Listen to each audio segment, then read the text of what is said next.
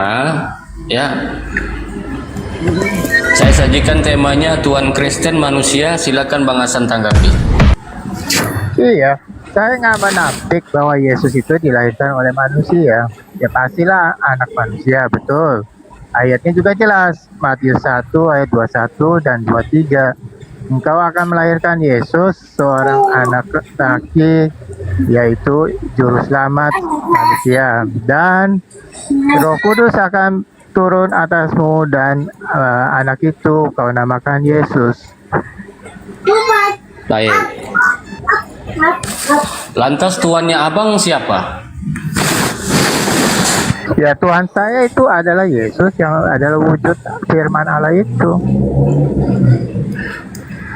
Tuannya abang Yesus.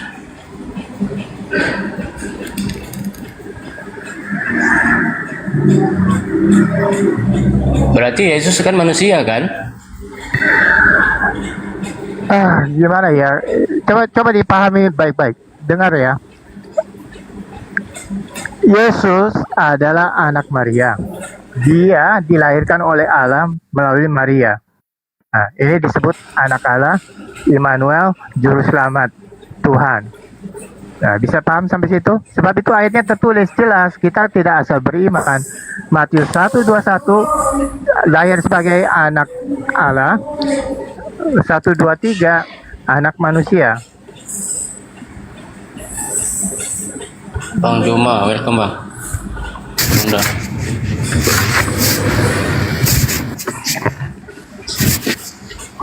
Sebentar Bang Hasan ya. Nah, apa Gurunda Bang Juma. Ini abang kita. Assalamualaikum Bang. Gurunda.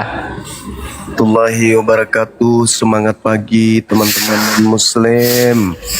Assalamualaikum warahmatullahi wabarakatuh semuanya. Waalaikumsalam warahmatullahi wabarakatuh. Masya Allah. Salam kenal saudara-saudara semuanya, sahabat-sahabat. Salam kenal Ya, Pak. Gurunda. Ya, Masya Allah. Ini ada tema menarik ini. Tuhan Kristen manusia. Ini apa, suara apa ini? Ada yang nyapu. Oh, Milo, di mute dulu. Ya, lanjut Gurunda. Iya, nyapu halaman ibu ini. Iya. Jadi sebenarnya orang Kristen itu nggak nyembah manusia. Apa buktinya? Matius 7 nomor 22 sampai nomor 23. Yesus yang manusia menolak kemudian penyembahan yang dilakukan oleh Kristen kepadanya. Karena kata Kristen, kata Yesus, aku tidak mengenal kalian. Berarti yang disembah Kristen selama ini bukan Yesus. Ketika mereka bermukjizat, yang hadir di sana dalam nama Yesus itu bukan anak Maria, bukan manusia. Itu. Jadi sebenarnya yang disembah saudara kita Kristen itu bukan anak Maria, karena anak Maria ternyata tidak mengenal mereka. Lalu siapa Yesus yang mereka sembah ini? Yesus yang mereka sembah menurut Paulus adalah Yesus yang bukan manusia. Sebab yang datang kepada Paulus bukan manusia, cuman pinjam nama Yesus. Jadi saudara-saudara kita ini sebenarnya nama Yesus doang yang mereka pakai, sehingga mereka yang tidak tahu sejarah, tidak mendalami Bible, menganggap bahwa yang mereka sembah di gereja itu adalah anak Maria. Sehingga ketika membaca Bible, apa yang Yesus lakukan sebagai manusia itu dipaksa menjadi Tuhan. Contoh, ketika Yesus mengatakan aku dan Bapa adalah satu, karena memang dasarnya mereka menyembah sosok yang mengaku Yesus dan tak ada dalil ketuhanan beliau, maka Yesus manusia yang mengatakan aku dan Bapa adalah satu itu dipaksa menjadi Tuhan. Apapun yang Yesus katakan sebagai nabi kepada kaumnya Bani Israel, menurut Bani Israel itu ucapan seorang nabi, itu ucapan seorang rasul. Tapi bagi saudara-saudara kita Kristen, itu dikonsumsinya beda. Apa yang diucapkan Yesus itu ucapan Tuhan. Bahkan sampai mereka berani mengatakan apa? Lalu kenapa Yesus itu mati? Oh, itu mati sisi kemanusiaannya. Terpaksa harus ngomong kayak begitu, terpaksa.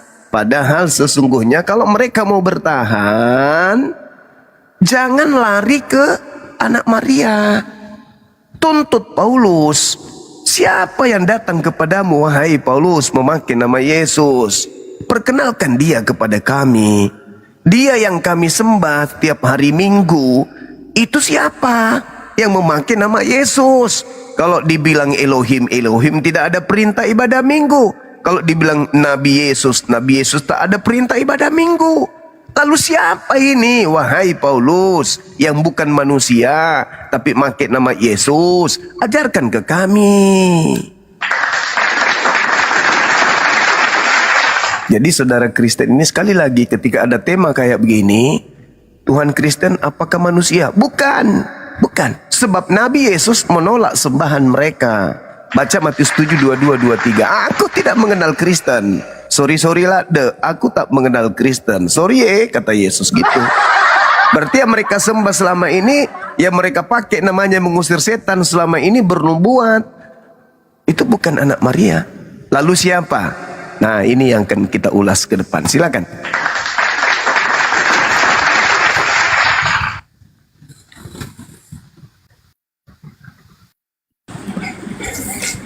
Ya, Bang Hasan. Silakan ditanggapi Bang Hasan. Ya gampang cuma itu mah pertanyaan anak SD. Ya pertama, yang tidak mengaku Yesus datang sebagai manusia itu Muhammad. Surat Az-Zukhruf ayat 81. Jika Allah punya anak, maka aku dalam kurung Muhammad akan menjadi yang pertama menyembahnya. Kedua, apakah Tuhan itu harus disembah dengan keliling aku Tuhan, sembah aku, sembah aku? Tidak. Sebab apa yang disebut Tuhan dari apa yang dia kerjakan. Lain dengan kamu ya menyebut Allah Akbar tapi bunuh manusia. Lain dengan kamu, Allah itu satu tapi membubarkan ibadah orang. Nah, lain dengan kamu ya punya Allah tapi sujudnya kepada kiblat. Silakan. Baik.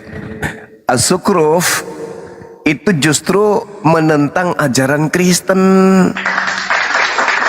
yang mengatakan pencipta langit dan bumi itu punya anak. Orang Yahudi, ketika mereka mengatakan anak Tuhan, itu artinya adalah orang yang soleh, manusia yang taat kepada perintah Tuhan, seibarat anak yang taat kepada perintah ayahnya. Baca kitab Amsal 3 nomor 11 nomor 12. Jadi orang Yahudi mengaku sebagai anak-anak Elohim, itu maksudnya adalah hamba-hamba Elohim. Makanya Yesus itu mengaku sebagai hamba. Yesus itu mengaku sebagai anak artinya hamba. Baca Kisah Para Rasul 4 nomor 30. Yesus itu adalah hamba. Nabi Isa alaihissalam dalam Al-Quran, Inni Abdullah, aku ini adalah hamba Allah. Jadi mustahile pencipta langit dan bumi itu punya anak. Kenapa? Karena pencipta langit dan bumi itu sudah diajarkan dari sejak zaman dahulu, dari kaum terdahulu. Shema Israel, Adonai Elohenu, Adonai Ahad, Kul huwallahu ahad. Jadi tidak ada yang menemani Tuhan. Tak ada Tuhan menemani Tuhan. Gak ada. Tuhan adalah entitas tunggal yang absolut, berdiri sendiri, tak punya istri, tak punya tante, tak punya paman, tak punya sepupu, tak punya opong. Tidak seperti ente. Kenapa demikian? Karena makhluk yang datang kepada Paulus ngaku Yesus, Anda kira Yesus yang punya silsilah, yang punya keluarga, padahal bukan Yesus itu yang Anda sembah. Makanya Al-Quran mengatakan, Subhana Rabbis samawati wal Rabbil arsy amma yasifun. Maha suci Tuhan pemilik langit dan bumi, Tuhan pemilik tahta arash, dari apa yang mereka sifatkan, yaitu Tuhan memiliki anak bayi. Jadi begitu saudaraku, tak ada hubungannya dengan permasalahan ini. Nabi Muhammad tidak mengaku Yesus itu manusia. Kata siapa? Kata siapa? Inni Abdullah ataniyal kitaba wa ja'alani nabiyan. Malah kemudian di dalam Al-Quranul Karim Allah Subhanahu wa ta'ala menanamkan kemudian pemahaman akidah yang mantap kepada umat Islam. Apa itu? Qala innama ana rasulu rabbiki li ahabalaki gulaman zakiya. Nabi Isa itu hanyalah seorang anak manusia suci. Jadi jangan memperbodoh diri. Ini tema adalah tema yang diluruskan Islam. Ketika kalian menyembah anak manusia katanya, padahal ternyata kamu nggak menyembah manusia. Wa iyad'una illa syaitanan marida. Yang kalian sembah berkongko-kongko itu adalah iblis yang durhaka. Ketika Anda bertemu dengan Yesus nanti di yaumil akhir, di hari terakhir, apa kata Yesus kepada kalian orang Kristen? Aku tidak mengenal kalian, wahai Kristen. Berarti yang selama ini Anda sembah, ngobati orang pakai nama Yesus, mengusir popok, mengusir parakang, mengusir padale, mengusir tuyul pakai nama Yesus, bukan Yesus anak Maria. Baca itu dalil, baca kitab lo. Matius 7 jelas mengatakan pada hari terakhir nanti banyak orang memanggil aku Tuhan, Tuhan, Tuhan, Tuhan tuh. Itu siapa yang memanggil Yesus Tuhan? Kristen. Jangan kau cari umat lain. Jangan kau cuci tangan. Itu kalian. Bukankah kami ketika hidup di bumi memanggil engkau Tuhan, memanggil bernubuat pakai namamu, mengusir setan pakai namamu, bermujizat juga pakai namamu, wahai Yesus. Pada saat itulah aku Nabi Yesus berkata kepada Kristen, aku tidak mengenal kalian. Kalian semua adalah pembuat apa? Pembuat apa? Pembuat onde-onde, bukan. Pembuat kue lapis, bukan. Lalu apa? Pembuat kejahatan. Kemana perginya pembuat kejahatan? Hah? Kemana? Hah? Ke jonggol? Ke neraka? Ke neraka. Itu fakta, itu real. Maka apa yang diterangkan Al-Quran? Innama ana rasulu rabbiki li ahabalaki gulaman zakiya. Nabi Isa yang datang kepada kaumnya Bani Israel lahir tanpa ayah, hanya seorang manusia. Ente aja yang menuhankan sosok yang ngaku Yesus tapi bukan Nabi Yesus, bukan Nabi Isa, bukan anak Maria, bukan anak Miriam, bukan anak Maria. Kalian yang mempertuhankan itu.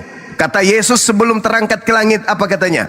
Waspadalah kepada penyesat yang datang kepadamu memakai namaku, dan penyesat itu berkata, akulah Kristus. Matius 24 nomor 4, nomor 5. Nomor 24-nya mengatakan apa? Camkanlah. Nomor 23, camkanlah. Aku telah mengatakannya terlebih dahulu kepada kamu, wahai kaumku Bani Israel. Apabila ada orang berkata ada Yesus di padang gurun, ada Yesus di dalam bilik, jangan kau percaya. Sebab Kristus palsu, Yesus palsu akan datang melakukan banyak tanda yang dahsyat, mujizat-mujizat, kekuatan-kekuatan. Fungsinya sekiranya mungkin untuk menyesatkan orang-orang, murid-murid pilihan juga. Terbukti enggak pernyataan Yesus bahwa datang Kristus palsu? Terbukti. Apa buktinya? Baca Galatia 1 nomor 1. Baca tuh kitab Anda tuh. Paulus pendiri agama Kristen mengatakan apa? Aku menerima Injil bukan dari manusia loh. Bukan manusia loh yang datang kepadaku mengajarkan aku Injil. Lalu siapa? Yesus. Ya. Kalau ada Yesus yang bukan manusia, kalau ada Kristus yang bukan manusia, berarti dia tidak diurapi. Kalau ada Yesus tidak diurapi, berarti dia Yesus palsu. Karena Yesus asli itu diurapi. Kenapa dia diurapi? Karena dia manusia. Kalau dia bukan manusia, berarti dia tidak diurapi. Kalau dia tidak diurapi, berarti palsu. Berarti yang datang kepada Paulus Kristus palsu. Itu yang kau sembah, Cak Ayu. Jadi kata siapa orang Kristen itu menyembah manusia? Bang Suma mengatakan nehi merica ketum berjahe. Orang Kristen tidak menyembah manusia, tetapi orang Kristen saudara kita yang kita sayangi, yang kita cintai, yang imut-imut ini, saudara Hasan, itu bukan menyembah manusia, tetapi menyembah manusia palsu. Itu kata Paulus, bukan kata saya. Sekali lagi silakan Anda baca Galatia 1 nomor 1 lengkapnya di data 11 nomor 12. Silakan. Jangan panas, santai, relax. Sudah selesai Zuma? Ya, sudah. Ya, jangan nangis. Ya, santai. Pertama, menurut Ulangan 18 ayat 15 sampai 22, tidak ada nabi dari Arab. Oke? Gak ada urusan dengan itu. Kita tidak membahas tentang Nabi. Muhammad lu sembah siapa? Kenapa lari ke sono? Temanya apa? Siapa yang suruh sembah bilik di padang gurun? Qulu amanna billah wa ma unzila ilaina wa ma unzila ila Ibrahim wa Ismail wa Ishaq wa Yaqub wa al-Bas. Saudara, saya mengganggu Anda karena Anda tidak menjawab. Ini yang kita bahas. Apakah Kristen Tuhannya manusia? Jangan kesurupan apa? Jangan kesurupan. Kalau Yesus anak Maria punya Tuhan Bapa, berarti dia manusia. Yang datang kepada Paulus bukan manusia. Takut baca yang benar. Saudara Hazan, tema kita bukan ke sono. Iya, kamu menyembah siapa? Qulu amanna billah wa ma unzila ila Ibrahim wa Ismail wa Ishaq wa Yaqub wa asbat wa ma utiya Musa wa Isa. Udah selesai. Ya, bukan itu yang kita bahas kawanku, saudaraku, bukan itu yang kita bahas. Padang gurun. Tolong host dinaikkan Kristen yang lain. Ini udah nggak sanggup dia, udah gemetaran lututnya, nggak bisa lagi standar 2. Jangan diturunkan juga.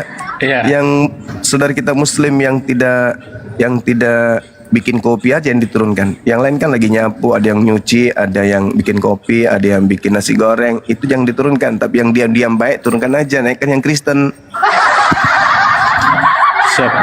Takut juga kalau banyak Muslim di sini matanya cuma melotot liatin Bang Zuma. Takut juga aku nak konsentrasi, aku ditatap-tatap sama Muslim sendiri gitu loh. Mau kuapain coba kalau Muslim yang tatap aku begitu sadisnya, mau kuapain? Tapi kalau Kristen natap aku semangat. Ini ada lagi yang natap aku sambil lirik-lirik sambil nyapu. Jadi nggak enak aku bernarasi. Silakan. Iya, Polkot, monitor, Polkot.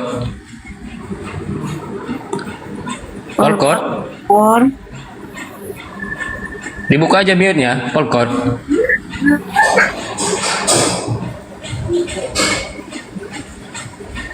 Polkot. Oke, mohon maaf saya turunkan ya. Simpan saja. Tidak monitor.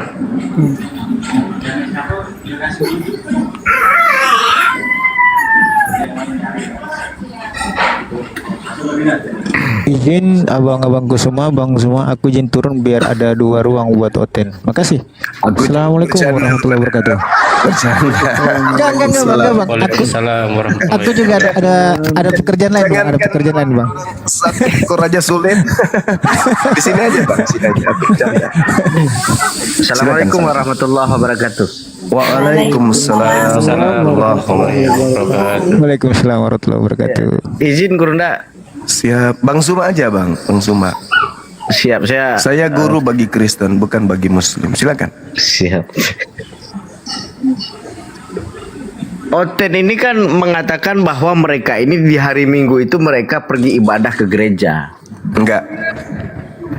Nah, ini kan perkataannya Oten, kan demikian. Ya. Nah, kalau saya perhatikan ini lebih mirip seminar ini, Gurunda. Ya, terlepas dari apapun yang saudara kita lakukan di sono, yang kita tahu bahwasanya menurut doktrin yang muncul di kalangan mereka sendiri, mereka itu bukan lagi hamba Tuhan. Bukan hamba Tuhan, mereka adalah anak-anak Tuhan. Tapi Tuhan yang mereka maksud ya kita tahu sendiri kan, bagaimana Paulus sendiri yang mengatakan bahwasanya kalian bukan lagi hamba Tuhan. Nah, kalau mereka bukan hamba Tuhan, ya lalu mereka hamba siapa? Galatia 4. Ya, Galatia 4 nomor 7. Jadi kamu bukan lagi hamba, melainkan anak. Jikalau kamu bukan lagi hamba, tetapi kamu anak, maka kamu juga adalah ahli waris surga oleh Theos, oleh dewa. Mereka bukan lagi hamba. Di Galatia 5 nomor 1, Kristus telah memerdekakan kita dari kuk penghambaan. Nah, jadi mereka bukan lagi menghambakan diri kepada Tuhan. Kalau mereka melakukan seminar, bisa jadi pendalaman materi, kelihatannya segitu. Karena kalau mereka kita katakan menyembah atau beribadah atau menghambakan diri, ya mereka keciduk menghambakan diri kepada siapa, sementara mereka bukan hamba Tuhan menurut Paulus. Galatia 1, Galatia 5:1, Galatia 4:7. Begitu abangku. Lagian di Roma 6 nomor 14, Paulus mengajarkan bahwa mereka orang-orang Kristen tidak berada di bawah hukum Taurat lagi, tetapi di bawah kasih karunia. Itu dalilnya.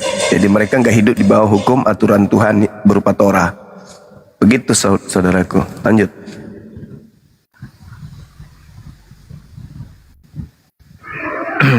Iya, karena kan di beberapa diskusi saya dengan Oten ini saya selalu mengatakan bahwasanya mereka mengatakan hari Minggu itu ibadah. Dan di dalam Bible sendiri tidak ada perintah hari Minggu ke gereja itu beribadah. Kan demikian, Guruna.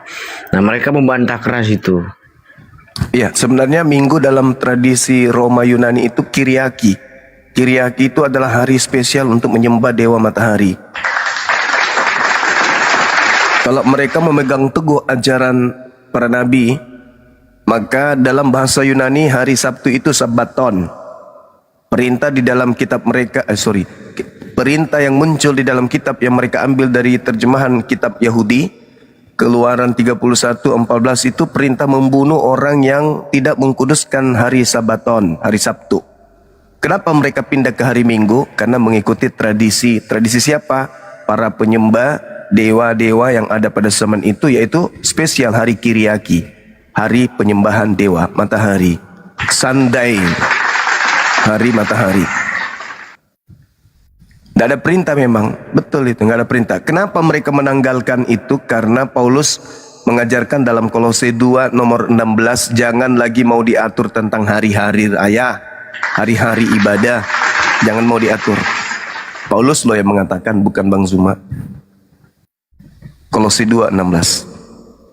Lanjut. Baik, terima kasih penjelasannya, Gurunda. Sama-sama sahabatku.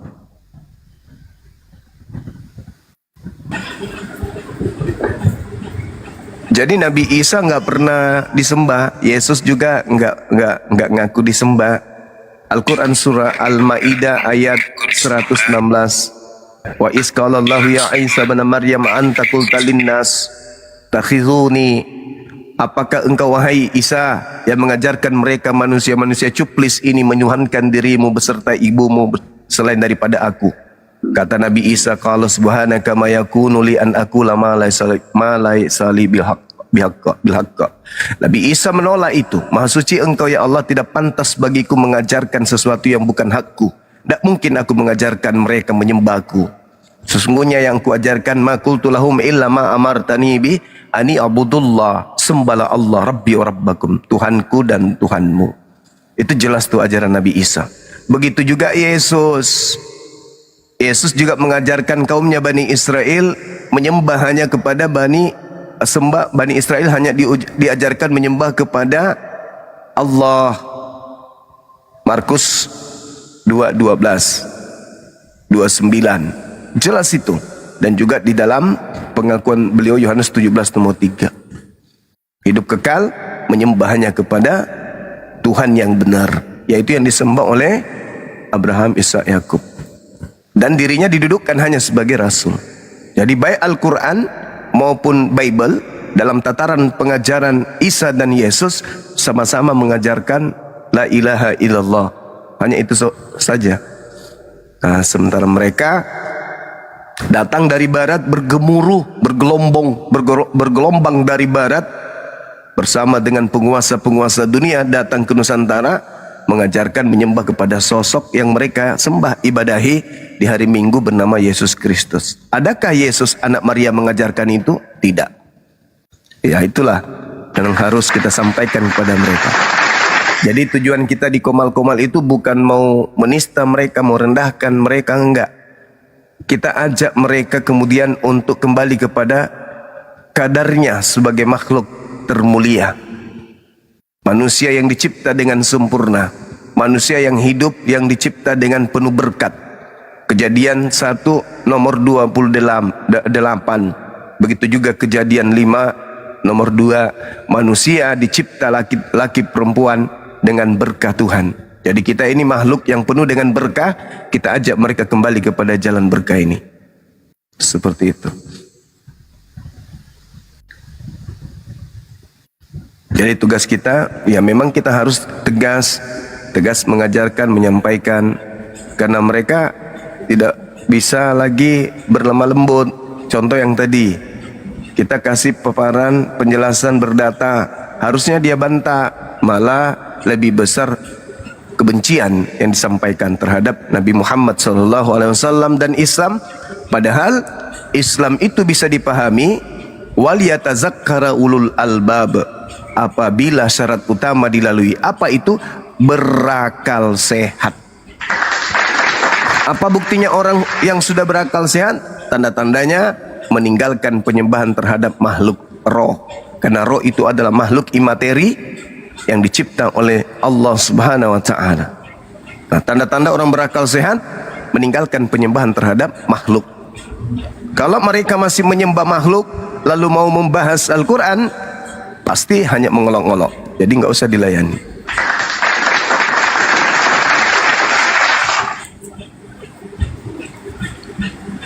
Izin Gurunda, Siap. saya sapa dulu.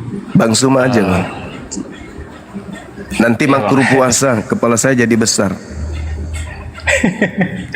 Ya, Semar, monitor Semar. Ya monitor Kang, monitor. Ya, Abang Islam apa Kristen? Saya Kristen Bang.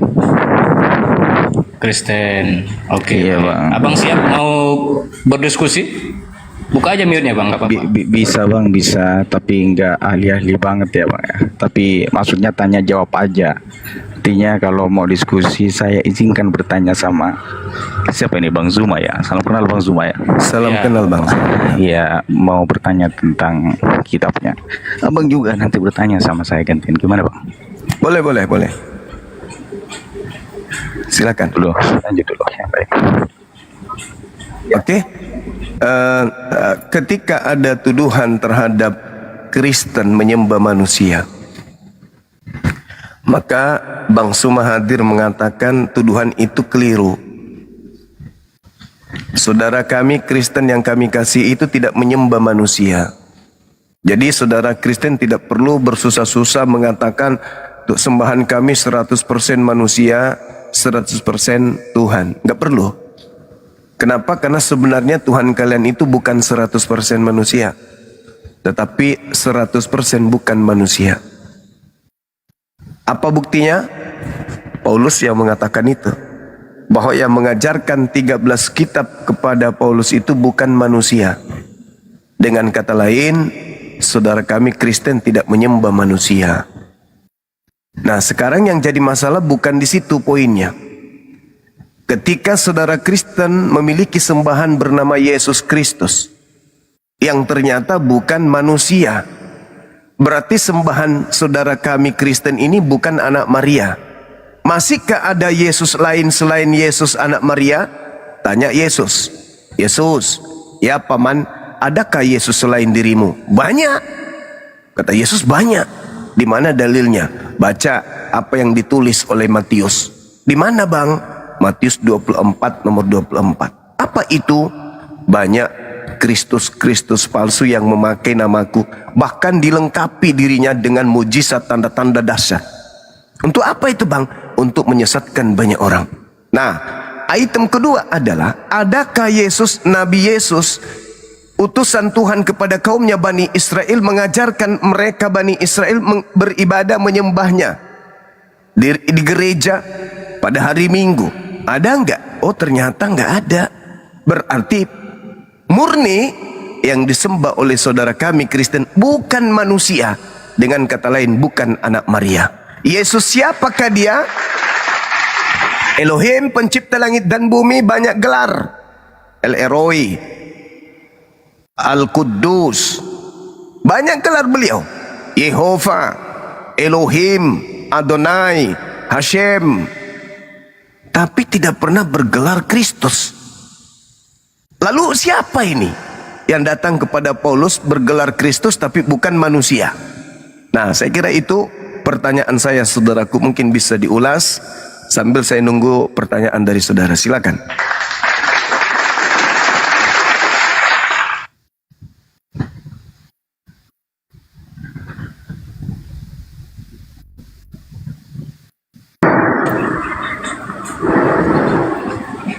Semar. Ya, Bang Semar. Mute-nya, Bang. Dibuka aja, Bang, mute-nya, Bang.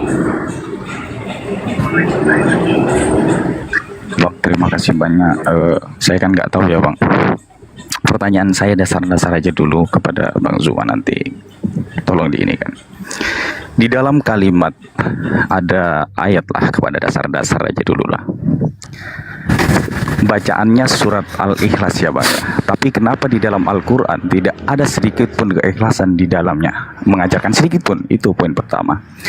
Dan kalimat di situ juga mengatakan bisa dianukan ya Bang, secara keilmuannya nanti dasar-dasarnya aja dulu. Bacaannya kul huwallahu ahad. Kul, katakan huwa, dia laki-laki. Iya kan, huwa dia laki-laki, berdasarkan bahasa Arab bisa dicek ya. Artinya jamaknya mudzakkar Bang ya. Kalau dia muannas Allah, artinya Allah laki-laki dong Bang.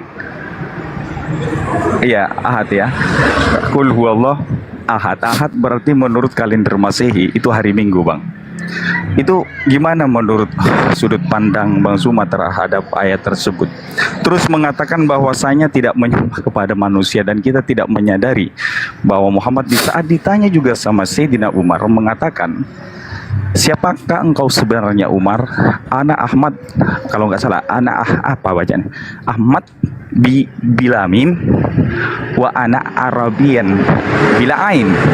Ana Ahmad tanpa mim itu ahad, wa ana Arabian bila ain berarti tanpa ain itu rob. Iya enggak? Bukankah itu juga mengaku Tuhan? Di kalimat yang lain ada bahasa kul ingku kuntum tuhibbunallah fattabi'uni. Ketika katakan ya, kalau kul katakan kalau engkau ingin dicintai Allah, iya kan? Maka apa kalimatnya fattabi'uni? Itu kalimat siapa Bang? Fattabi'u, ikuti aku. Pertanyaan saya, itu firman apa namanya? Saya kurang paham bahasa Arab itu. Itu kalimat Al-Quran, itu kata Allah apa kata Muhammad Bang? Maaf Bang, maaf. Ya, lanjut, Silakan, apa Pak? Dasar-dasar aja dulu Bang. Oh iya, Gimana artinya, cara menjelaskan artinya kalau Anda itu sangat adalah mendalami kata Islam, karena ini masih Allah. dasar.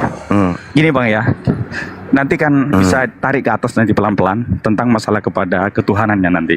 Iya. Gimana di situ kalimat fattabi'uni bisa itu kata Muhammad apa kata Allah? Itu masuk kepada entah isim, fiil, apa huruf, sehingga kita betul-betul memahami kalimat di situ Bang. Silakan Bang. Oke, baik. Jadi yang pertama, ketika menggunakan kata huwa, kul huwallahu ahad, katakanlah dialah Allah yang Maha Esa. Jadi Allah dalam Al-Quran tidak sekalipun menggunakan kata ganti bentuk feminim atau muannats. Kata ganti Tuhan selalu huwa, maskulin, tidak pernah menggunakan feminim, hiya. Tentu di sini tidak menunjukkan bahwa Tuhan berjenis kelamin laki-laki bagi orang yang berakal. Kenapa? Karena orang berakal tahu bahwa Allah Subhanahu wa taala itu bukan makhluk sehingga dia punya jenis kelamin. Lagi pula ayat suci Al-Qur'an ini datang kepada bangsa Arab yang mengerti tatanan bahasa mereka. Sementara saudara memaknainya dengan bahasa Indonesia. Bukan juga dalam data Qul huwallahu ahad itu untuk melegitimasi superioritas kaum laki-laki, enggak. Allah Maha Adil dan tidak pernah membedakan kelas-kelas dalam masyarakat termasuk kelas genjar. Itu yang Anda harus pahami. Ada dua alasan setidaknya mengapa kata ganti Tuhan dalam Al-Quran selalu maskulin. Karena tradisi penggunaan bentuk muzakkar pada kata ganti Tuhan semata-mata mengikuti tradisi bahasa Arab yang memang selalu menggunakan kata ganti muzakkar dalam merujuk kepada Tuhan, kepada sembahan, kepada ilah. Catat itu dulu.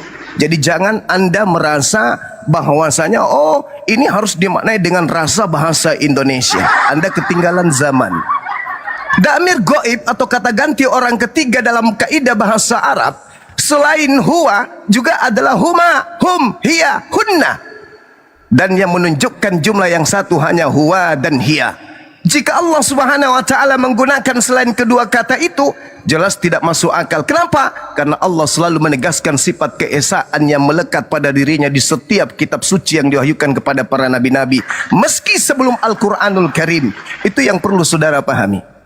Maka ketika kami umat Islam kemudian dikatakan huwallahu ahad, itu apakah dia laki-laki? Enggak. Yang bermasalah itu adalah Kristen dalam hal ini. Maaf. Kenapa? Karena Kristen dipahamkan Tuhan itu serupa dengan manusia. Manusia itu coy, ada dua jenis kelamin. Kalau Tuhan lu sudah pernah lahir jadi laki-laki, kami menunggu kapan dia lahir sebagai wanita. Jangan terlalu panjang-panjang. Enggak Bang panjang, Suma. Anda bertanya. Jangan terlalu panjang-panjang. Anda bertanya dan Intinya Anda tidak paradoks, menyentuh. Bang. Yang Saudaraku. dikatakan abang itu paradoks. Saudaraku. Karena kenapa bang ya? Dengarkan gue baik-baik juga. Bukan cuma abang yang ngomong gitu loh. Saudara, Pertama, diam. Anda Bang Zuma penanya, mengatakan Anda daripada penanya, itu loh, bukan Anda muzakkar. penanya, Anda penanya. Dan ingat, tadi pertanyaan saya ada nggak sentil nggak? Anda sentil nggak pertanyaan saya tadi? Enggak kan? Nah, itulah hebatnya Bang Zuma. Kemudian Ntar dulu, saya nggak hebat Bang, biasa aja, Bang. tunggu. Sabar dulu. Jangan nangis duluan, sabar. Ketika Anda membawa narasi Quran, Ali Imran ayat 31. Kul, katakanlah wahai Nabiku Muhammad, in kuntum tuhibbuna Allah. Jika kalian ingin mencintai Allah, jika kalian benar-benar cinta kepada pencipta langit dan bumi, apa katanya? Katakan untuk ikut kepadamu. Ikut ngapain? Ikut menyembah kepada Allah. Kenapa bisa demikian? Karena Nabi Muhammad memiliki... Diam dulu. Diam saudara. Diam. Sabar ya. Loh, saya diam Sabar. Enggak, soalnya ribut. Dimungit aja. Ada suara kayak Anda lagi kipas angin gitu. Fattabi'uni. Ikutlah denganku. Ikut kepada Nabi Muhammad. Jangan menyembah manusia ikut kepada Paulus, tapi menyembah kepada apa yang Nabi Muhammad sembah. Allah Azza wa Jalla. Allah yang berpredikat Subhanahu wa ta'ala. Maha suci lagi maha tinggi. Gantian, nggak usah panjang. Sabar dulu. Kamu Sabar. bertanya tentang Islam loh, bukan bertanya tentang receh-receh kayak ajaran agama lo. Ini Islam coy. Ilmu tertinggi. Kalau kamu nggak sanggup, kau jangan bertanya tentang ilmu tinggi. Kau bertanya ilmu tinggi, maka kau harus memiliki wadah di dalam diri lo untuk nampung jawaban saya gitu loh. Ingat pertanyaan saya tadi. Kristen tidak menyembah manusia, berarti bukan Yesus yang kalian sembah, bukan Yesus yang datang kepada Paulus. Tolong dijawab itu nanti. Kembali kepada pertanyaan saudara, tolong dihargai ya. Kul, katakanlah wahai Nabi Muhammad, in kuntum tuhibbunallah fattabi'uni. Jika kalian benar-benar mencintai Allah, kalian bersaksi tiada Tuhan selain Allah, maka ikuti aku. Lihat aku dalam beribadah, lihat cara aku menghambakan diri. Ikuti itu. Fattabi'uni yuhibbukumullah. Jika engkau mengikuti aku, beribadah semurni-murninya ibadah, bertauhid dengan semurni-murninya tauhid, bertuhan dengan mengesahkan semurni-murninya Tuhan, yaitu Allah. Tak ada embel-embel yang lain, anak, tante, paman Tuhan dan seterusnya. Apa kata Al-Quran? Yuhibbukumullah, maka Allah akan mencintaimu. wa yaghfir lakum dzunubakum, dan juga Allah akan mengampuni dosa-dosamu. Wallah ghafurur rahim. Sesungguhnya Allah Maha Pengampun, Maha Penyayang. Sama seperti Yesus. Jika engkau mengasihi aku, ikuti aku. Nabi Musa juga ikuti aku. Semua harus diikuti para nabi ini, karena mereka adalah jalan. Tak ada yang sampai kepada pencipta langit dan bumi tanpa melalui jalan, yaitu para nabi. Saya sudah jawab, saudara. Tolong sesi ini saya serahkan kepada Anda. Jawab pertanyaan saya. Silakan. Bentar dulu bang. Ya, jawab pertanyaan saya dulu. Abang Jawab mengatakan pertanyaan bahwa saya. tadi maskulin. Ketika Jawab abang pertanyaan mengatakan saya. maskulin di Host, situ sudah jelas kalau dia bahwasanya tidak Allah itu jawab laki-laki. Itu pertanyaan, poin yang pertama mohon ya. izin dikandangkan aja. Pertanyaan saya nggak dijawab. Kalau aku di-mute terus kayak- dikandangkan aja, nggak apa-apa. Al-Quran mengatakan waliyatazakkara ulul albab. Al-Quran itu hanya untuk orang yang berakal, bukan akal-akalan. Masakan ada orang bertanya kepada kita umat Islam, Bang Suma, ya paman, kul huwa, kenapa Tuhanmu laki-laki? Ngapain kau bertanya? Emang lu pikir Yesus itu bencong? Tuhanmu yang laki-laki, cupu. Lukas 2:21-22, nonotnya disembelih pada hari ke-8. Lu bertanya pula tuh. Ini tradisi Al-Quran diwahyukan. Laki-laki itu identik dengan penguasa. Laki-laki itu identik dengan pemimpin. Petunjuk, yang beri petunjuk, yang beri perlindungan. Namun meskipun demikian, bukan berarti Allah sedang membeda-bedakan dalam kelas-kelas masyarakat adanya perbedaan kelas gender. Enggak. Itu yang perlu Anda pahami dengan baik. Nah, sekarang kalau Anda ingin berdiskusi, tolong jawab pertanyaan saya yang tadi. Silakan.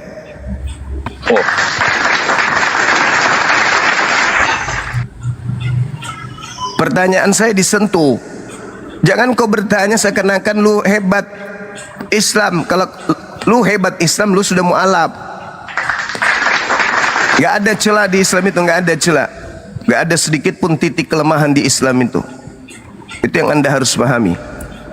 Ya, gak usah aku permasalahkan. Kul huwallahu ahad, Tuhanmu laki-laki. Lah Tuhanmu disunat, lu pikir Yesus bencong? Aneh.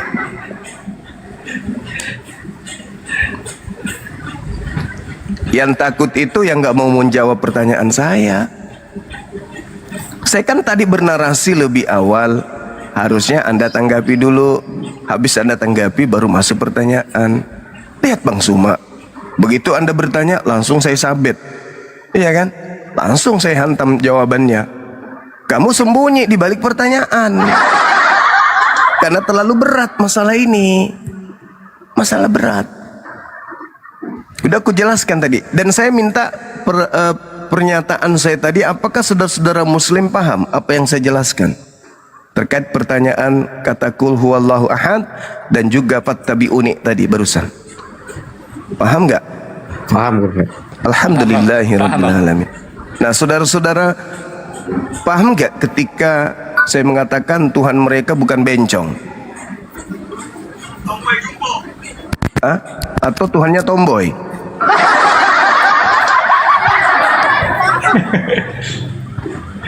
Dia pingin sembahan kita dengan sembahan dia itu sama. Sorry Tuhan lu bukan laki-laki. Yesus yang laki-laki, tapi Tuhan lu bukan laki-laki. Kenapa? Karena dia bukan manusia.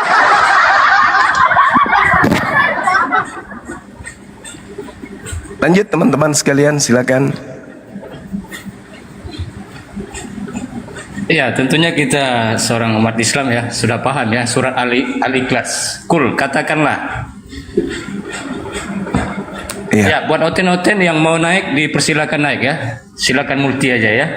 Ada satu slot lagi ya.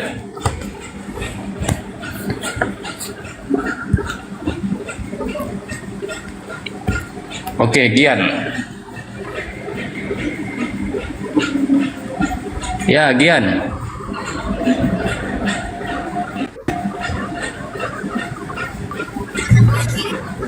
Iya. Monitor Gian.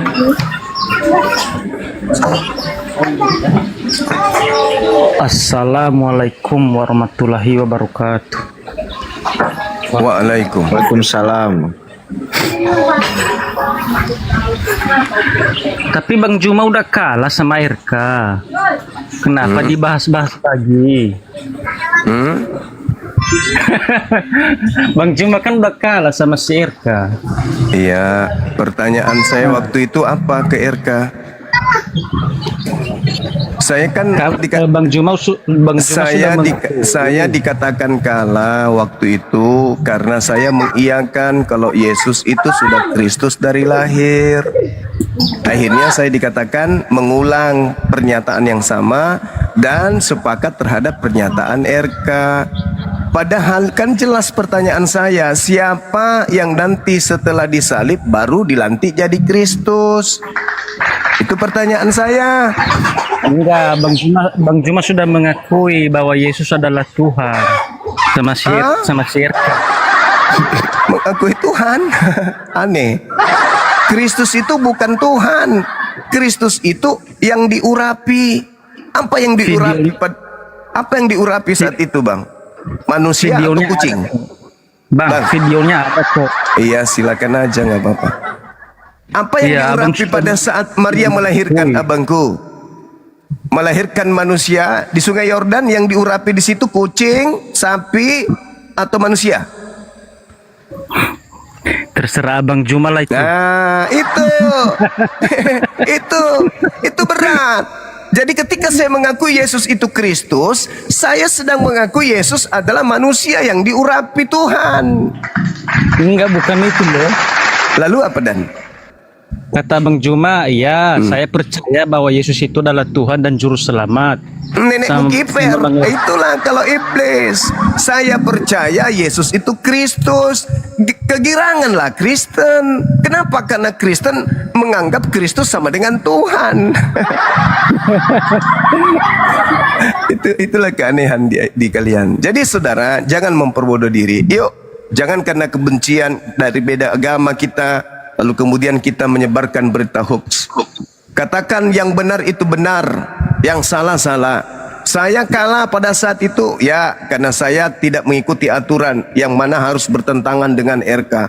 Saya ketika ditanya, apakah saudara Suma mengakui bahwa Yesus itu adalah Kristus sejak lahir? Ya, aku bilang. Berdasarkan apa? Lukas 2:11. Dan juga Siti Maryam ketika hamil, sebelum hamil, malaikat Jibril sudah datang kepadanya mengatakan itu kalau dia adalah Al-Masih. Debat lagi sama Bang RK, Bang, biar seru. Dia nggak berani. Nggak berani. Dia tantang saya ke Filipina malah. Dia tantang saya ke Filipina. Saya bilang jangan ke Filipina, saya masuk di dalam ruang tamu rumahmu, silakan.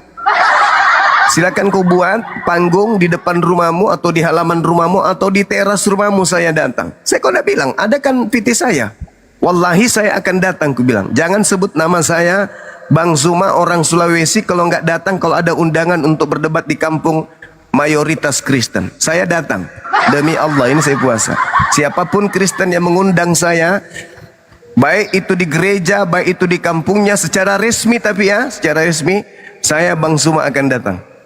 Karena itu adalah kesempatan saya untuk berjihad. Jadi nggak ada itu kata takut. Kami orang Islam tidak ada itu kata takut dalam mengajarkan kebenaran. Begitu saudaraku. Yang membuat RK kalang kabut saat itu sehingga hostnya, siapa namanya, Superboy harus turun tangan menolong dia. Itu adalah ketika saya tanya, Yesus sudah Kristus sejak lahir. Di situ diterangkan jelas di Lukas 2:11. Pada hari ini telah lahir bagimu Kristus Tuhan. Apa itu Kristus Tuhan? Manusia yang diurapi Tuhan di kota Daud. Nah, telah lahir. Pada saat lahir, dia sudah Kristus. Ada Kristus baru. Di mana tertulis? Kisah Para Rasul 2:36. Ini yang saya tanya pada saat itu. Sehingga dia katakan oleh Petrus, khotbah Petrus, orang-orang Israel harus tahu bahwa Yesus yang kau salibkan itu telah dijadikan oleh Tuhan menjadi Kristus. Pertanyaan saya yang tidak disentuh mulai dari awal mula pembukaan diskusi sampai penutupan, tidak pernah dia jawab. Apa itu? Siapa yang baru menjadi Kristus nanti setelah disalib? Itu pertanyaan saya, Bung. Dan sampai hari ini belum ada orang Kristen yang mampu menjawabnya. Itu orang baru nanti dijadikan Kristus, dilantik Kristus setelah disalib. Sementara anak Maria begitu lahir sudah Kristus, dua Kristus yang berbeda. Jadi saya sengaja dikalahkan, karena kalau tidak, malu wajah Kristen sedunia aku buat. Malu, pasti malu. Saya diuji pakai bahasa Ibrani, kulalap, alhamdulillah. Sementara dia kusuruh baca Ibrani nggak sanggup. Memalukan, memalukan. Kata orang Inggris, memalukan. Betul? Betul. Sehingga mereka pengikut Paulus yang cerdik seperti ular, jinak seperti merpati, harus memiliki siasat bagaimana caranya wajah RK tidak hancur terpuruk di hadapan Bang Suma. Karena saya maklum, saya adalah penganut ajaran kasih, maka saya biarkan, saya tidak protes ketika dia dimenangkan, karena saya tahu dia dalam keadaan tersakiti yang sangat dalam. Bayangkan aja Pak, forum-forum mereka yang jadi wasit dari mereka, yang menetapkan kalah menang mereka juga, yang lawan diskusi saya seagama dengan mereka, yang menantang saya ke sana dia sendiri si RK, yang memilih tema itu dia sendiri si RK. Runutan dialog tak pernah tersentuh pertanyaan saya sedikit pun. Dan apa yang tertuang pada saat itu jelas-jelas di hadapan mayoritas Islam Kristen. Dia tak mampu kemudian menjawab siapa yang dilantik menjadi Kristus pada saat nanti setelah disalibkan. Sementara anak Maria sejak lahir sudah Kristus lebih dulu. Berarti ada yang Kristus setelah dilahirkan sudah jadi Kristus, ada yang nanti jadi Kristus setelah disate di atas pohon. Itu siapa? Sampai detik ini mayoritas gereja tak sanggup menjawab itu. Kenapa bisa begitu? Karena sejatinya yang kalian sembah bukan manusia, tetapi Kristus lain yang bukan manusia, yang datang kepada Paulus. Itu diterangkan di dalam kitab Anda sendiri, Galatia 1, nomor 1, nomor 11, nomor 12. Tidaklah mungkin saudara kami Kristen mengatakan kami penyembah manusia. Enggak mungkin. Tidaklah mungkin saudara Kristen akan mengatakan Tuhan kami manusia loh. Tidak mungkin. Maka Bang Suma pasang badan untuk membela Kristen. Hari ini saya katakan, seluruh Kristen di dunia bukan menyembah manusia, tidak menyembah anak Maria, tetapi mereka menyembah Kristus lain yang bukan manusia. Siapa dia? Oh, mungkin Tuhannya Yahudi Bang Suma. Tidak, Tuhannya Yahudi tidak pernah bergelar Kristus. Kalau dalam Islam Al-Masih, ada satu yang bergelar Al-Masih selain daripada Isa alaihis salam. Siapa dia? Belajarlah Islam supaya kamu tahu.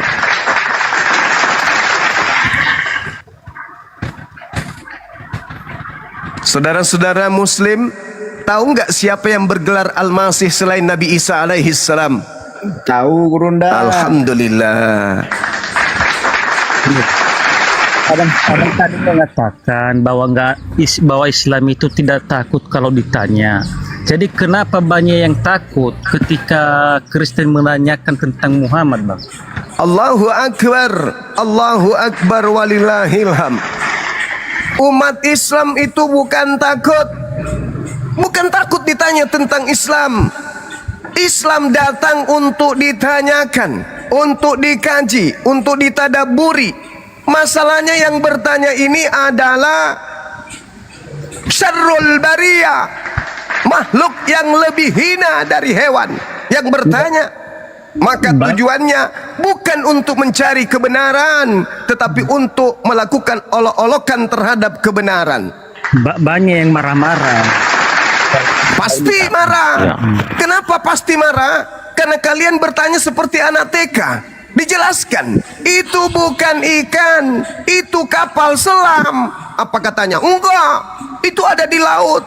Bukan, meskipun ada di laut, itu bukan ikan, tapi dia bergerak-gerak. Tetap saja dia bukan ikan, dia kapal selam. Enggak mau. Faktanya dia berenang di laut, itu pasti ikan. Bukan, itu kapal selam. Enggak, itu ikan. Bukan, itu kapal selam. Enggak, itu ikan. Buktinya bergerak di laut, hidup di laut, bergerak mundur maju mundur dan bernapas di laut. Itu pasti ikan. Enggak mau, itu pasti ikan. Orang udah jelasin itu kapal selam, tuyul nggak mau terima, ngotot, sudah nangis, teriak, ngaku. Lalu kemudian menghujat, umat Islam ini masa ada yang bergerak di laut dibilangnya bukan ikan. Itu makanya kenapa Al-Quran itu waliyatazakkara ulul albab. Al-Quran itu diwahyukan hanya untuk manusia-manusia berkelas, manusia-manusia yang berakal sehat. Sedangkan Bible Anda baca 1 Korintus 1:19, 2 Korintus 10 nomor 5. Bible itu adalah untuk manusia-manusia yang sudah mati akal. Baca dalil itu. Baca dalilnya. Kristen dituntut untuk mati akal untuk mengkaji agamanya. Lalu si mati akal mau bertanya tentang Quran. Itu ibarat anak TK yang buka sampul buku kedokteran lalu buka praktek. Itulah kalian. Jadi harus sadar diri dong. Harus sadar diri. Harus sadar diri, Bang. Ya kalau memang benar yang dikatakan abang itu, mengapa Edis TV mengajari abang cara bersolat? Katanya hayalan saja katanya. Hah? Inilah kalian. Yesus mengajarkan apa? Matius 26 nomor 39. Yesus sujud. Apa kata beliau Yesus? Apa kata beliau? Masih banyak yang ingin aku ajarkan kepada kalian Bani Israel, tapi kalian tidak sanggup untuk menanggungnya. Tapi ketika ia datang, yaitu Roh Hamid, Roh Hamid, Benar Roh yang aku bilang itu, kebenaran, Bang Juma. Roh Hamid, Ismuhu Ahmad, maka dia yang akan mengajarkan segala sesuatunya tentang kebenaran, Ya kan, Bang hukum-hukum, Juman? keadilan, serta penginsapan dunia akan dosa. Itu ucapan Yesus. Edis pernah mengajari Bang Jumat cara sholat kan? Hah? Apa? Apa? Edis Dia itu pernah. Anda boleh lihat Edis diskusi saya yang terakhir. Ku kencingin mulutnya. Lihat YouTube-nya Bang Suma Edis diskusi terakhir saya. Dia pura-pura matikan lampu. Dia pura-pura kemudian buka kamera. Dia pura-pura pakai topi kacamata hitam. Asal lu tahu. Edis itu orang cerdik, orang licik, orang picik. Itulah Edis. Saya dari sejak tahun 2008 kejar-kejaran di Facebook. Edis itu dari Facebook tidak pernah menang diskusi lawan Bang Suma, nggak pernah. Materi apapun nggak pernah dia memenangkan pertarungan, nggak pernah. Kenapa dia merasa menang? Karena dia di luar negeri. Di luar negeri bebas, dia mau ngapain aja tentang Islam. Dia mau ngomong apapun tentang Islam, bebas. Dia yang punya Komal, suruh naik ke sini, bahas Islam coba. Kalau tidak kubuat mencret kapur, suruh ke sini. Berani nggak dia masuk di Komal Islam? Paling dia mengatakan mute.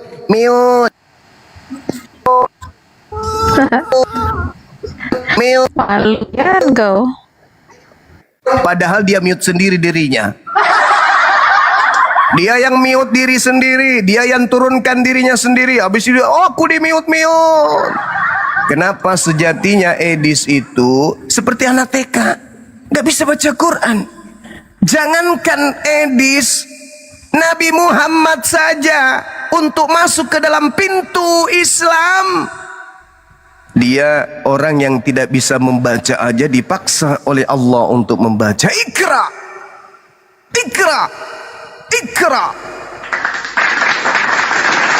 Disuruh baca. Edis coba kau suruh baca Quran. Pintu utama di dalam memasuki ilmu Islam, Ikra. Nabi Muhammad yang memulainya, Ikra. Orang belajar itu Ikra. Orang cerdas itu ikra, orang berakal itu ikra. Sementara kalian, pernah nggak kalian ikra terhadap kitab kalian yang asli? Nggak pernah. Bagaimana mau paham? Nah, ketika kami bertanya tentang Islam, banyak yang nekat yang nyata, Bang. Saudara, Misalnya kamu begini loh. bertanya seperti anak TK. Misalnya Contoh yang tadi bertanya, ini kita pakai dasar-dasar aja dulu ya. Dikiranya ilmunya kita sebagai narasumber itu bisa ditakar oleh dia. Sandaran kita Quran, coy.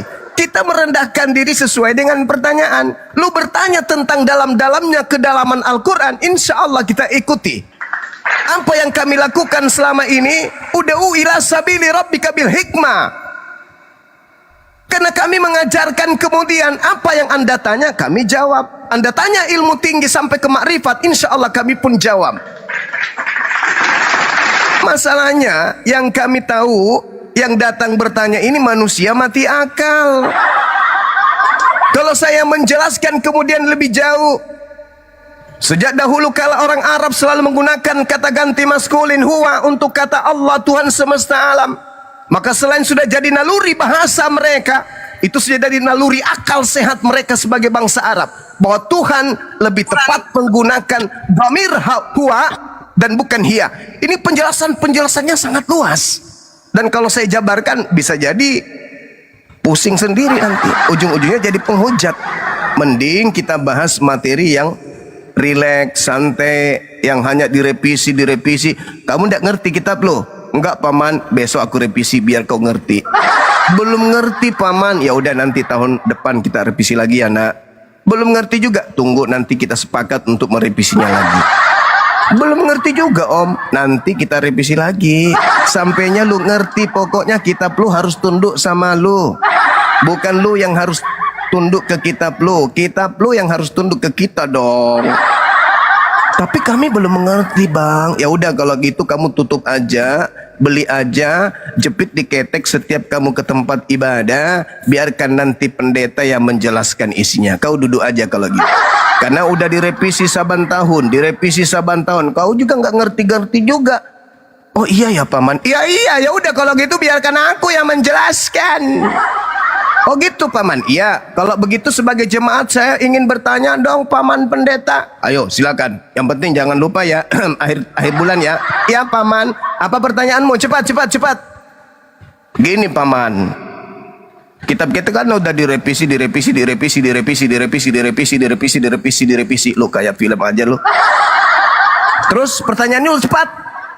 Kalau nanti Yesus datang ke paman pendeta, terus Yesus berdiri dalam jarak 100 meter dari pandangan paman pendeta, lalu paman pendeta ditanya, "Weh pendeta, yang matanya masih bagus, siapa yang kau lihat sedang berdiri jarak 100 meter dari pandangan mata lo?" Apa jawaban paman pendeta? Wah gampang. Apa paman? Jawabnya apa? Ya Tuhan. Hah? Jemaat mengatakan, loh ini sama aja nih, yang belajar Bible dengan yang tidak belajar kok sama aja. Kalau dia maju lagi paman 50 meter lebih dekat, lalu ditanya pertanyaan yang sama, yang berdiri depan pendeta ini apa? Ya Tuhan.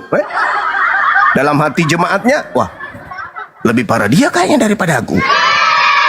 Terus Pak Pendeta, kalau maju lagi sampai 10 meter lagi dari jarak mata abang, apa jawaban abang? Jemaat sudah mulai nangis nih. Ternyata jauh-jauh saya datang ke sini sama aja jawabannya. Iya tetap aja Tuhan. Ya sudah kalau dia datang cekik leher pendeta, dia juga Tuhan. Iya dong, Tuhan saya dong. Jadi yang lahir dari rahim seorang wanita bernama Maria juga Tuhan. Ya Tuhan kita. Jemaatnya di Amerika sana angkat kaki dan mengatakan fuck you.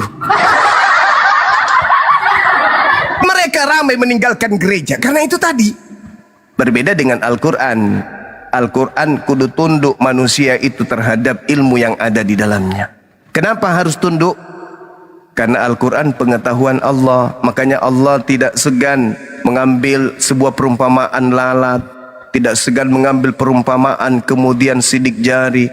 tidak segan mengambil perumpamaan nyamuk, laba-laba, kemudian lebah dan seterusnya. Kenapa? Karena ilmu Tuhan tidak mungkin kalah rendah dari ilmu manusia. Yang terjadi sekarang ini apa, kawan-kawan? Ada manusia yang lebih cerdas daripada firman Tuhan. Firman Tuhan yang mengatakan satu-satunya Tuhan adalah Dia yang mengutus Yesus. Mereka lebih pintar. Oh, Yesus juga Tuhan. Firman Tuhan yang mengatakan pada hari ini telah lahir bagimu manusia yang diurapi. Mereka lebih pintar. Oh, yang lahir itu Tuhan. Mereka lebih pintar daripada kitab yang mereka anggap suci. Na'udzubillah tsumma na'udzubillah.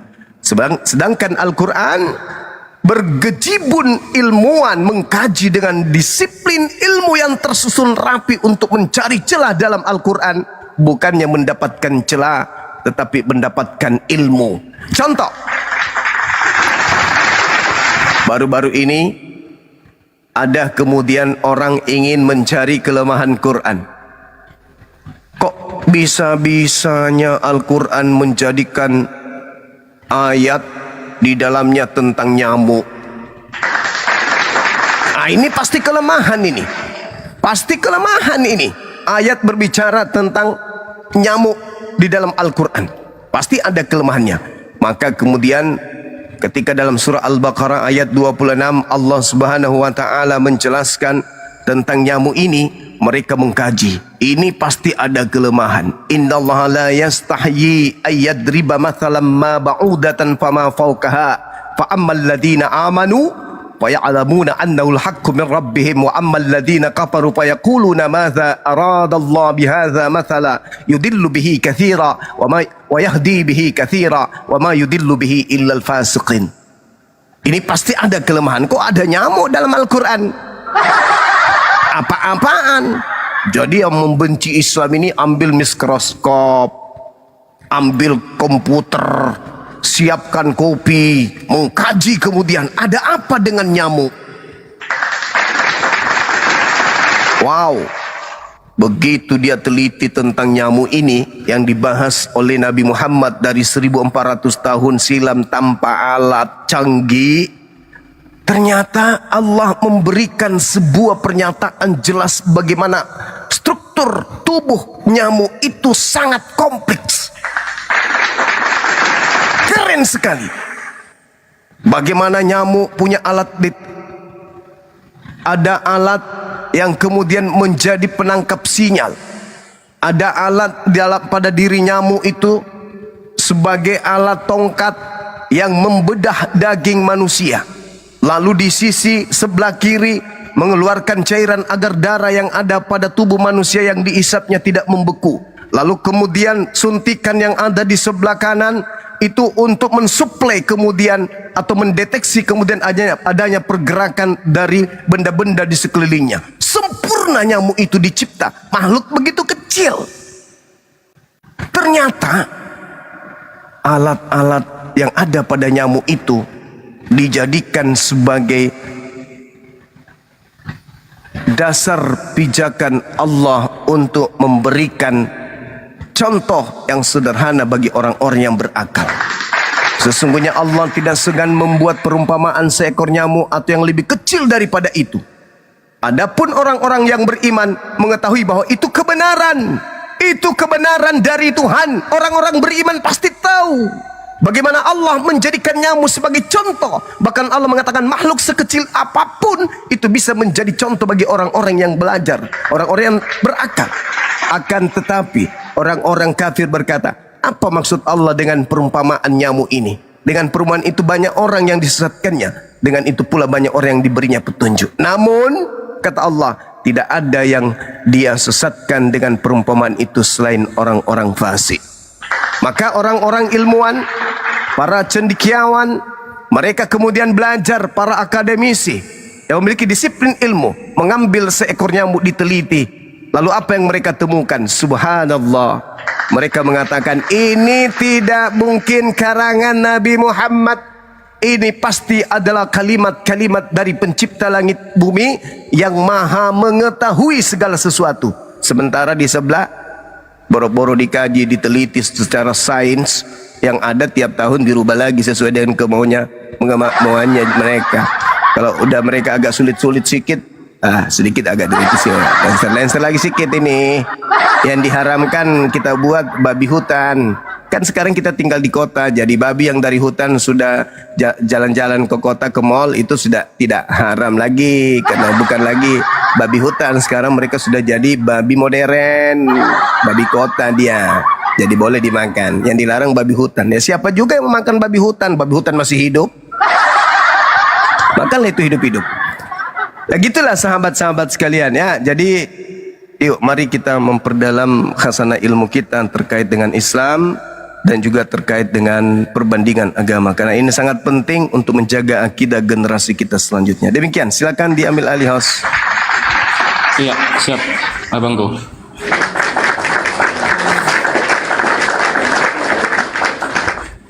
Ya, baik. Ball dance, monitor, ball dance. Assalamualaikum. Waalaikumsalam warahmatullahi wabarakatuh. Nggak ada Oten ini di sini. Oh, nggak ada Ya. Oteninya nih. Ada yang mau disampaikan, Mbak?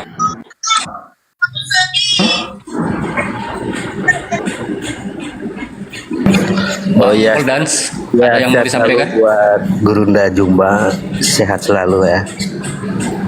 Amin abangku. Waalaikumsalam warahmatullahi wabarakatuh. Waalaikumsalam. Ya lanjut aja host, lanjut bentar. Ada yang bilang jangan salah Bang Suma, di sebelah juga ada penelitian dari Bible. Vacuum cleaner katanya ular makan debu. Masolang generasi ular makan debu, vacuum cleaner. Hancur. Baik. Assalamualaikum, my Panglima. Waalaikumsalam warahmatullahi Ya wabarakatuh. Allah, alhamdulillah akhirnya terjawab sudah ketika saya diinjili dari Panglima tentang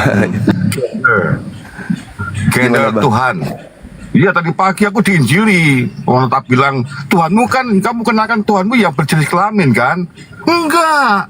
Lah itu gagal jadi Yesus jenis kelaminnya apa? Laki-laki atau perempuan? Laki-laki. Lah berarti Tuhanmu berjenis kelamin? Tidak. Terus yang mana?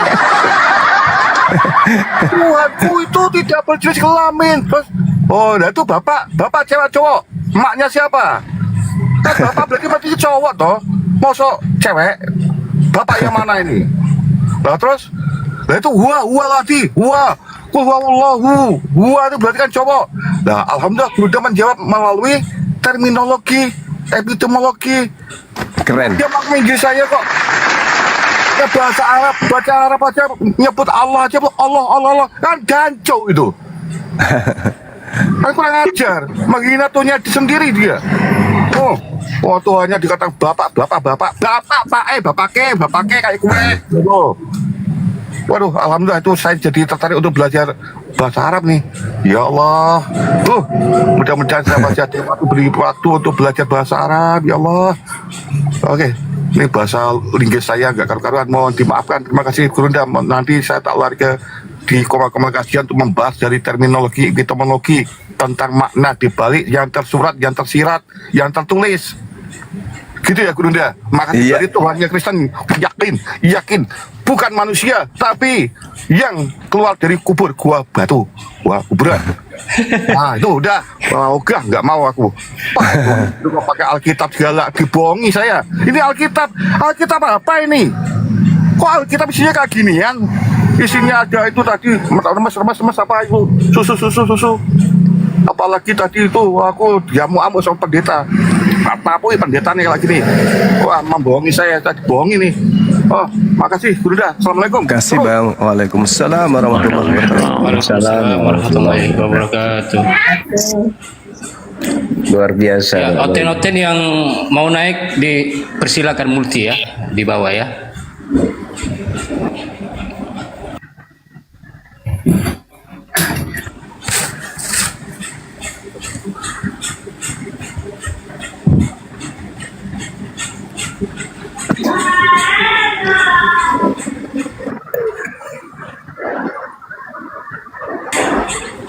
Oten-otennya belum kelihatan ini di bawah. Tidak ada yang lain. Kemana otennya nih?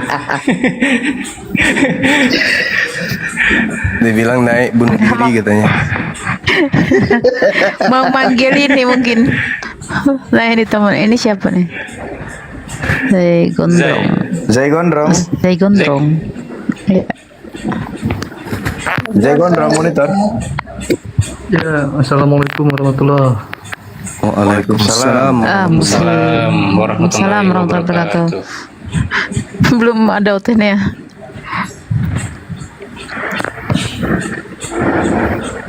Ya, Bang Zai. Ada yang mau disampaikan, Bang? Bang Zai Gondrong?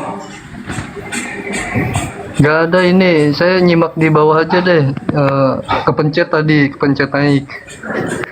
Ya, baik. Oke. Ya silakan. Sahabat Dharma Wulung yang ada di YouTube, barakallah fik, syukran. Lanjut teman. Ya, ada 2 kursi lagi ya yang Oten, kosong oten ya. di mana, oten? Silakan naik oten-oten. 2 kursi, oten naik. Ada 2 kursi yang kosong buat Oten. Ya, Bang Mualaf. Bang Mualaf. Nah ini yang baru datang nih. Oh, mualaf. Waalaikumsalam warahmatullahi wabarakatuh. Waalaikumsalam warahmatullahi wabarakatuh. Ini satu lagi nih. Bang Mualaf Siapa ada nih? yang mau Bukan, disampaikan bukan Bang ini. Mualaf? Silakan. Warmin. Belum ada, Bang. Warmin. Bang Warmin. Monitor Ya, Warmin, Muslim Kristen. Warmin Monitor monitor. Warmin, Muslim apa Kristen?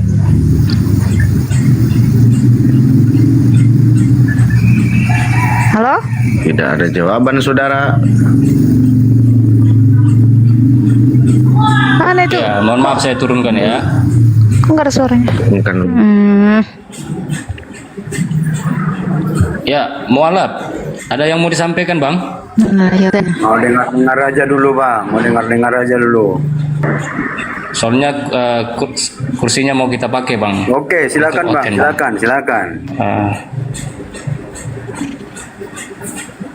Ya, Mohon maaf, Bang ya, saya turunkan, Bang ya. Ya, sama-sama. Sementara Abang nyimak aja dulu ya Yuk. di bawah ya. Yuk. ya. Assalamualaikum, Bang. Oten. Waalaikumsalam warahmatullahi wabarakatuh. Mohon maaf. Muslim jangan ada yang multi dulu ya. Karena oten yang mau kita naikkan. Ini Oten ini takut Ya. gini. Ya, Mauna, monitor Mauna. Assalamualaikum. Waalaikumsalam warahmatullahi wabarakatuh. Maaf bang, kepencet bang, tap layar bang. Muslim Oh lagi. ya, baik. Iya maaf bang. Ya bang. Oke, Bang.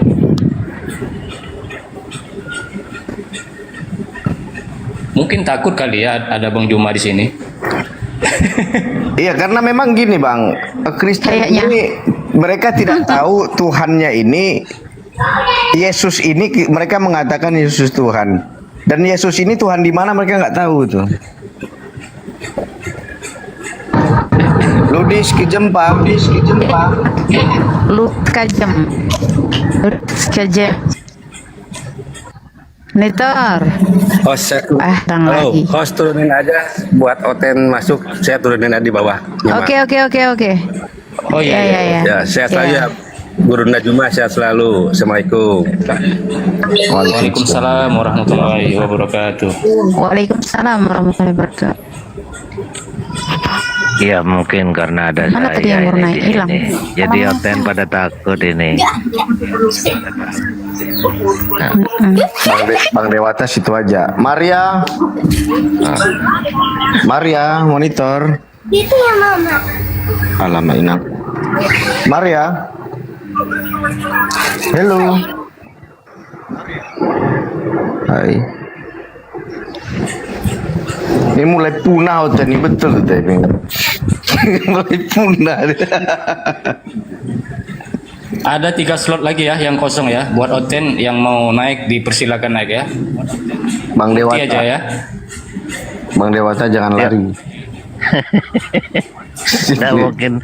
Oten ini takut deh. Tadi saya udah mau tidur ini. Ada undangan.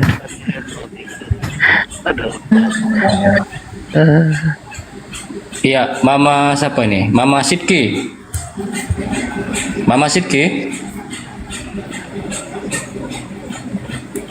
Malah terjeda. Mohon maaf ya, saya turunkan ya.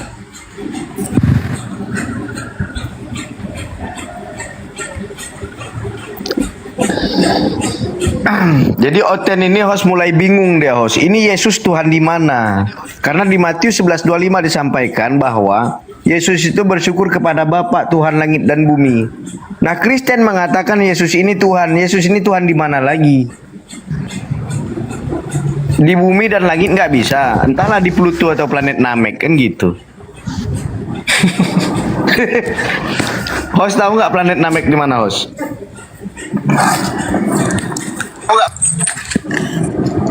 Ya mungkin di tengah-tengah ya. Ya ada yang naik nih Bang.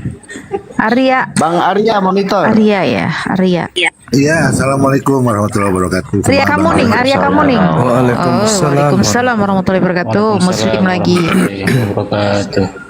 Ya ada Otennya nih. Kalau kangen juga nih sama ada Bang Juma, saya dikeroyok loh sama Oten-Oten. Iya, ada 4 atau 6 seperti itu loh. Habis-habis saya dikeroyok. Biasa lah itu Bang. Kalau ada aja ya Bang Juma, sepi nih. Oten yang mana berani naik? Ya, Bang Arya ada yang mau disampaikan, Bang? Ya, mungkin mau menyampaikan unek-uneknya terhadap Oten-Oten yang tinggal kerak-keraknya, Bang. Silakan. Mungkin yang longor. Saya lebih kepada subhat-subhat aja mungkin. Ini ada Naruto. Naik, ya. Naruto. Ya, Naruto. Muslim. Assalamualaikum warahmatullahi wabarakatuh. Oh, Muslim lagi. Waalaikumsalam warahmatullahi wabarakatuh. Lagi Gerunda Juma. Kemarin ketemu di rumah anak Tuhan Kristen itu kan. Oh iya. Oh kita sama di situ ya. Ya kemarin kan sama. Kemarin kan Gerunda Juma kan apa ya, mengikuti kesaksian kan. Diturunkan Gerunda kemarin Gerunda. Betul. Iya, jadi gini ya, ada yang mau saya sampaikan buat teman-teman Kristen yang ada di bawah ya, bahwa Yesus itu bukanlah Tuhan ya, bukan Tuhan, melainkan utusan atau nabi ya Ten ya, Kristen. Cobalah buka akal sehat kalian ya. Kalau nggak percaya, coba tanya di mana ayat yang menguatkan bahwa Yesus itu Tuhan. Satu pun tidak ada yang menyatakan bahwa Yesus itu Tuhan.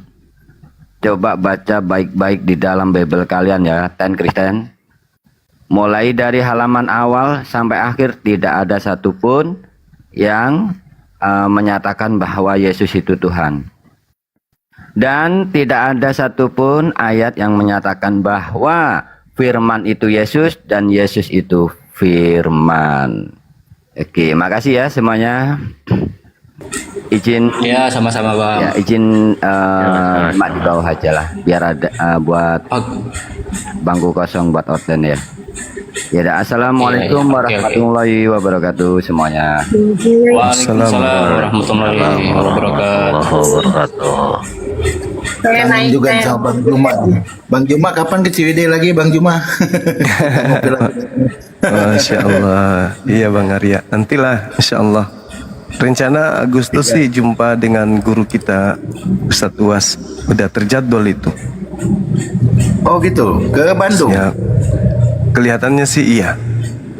Oh, siap. Saya tunggu nih. Insya Allah. Saya tunggu Bang Juma. Insya Allah. Insya Allah. Ada waktu longgar nih. Amin. Ya udah, terima kasih Bang Pendeta Jujur. Saya izin turun dulu semuanya ya, buat biar ini ya. Oke, terima kasih sama-sama. Kristen. Ya, assalamualaikum warahmatullahi wabarakatuh. Ya, di mana nih? Waalaikumsalam warahmatullahi wabarakatuh. Mana ini hotelnya? Ada 3 slotnya nih. Hotelnya mana? Tadi mau naik mana nih kok hilang? Ya, buat oten-oten yang mau naik dipersilakan naik ya dengan segala hormat. Yang mau sehat, yang mau sembuh dipersilakan naik. Wah ini Ada 2 slot lagi yang kosong. Miftahul Hidayah Muslim lagi. Muslim lagi. Nggak usah matiin aja, taruh wes. Oh, aduh. Iya wis. Wes.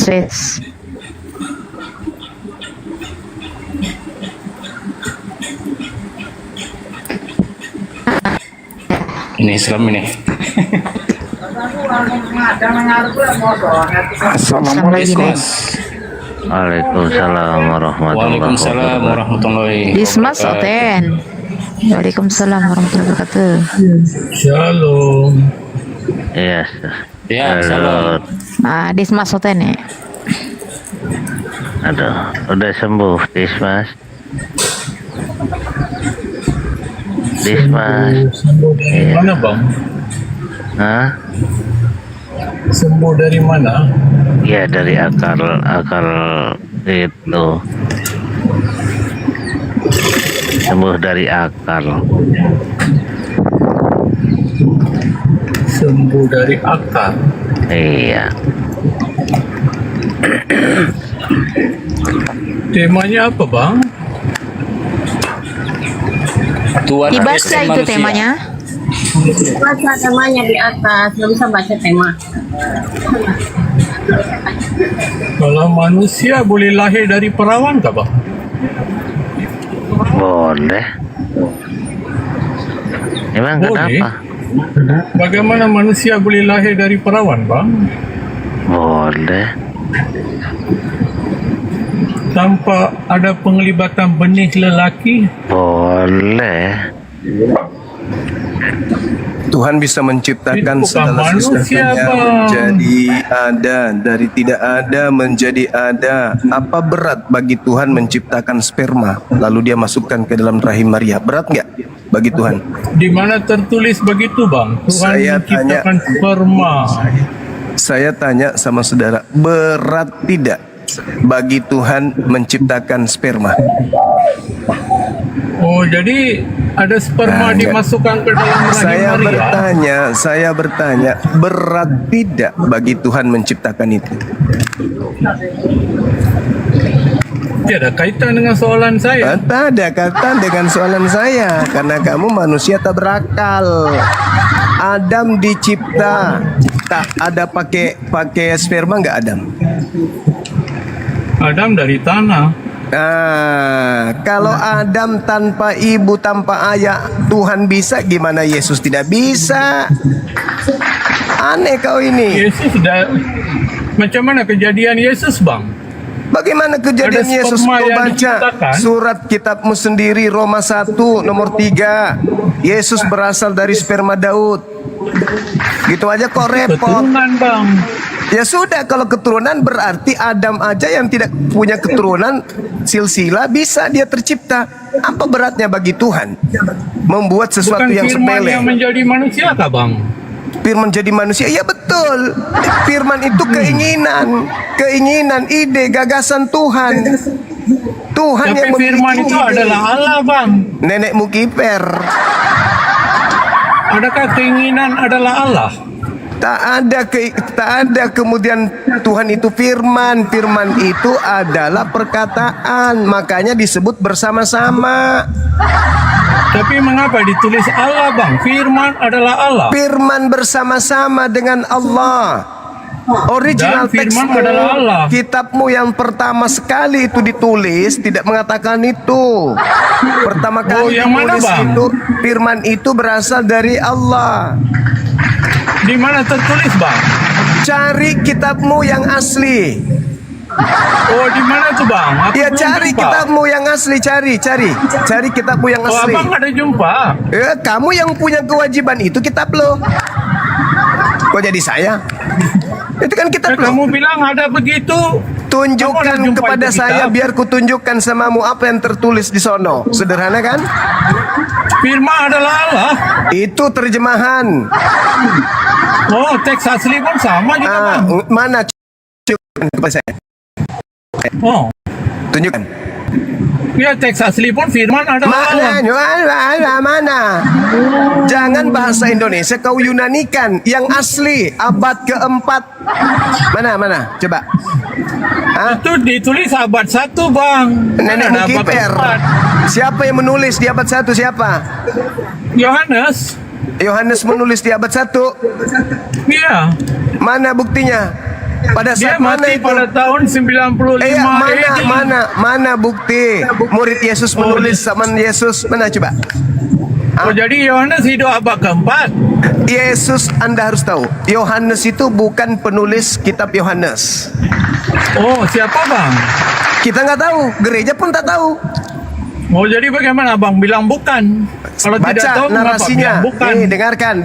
Baca narasinya di dalam kitab saudara Yohanes 21 nomor 24. Baca. Mengapa? Dialah murid yang bersaksi tentang semuanya ini dan yang telah menuliskannya, dan kita tahu bahwa kesaksiannya itu betul. Tuh. Yohanes itu bang. Siapa Yohanes? Yang mana yang Yohanes? Yohanes anak Zebedeus. Yohanes, penulis Yohanes berkata, dialah murid. Dia tidak mengatakan akulah murid. Dialah murid yang memberi kesaksian tentang semuanya ini dan yang telah menuliskannya, dan kita tahu, bukan dikatakan dan kemudian dia mengatakan kesaksianku. Tidak, kesaksiannya itu benar. Berarti penulis buku Yohanes sedang menerima pernyataan-pernyataan dari orang lain. Tuhan juga kata dialah yang menciptakan langit ini. Hei, Tuhan juga ini kata penulis. Jangan kau anggap penulis Yohanes Tuhan. Dialah murid. Dia di situ kitab siapa? Abang, Tuhan juga kata dialah yang menciptakan langit. Tuhanku bukan penulis. Tuyul, ini yang kita bahas penulis kan? Penulis buku Yohanes berkata dialah murid. Siapa dia di situ? Siapa dia? Manusia tak berakal, manusia yang sudah dimatikan akalnya Paulus. Dia di situ siapa? Kalau siapa? Yohanes anak Zebedeus. Yang menulis ini siapa? Yohanes Rasul Yesus. Nenek Mukiper. Oh, jadi siapa? Ya kita nggak tahu, ku bilang kan tadi. Bapak-bapak gereja mula-mula bilang bukan. Bapak-bapak gereja mula-mula pun tak tahu siapa penulis buku Yohanes. Abad keempat baru dituliskan sampulnya Injil karangan Yohanes. Coba. Zuma. Dialah murid. Kau jawab dulu nih. Dialah murid. Penulis Yohanes mengatakan dialah murid. Siapa dia di situ? Yohanes anak Zebedeus. Siapa yang menulis? Yohanes Rasul Yesus anak Zebedeus. Kenapa dia tidak mengatakan akulah murid? Tidak ada masalah. Nenek Mukiper, otakmu yang bermasalah. Kalau penulisnya itu adalah Yohanes anak Zebedeus, maka dia akan menulis akulah murid yang memberikan kesaksian tentang semua ini dan yang telah menuliskannya, dan kalian tahu bahwa kesaksianku itu betul. Itu kalau Yohanes anak Zebedeus yang menulis. Tuyul. Nabi Musa juga menulis begitu. Dia sebut di mana? Coba. Naik atas gunung. Coba. Justru kalau Anda melihat di dalam kitab Ulangan 34, itu bukti bahwa kitab yang muncul di tangan lu itu bukan kitabnya Musa. Kemudian naiklah Musa. Dengar dulu. Nih, dengar. Kalau kau masih bisa sadar, dengar. Ulangan 34 saya bacakan samamu. Kemudian naiklah Musa dari daratan Moab ke atas gunung Nebo, yakni ke atas puncak Pisgah yang ditentangkan Yeriko. Lalu Tuhan memperlihatkan kepadanya, diam. Kepadanya seluruh negeri itu, daerah Gilead sampai kota Dan. Diam dulu. Sebelum Anda diturunkan, diam. Jangan ganggu kalau orang lagi menjelaskan tentang ilmu. Musa juga menulis. Ya udah, kamu di bawah. Habis saya jelaskan kau naik lagi. Tapi lewat pohon naiknya ya, naik pohon. Seluruh Naftali, tanah Efram dan Manasye, seluruh tanah Yehuda sampai laut ke sebelah barat, tanah Negeb dan lembah Yordan, lembah Yeriko, kota pohon kurma itu sampai Zoar. Dan berfirmanlah Tuhan kepadanya, inilah negeri yang kujanjikan dengan sumpah kepada Abraham, Ishak, Yakub. Demikian kepada keturunan mula akan kuberikan negeri itu. Aku mengizinkan engkau melihatnya dengan matamu sendiri, tetapi engkau tidak akan menyeberang ke sana. Lalu matilah Musa, hamba Tuhan itu. Ini Musa yang nulis. Ku cakar juga mata kau nanti. Hei, Tenggolan, kau naik lagi lewat pohon. Lalu matilah Musa, hamba Tuhan itu di sana di tanah Moab, sesuai dengan firman Tuhan. Dan dikuburkannya Musa di situ, di suatu lembah yang ada di... Ini tulisan Musa. Ku cakar juga mata kau nanti. Udah dibilang Al-Quran itu tidak pernah keliru. Fawailul lilladzina yaktubuna al-kitaba biaidihim thumma yaquluna hadza min indillah. Al-Quran saya datang untuk menegaskan semua perbuatan-perbuatan orang terdahulu. Lima talbisunal haqqa bil batil wa taktumul haqqa wa antum ta'lamun. Jangan kau pikir kami terjun di neo apologet ini enggak makan mentah itu Bibelmu.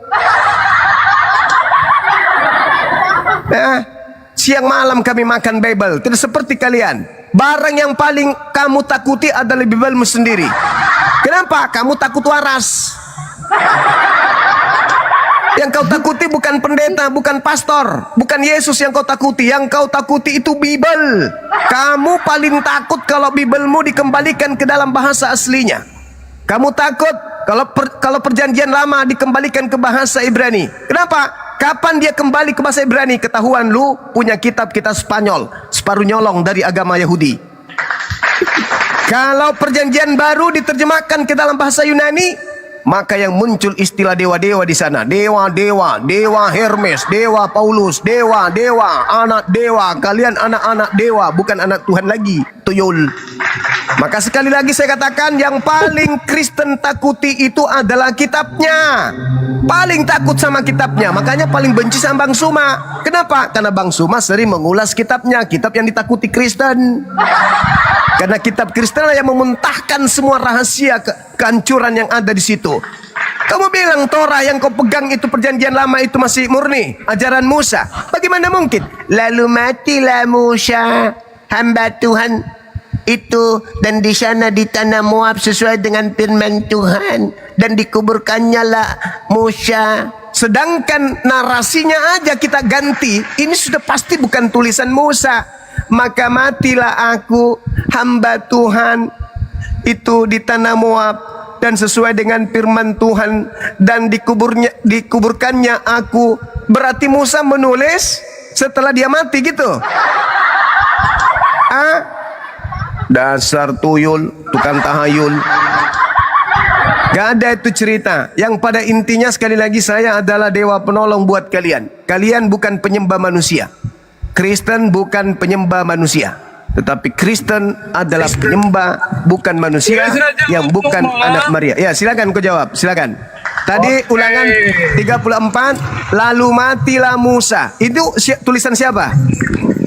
Ya, kau duduk cantik-cantik biar saya jawab. Ya, itu tulisan siapa? Lalu matilah Musa, ya, lalu dikuburkannya dia, biar saya jawab. lalu dikuburkannya dia di suatu lembah. Silakan.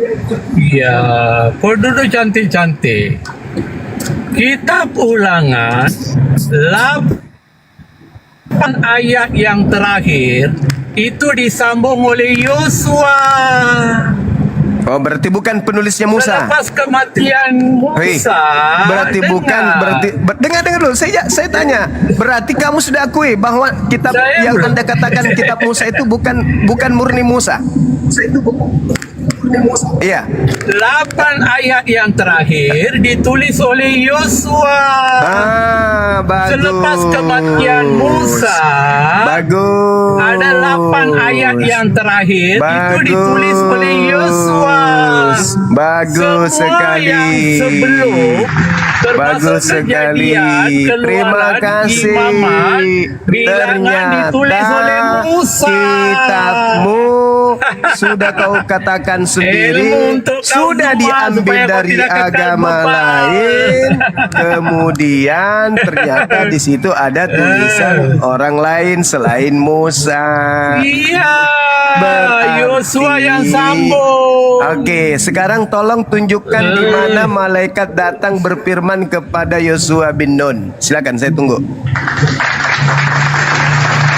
Silakan. Kitab kami bukan jatuh dari langit. Yang bilang jatuh dari langit siapa? Saya bilang di Kitab mana kami bukan malaikat turun dari langit. sebagaimana Musa, dengar, sebagaimana Musa menerima firman dari malaikat, tolong di mana Yosua bin Nun menerima firman dari malaikat? Silakan.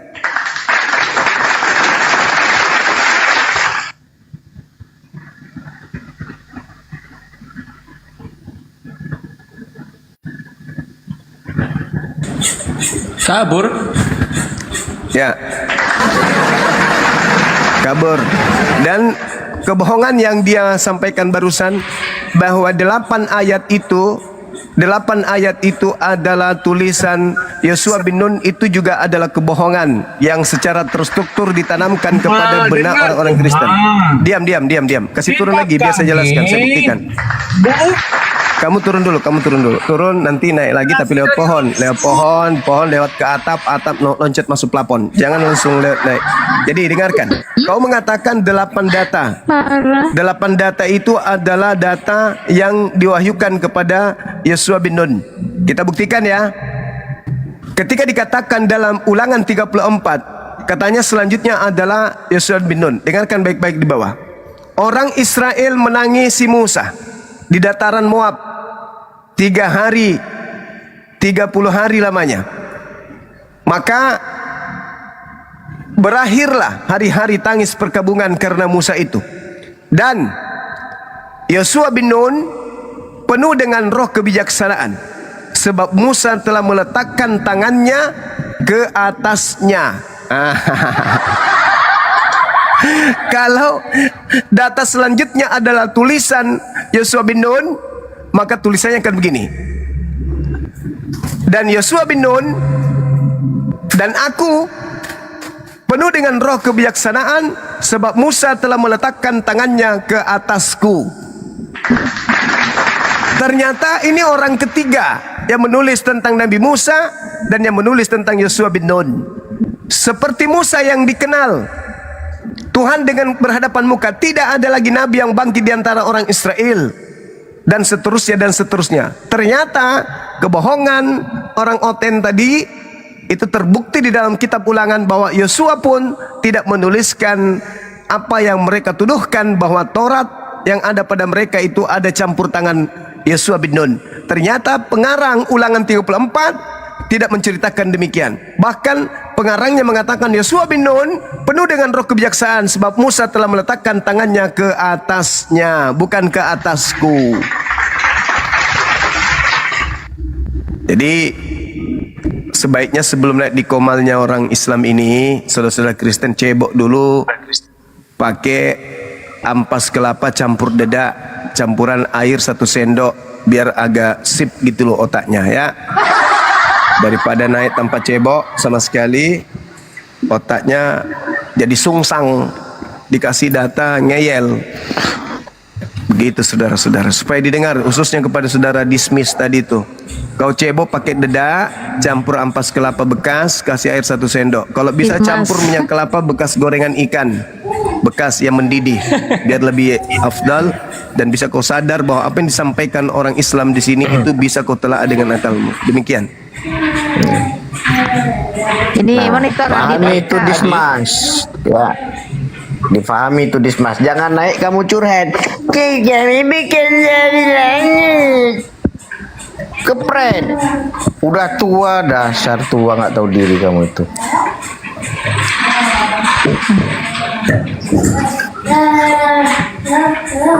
Bang Adi Rafka. Halo, ada kah? Bang Adi Rafka monitor.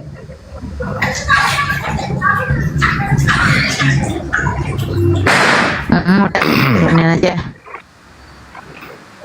Ngomong nggak dia? Bang Adi Rafka. Halo. Oke, ini ada Denny. Denny Daun. Halo, assalamualaikum. Salah bang, maaf bang, turun. Waalaikumsalam warahmatullah. Kepencet.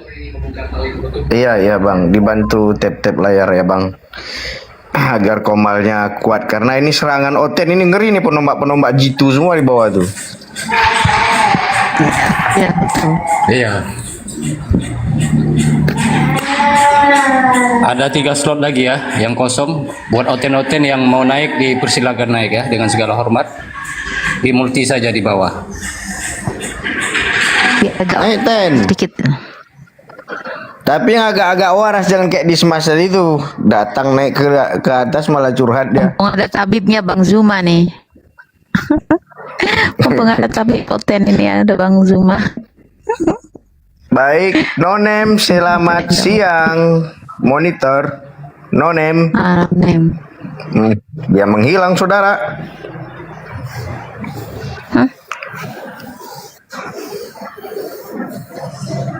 Johanna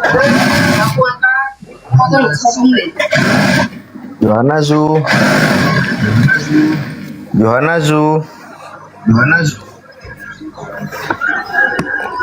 Assalamualaikum. Waalaikumsalam. Ya, Bang Johannes, ada yang mau disampaikan, silakan. Ya, selamat beribadah berpuasa lah ya. Sama yang di atas, sama Bang Juma, terima kasih nih. Ini ada edukasinya Bang Juma. Ini ada Riri Budi Dharma, izin dulu. Hilang deh. Iya, Bang. Oh iya, boleh. Bang Johannes, terima kasih. Selamat menunaikan ibadah puasa juga. Ya. Oke, Wanto, selamat siang. Wanto. Oke.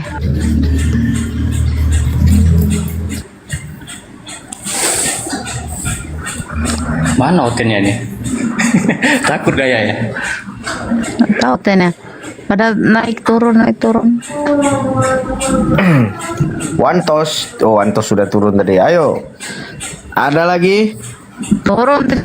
Pasien selanjutnya tadi di Smash sudah akut itu ya. Akut udah susah itu, susah. Susah dah. Karat. Nah, naik lagi nih. Naik lagi dia, Bang. Dismas Perindapan. Cuma kasih dia jadi. Dismas. Siapa yang menulis kitab Taurat Zuma? Bukan Musa. Disambungnya Yosua. Coba tanya Billy KW. Kasihan si Zuma nih. Siapa yang menulis Bibel? Jawab. Bibel ada 60 kitab. Mana satu yang kamu mau? Ada 40 penulis. Bibel itu dari kejadian, kehancuran sampai kecelakaan itu siapa yang tulis? Ada 40 penulis. Mana yang kamu mau? 40 penulis.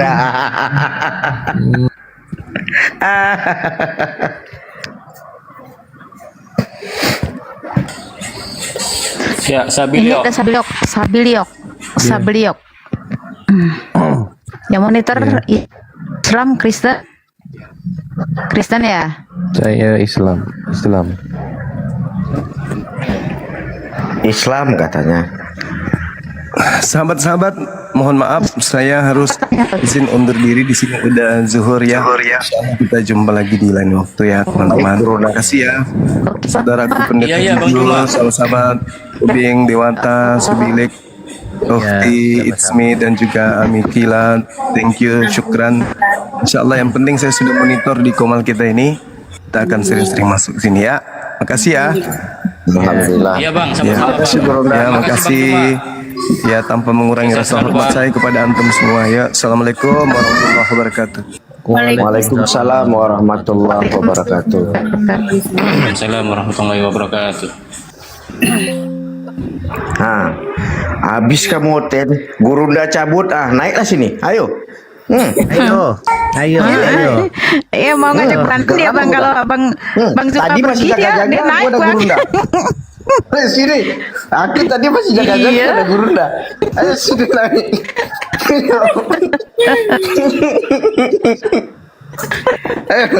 Naik. Naik. Enggak. Mami jaringan. Mami itu jaringan. Mami jaringan. Kak Ismi, jaringannya Iya jaringannya bermasalah, jelek Kak. ya aku jelek. Iya. Naik Ten. Tadi ada Gurunda, aku masih ku jaga-jaga apa kan bahasa kan naik kau. Mungkin Dismas masih penasaran nih, mau naik lagi silakan. Naik sini. Apa?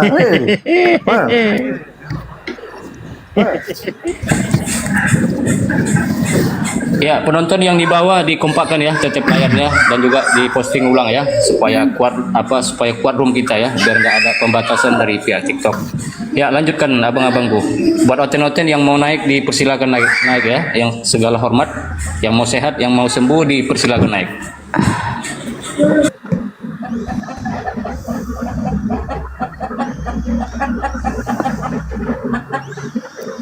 Reski Ahmad, aduh, suaraku Itu Oten pun sampai hari ini yang tahu Yesus itu Tuhan di mana. Karena di dalam Matius 11:25 dikatakan bahwa Yesus sendiri orang yang dituhankan oleh Kristen, mengatakan bahwasanya Tuhan langit dan bumi adalah Bapa. Lalu Kristen mengatakan Yesus itu Tuhan. Yesus Tuhan di mana lagi? Di bumi nggak bisa, di langit nggak bisa, di mana? Di planet Pluto sana pergi sana. Kalau di bumi nggak boleh, Ten. Kau pahami itu? ya ada teriak serta. Kayak ini ada itu. Teriak perkasa. Bunda putus-putus suaranya, putus-putus. Satria Oke, Satria Perkasa. Perkasa. Monitor, Bang Satria. Assalamualaikum. Waalaikumsalam warahmatullahi wabarakatuh, saudaraku luar biasa. Waalaikumsalam. Semangat terus bang. Siap, saudaraku. Terima kasih supportnya.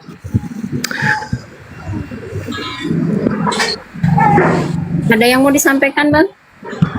Enggak, menyenyak aja. Tolong turunin aja ya. Ya, terima kasih Abang Satria. Iya, Bang Satria. Nah, Oten ini sampai hari ini nggak tahu Yesus itu Tuhan di mana. Di mana dia itu jadi Tuhan coba? Di langit dan bumi bukan dia Tuhannya. Bapak siapa yang bilang Yesus? Ada itu bukan dia. Jadi Oten nih ketika kalian mengatakan Yesus itu Tuhan, Tuhan di mana dulu? Ada yang bilang di gereja. Gereja di mana? Ya di bumi. Siapa katanya di bumi yang jadi Tuhan kata Yesus? Ya Bapak. Lalu Tuhan di mana dia? Planga plongo, bengong, entah apa yang dipikirkannya. Ini yang dibilang bego itu tuh nggak bengak. Nah, bengak, bego, nganga. Ini Oten nih. Belaten. Coba tunjukkan Tuhan kalian di mana? Di mana Yesus itu jadi Tuhan? Ya. Yesus itu Tuhan bang, Tuhan ayalan. Ayalan saja. Nah itu nah.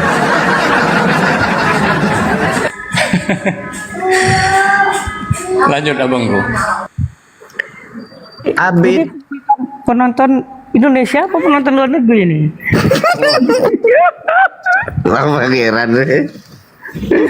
Bang Al, ini penontonnya penonton Indonesia apa luar negeri nih? Luar negeri. Campur ini. Campur ya. Ini karena saking the bestnya Komal ini ya. Ya Bang Pendeta ya. Yes, it's the best. Abid, selamat malam.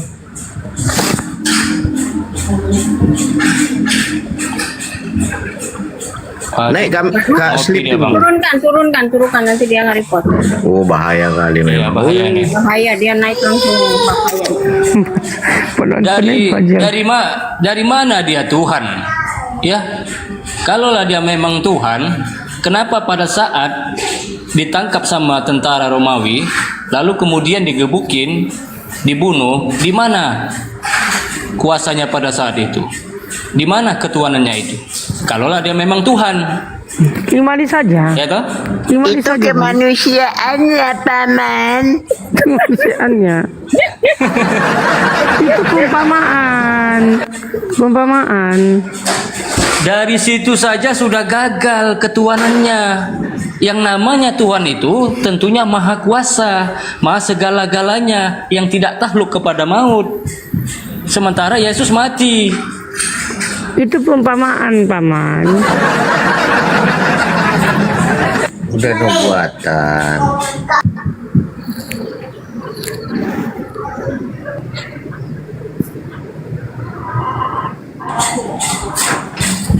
Ya, siapa ini? Julakang, monitor. Jula. Halo, selamat siang Jula. Jula.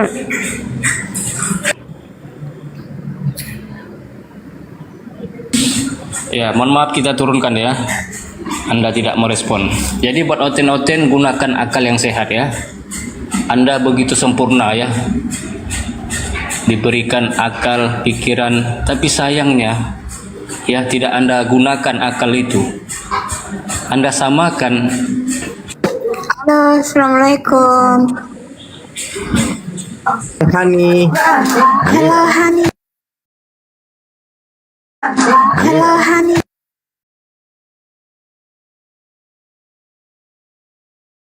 Halo, Hani. Halo, Hani. Halo, Hani. Akadnya Pangkalidah ya, atau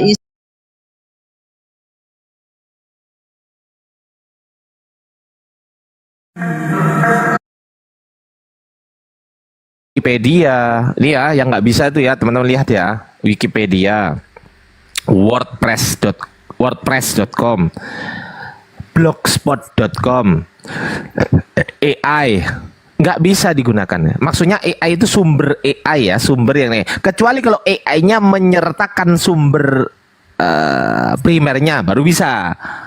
Jadi AI itu kan hanya apa ya? Hanya alat bantu untuk mencapai ke sumber itu gitu kan. Nah, kalau setelah kita tahu sumber itunya, kita klik sumber itunya, maka itulah yang kita jadikan sumber. Misal jurnal. AI ngambil dari jurnal, maka yang kita pakai jurnalnya bukan AI-nya gitu loh. Ini nggak ngerti, nggak pernah sekolah kayaknya dia itu. Bodohnya minta ampun, luar biasa. Ya Allah, astagfirullahaladzim. Ya Allah. Di dalam Papirus 66 ini teman-teman, tidak ada satupun tertulis nih, dari sini nih. Dari sini. Dari mulai Neson kai ide hoti ektes Galileas propites og egeritai, dari sini sampai akhir sini tidak pernah ada tertulis bahwasanya ini sang penulis adalah Yohanes. Gak ada di sini. Gak ada di sini, woi. Gak ada. Gak ada. Hanya saja dinisbatkan kepada Yohanes, dinisbatkan doang, tapi nggak ada terbukti di sini tulisan Yohanes, nggak ada, gitu loh. Kita pakai data teman-teman, kita pakai data. Itu tahun berapa itu? Bang Aldian? Tahun 200 Masehi, 200 Masehi, abad kedua terakhir. Ketiga jatuhnya. Bukan abad kedua, bukan abad ketiga. Kalau abad ketiga itu 201, ini 200. Ah, ini lagi pengen naik dia. Aduh, oh, nggak bisa baca Yunani, naik pula. Gimana ini cara ngadepin orang kayak gini? Siang untuk semuanya. Siang, bisa baca nggak? Buat hiburan aja ini, ya. Bisa baca nggak? Saya tidak bisa baca bahasa Ibrani, Bung, atau bahasa Ini bukan Yunani. Ibrani. Saya Ini bukan sudah bilang, Ibrani. saya tidak bisa bahasa Ibrani, saya tidak bisa bahasa Yunani. Memangnya kenapa? Oh, berarti nggak bisa baca ini dong. Berarti nggak tahu dong ini Iya, apa saya tidak isinya. bisa baca. Saya tidak bisa baca itu. Oh, ya belajar dulu ya. Kenapa nggak mau belajar? Karena ada bahasa terjemahannya. Oh, oke. Di dalam apa yang diterjemahkan ini? Ya, ada terjemahannya. Ini yang diterjemahkan. Iya. Ini yang diterjemahkan. Saya tidak bisa bahasa Yunani ataupun Ibrani. Iya, pertanyaan saya. Anda tahu dari mana kalau ini yang diterjemahkan? Tahu dari mana? Makanya saya bilang saya tidak tahu itu. Nah, berarti kesimpulannya yang diterjemahkan itu Anda imani, yang merupakan ketidaktahuan Anda, betul? Karena saya juga menggunakan King James Loh, betul Version dulu yang kita. bahasa Inggris yang sama. Tunggu dulu, Jadi betul dulu kita. Ya. Tunggu dulu, betul dulu kita, betul. Pertama, ya Loh, pertama saya kok ditanya betul dulu. Saya ulang ya. Berarti Anda sedang mengimani sesuatu yang Anda sendiri nggak Anda ketahui asal usulnya, betul? Oh, saya lebih percaya pada para ahli yang menerjemahkan. Saya nggak tanya percaya atau tidak. Ya, sama Saya dengan nggak. King James saya nggak tanya Version. itu. Mereka itu bukan kaleng-kaleng. Sama dengan Anda kan Oke. percaya. Anda tahu dari mana kalau King James Version? Anda tahu dari mana? Anda tahu juga dari mana kalau percaya KJV? Al-Quran diterjemahkan, Bu. Anda tahu dari mana kalau sabar Ferry, sabar. Anda tahu dari mana kalau KJV ngambil dari sini? Tahu dari mana? Saya menggunakan King James Version, jadi saya percaya yang terjemahkan King James Version. Iya, pertanyaan saya, Anda tahu dari mana kalau KJV ngambil dari ini, dari Papyrus 66 ini, tahu dari mana? Itu mengambil dari apa? Saya nggak tanya keyakinanmu. Saya nggak tanya keyakinanmu. Saya tanya Anda tahu dari mana bahwasanya KJV ngambil dari Papyrus 66. Tahu dari mana? Saya lebih percaya para penerjemah King James Version. Alamak, botolnya. Sedangkan Al-Quranmu aja kamu nggak paham, kamu mau Ferry, bahas sabar Alkitab. Ferry, santai, jangan ke Quran dulu. Saya tahu mulutmu panas kalau nggak ngomong Quran. Sabar ya. Pertanyaan saya simple, Fer. Anda kan mengimani KJV. Pertanyaan saya simple. KJV itu apakah sesuai dengan original teks atau tidak menurut Anda? Kalau menurut saya, keyakinan saya pastinya menurut teks-teks kuno yang mereka terjemahkan. Oke, Kan mereka itu berarti sumbernya kan sesuai ya berarti ya. Ya. Oke, pertanyaan saya simpel. Anda barusan mengatakan sesuai. Pertanyaan saya, Anda tahu dari mana kalau KJV sesuai dengan original teksnya? Anda tahu dari mana? Tahu dari isi dari King James Version, dari juga para ahli yang mengatakan. Oke, baik. Siapa nama para ahli? Siapa nama para ahli yang mengatakan bahwasanya KJV ini mengambil dari Papyrus 66? Siapa para ahli yang mengatakan begitu? Silakan. Saya tidak bisa menyebutkan nama mereka. Loh, kenapa Anda sebutkan tadi? Ya, karena yang menerjemahkan itu kan para ahli, bukan kaleng-kaleng. Iya, Anda tahu dari mana kalau para ahli itu ngambilnya dari Papyrus 66? Tahu dari mana? Karena itu punya standar. Karena Bible, ya, King James Version itu standar, Bible Baik. standar, bukan. Bisa kita uji? Baik, kita uji ya. Sekarang saya Kita bertanya uji ya. kepada kamu. Sebentar, kita uji dulu King James Version-nya. Kita uji ya. Bisa nggak diuji?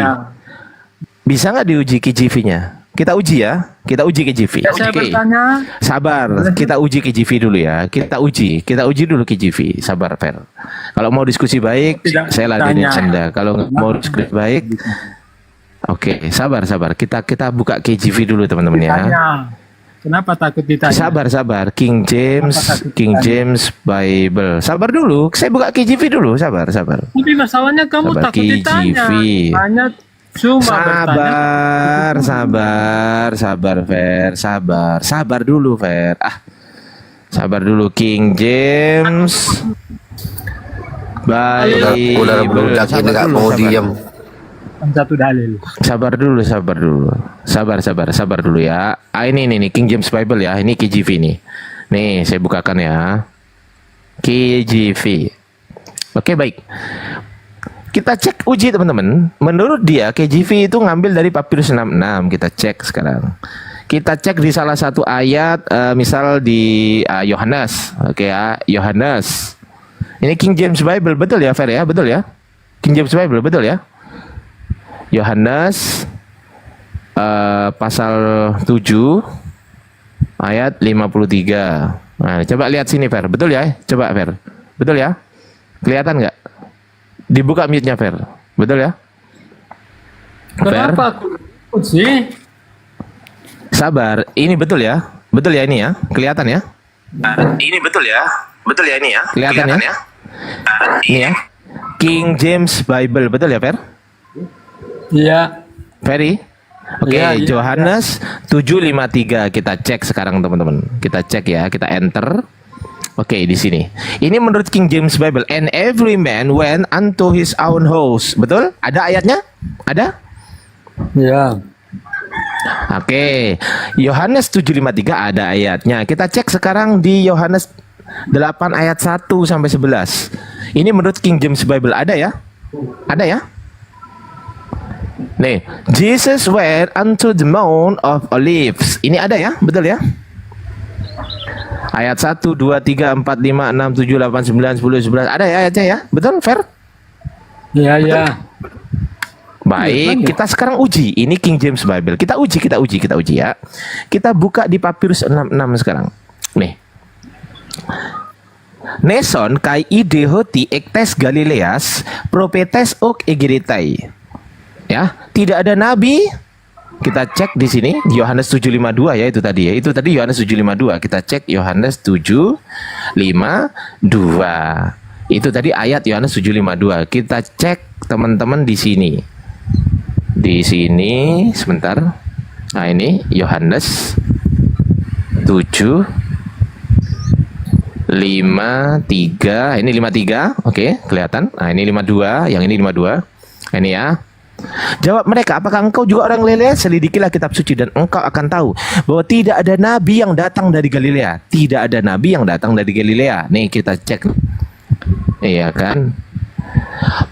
Galileas propetes ok egeritai. Tidak ada nabi yang datang dari Galileas. Propetes nabi.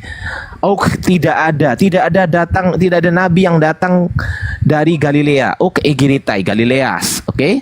Ini Yohanes 7:52. Ini saya buktikan ya, Fer.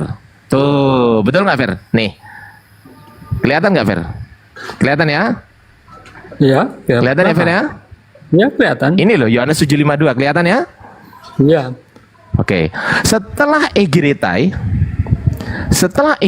Fer, bacanya di sini apa? Palin. Palin ini Yohanes berapa? Kita cek.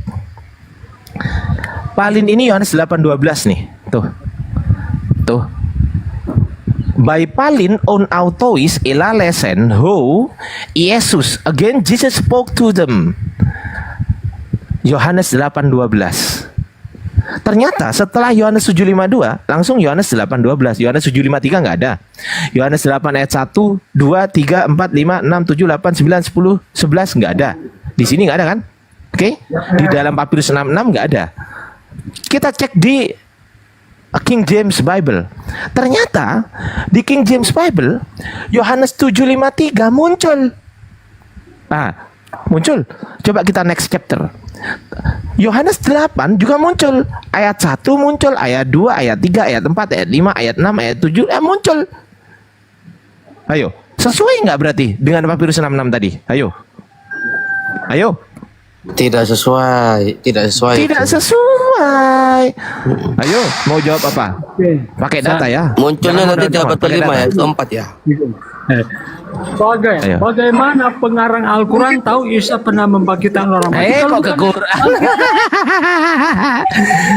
Ini lo jawab dulu, Fer. Jawab dulu. Iya jawab dulu ini. Ini jawab dulu. Muhammad ngutip bro. Nah ini siapa sih? Itu sudah dituliskan Iya jawab dulu ini. Al-Quran ada. Iya sabar Ferry.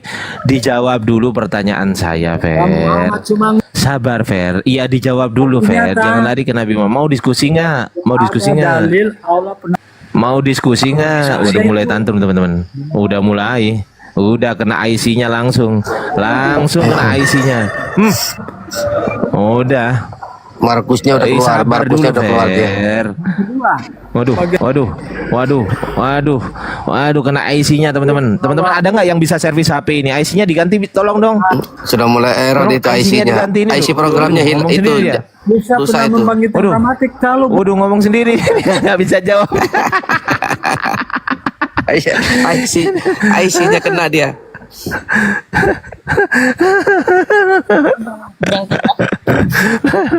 Prosesornya langsung rusak. Prosesornya. IC-nya langsung kena. Parah. Kalian itu kenapa harus begitu gitu loh? Kalian itu kalau nggak tahu bilang sama Ardiansa, kasih tahu dong. Nah gitu. Kalau ada Mama Dede tanya dong sama Ardiansa tanya dong gitu harusnya. Udah nggak bisa jawab malah lari ke Quran.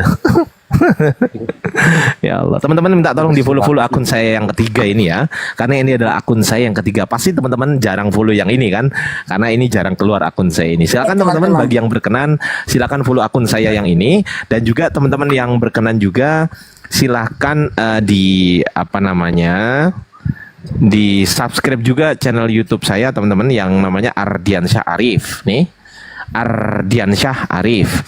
Dan di sini kita lagi live di sini teman-teman. Kita lagi live ya, alhamdulillah. Assalamualaikum teman-teman, 52 orang yang menonton. Barakallahu fikum teman-teman YouTube ya.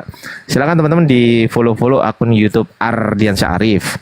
Di screenshot 1, 2, 3. Thank you. Barakallahu fikum. Semoga antum semua disehatkan oleh Allah Subhanahu wa taala dan dimudahkan rezekinya oleh Allah Subhanahu wa taala. Amin ya rabbal alamin. Lanjut, silakan moderator. Oke, silakan. Yang Kristen silakan mute ya. Yang Kristen silakan naik. Ini ada Jesus Eva. Selamat siang. Aduh, udah turun ya. Licin.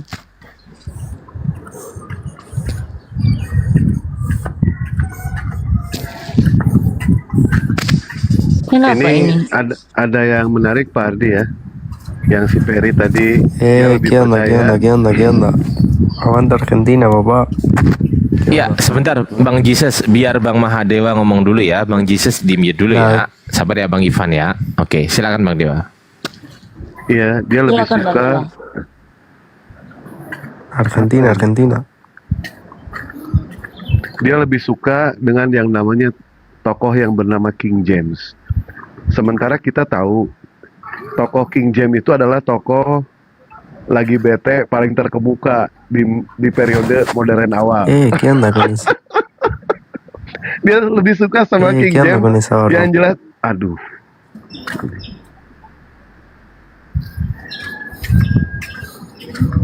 Silakan Iwan Bila cek ya. Orang-orang Kristen ini aneh. Dia lebih percaya dengan tulisan King James, di mana King James itu adalah seorang lagi bete. Seorang lagi bete. Aduh, gua nggak bisa deh kayak gini Pak Ardi nih. Sebentar, Bang Denom di mute dulu ya Bang ya. Bang Denom. Bang. Oke, siap. Ya, di Bang. mute dulu ya Bang. Ya, siap. Oke, silakan lanjut Bang Dewa. Lanjut Bang.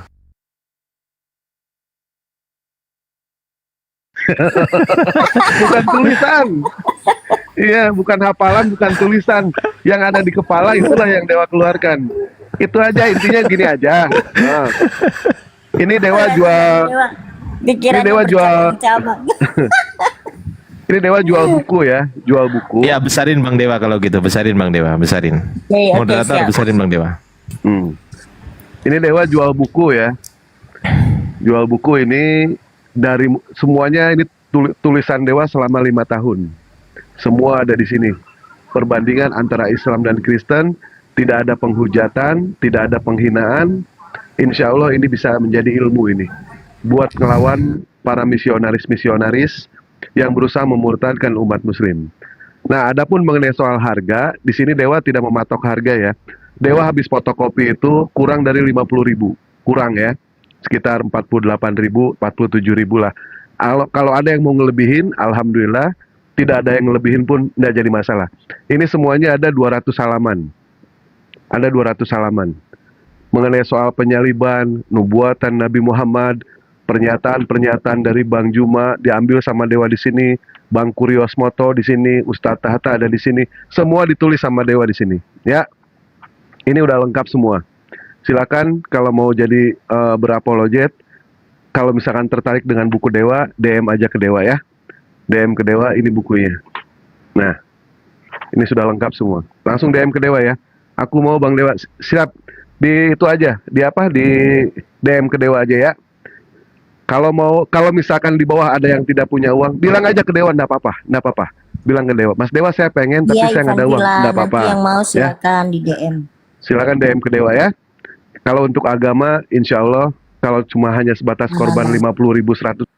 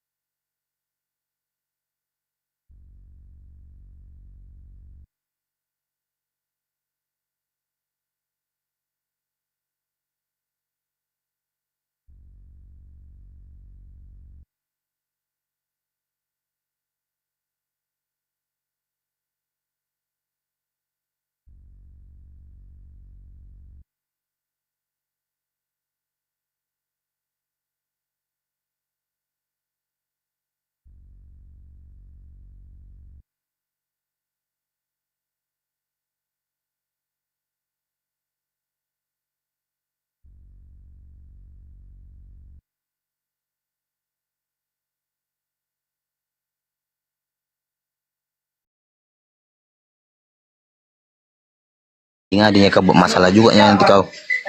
Aku tadi udah kublokir si Jainab loh, karena dibilang tipu-tipu, kublokir dia. Kublokir kau.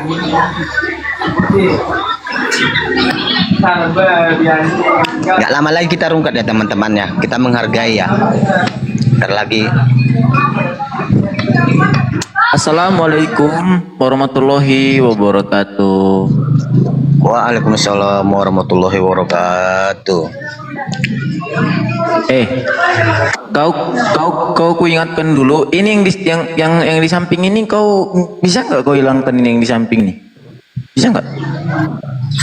Nggak tahu aku. Ini. Makanya kau jangan asal-asalan kau bikin live kau.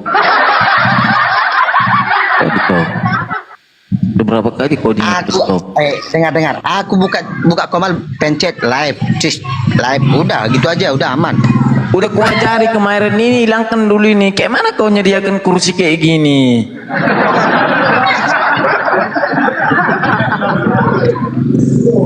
Kau hilangkan dulu. Inilah kelebihannya nih. Nggak di Komalku dia ngatur semua. Assalamualaikum Pak Arom.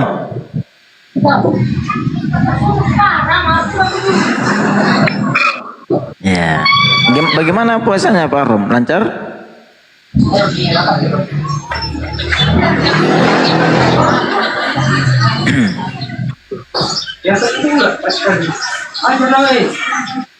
Apanya Bang Arom ini? Lagi megang komputer dia kurasa. Oh yaudah.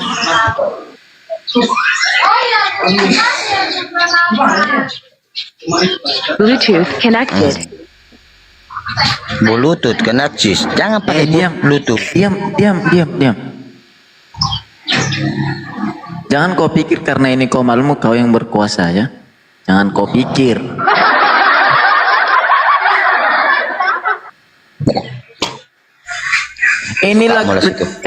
Inilah kenapa aku bilang kau pilih kasih. Setiap kau datang ke Komalku kau nggak pernah pakai yang biru-biru ini. Apa maksudmu? Hah? Apa maksudmu?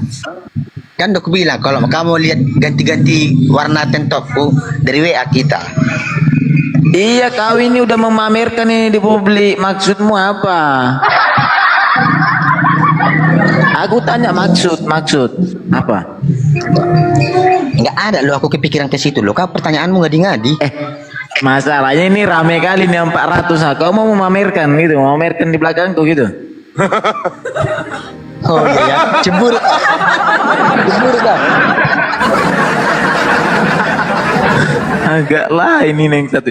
Ini kau hilangkan dulu lah biar kau besar. Ini untuk apa ini? Kan mau rungkat kan? Gak usah nerima lagi. Caranya kayak mana? Caranya kayak mana? Kau klik yang multi itu kan, terus ada nanti gambar logo pengaturan dia sebelah kanan, baru di bawah yang kotak-kotak itu nanti ada sediakan kata letak gitu. Jangan dicentang. Coba.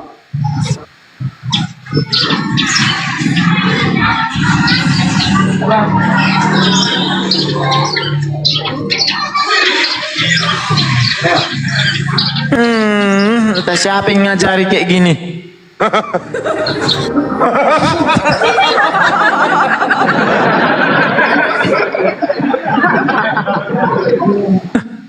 Tolong kau ngertinya kok. Kayak mana ya? Suka-sukamu ya? Itu loh yang di pengaturan kan dari multi nanti yang di bawah kotak-kotak itu ada dia centangnya dimatiin loh. Tapi kok kau atur dulu kisinya ini yang ketiga. Kau tak kayak mana kau ih?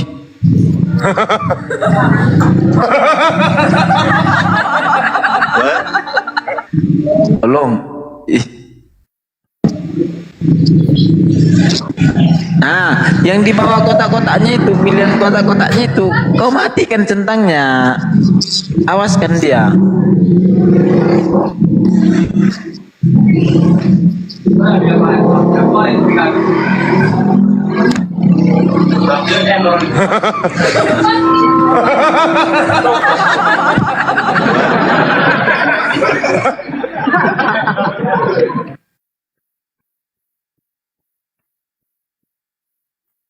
Macam ngajari anak SD bah.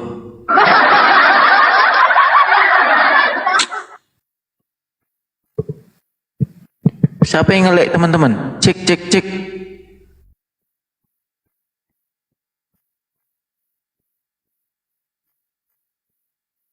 Cek 1 2, aku ngelek kah?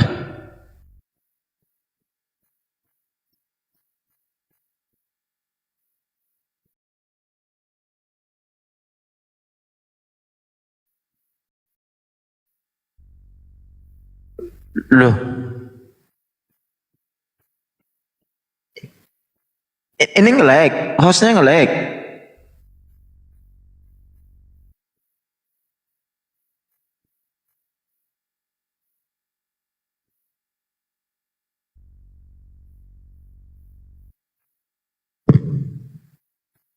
Yalah stop lah, aku pun mau tidur aku. Hah? Udah.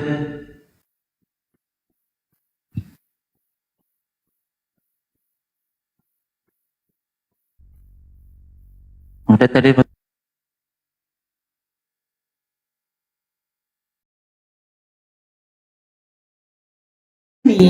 Maria yang membutuhkan Yesus untuk rahimnya atau Yesus yang membutuhkan rahimnya Maria? Fakta menunjukkan setelah dia melahirkan Yesus, Yesuslah yang membutuhkan rahim Maria. Dan Yesuslah, Maria lah yang memberikan rahimnya untuk Maria, untuk Yesus.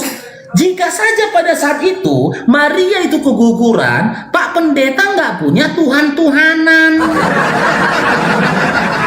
Nggak punya Tuhan-Tuhanan, karena apa? Hidup dan matinya Yesus pada masa itu bergantung kondisi rahimnya Maria.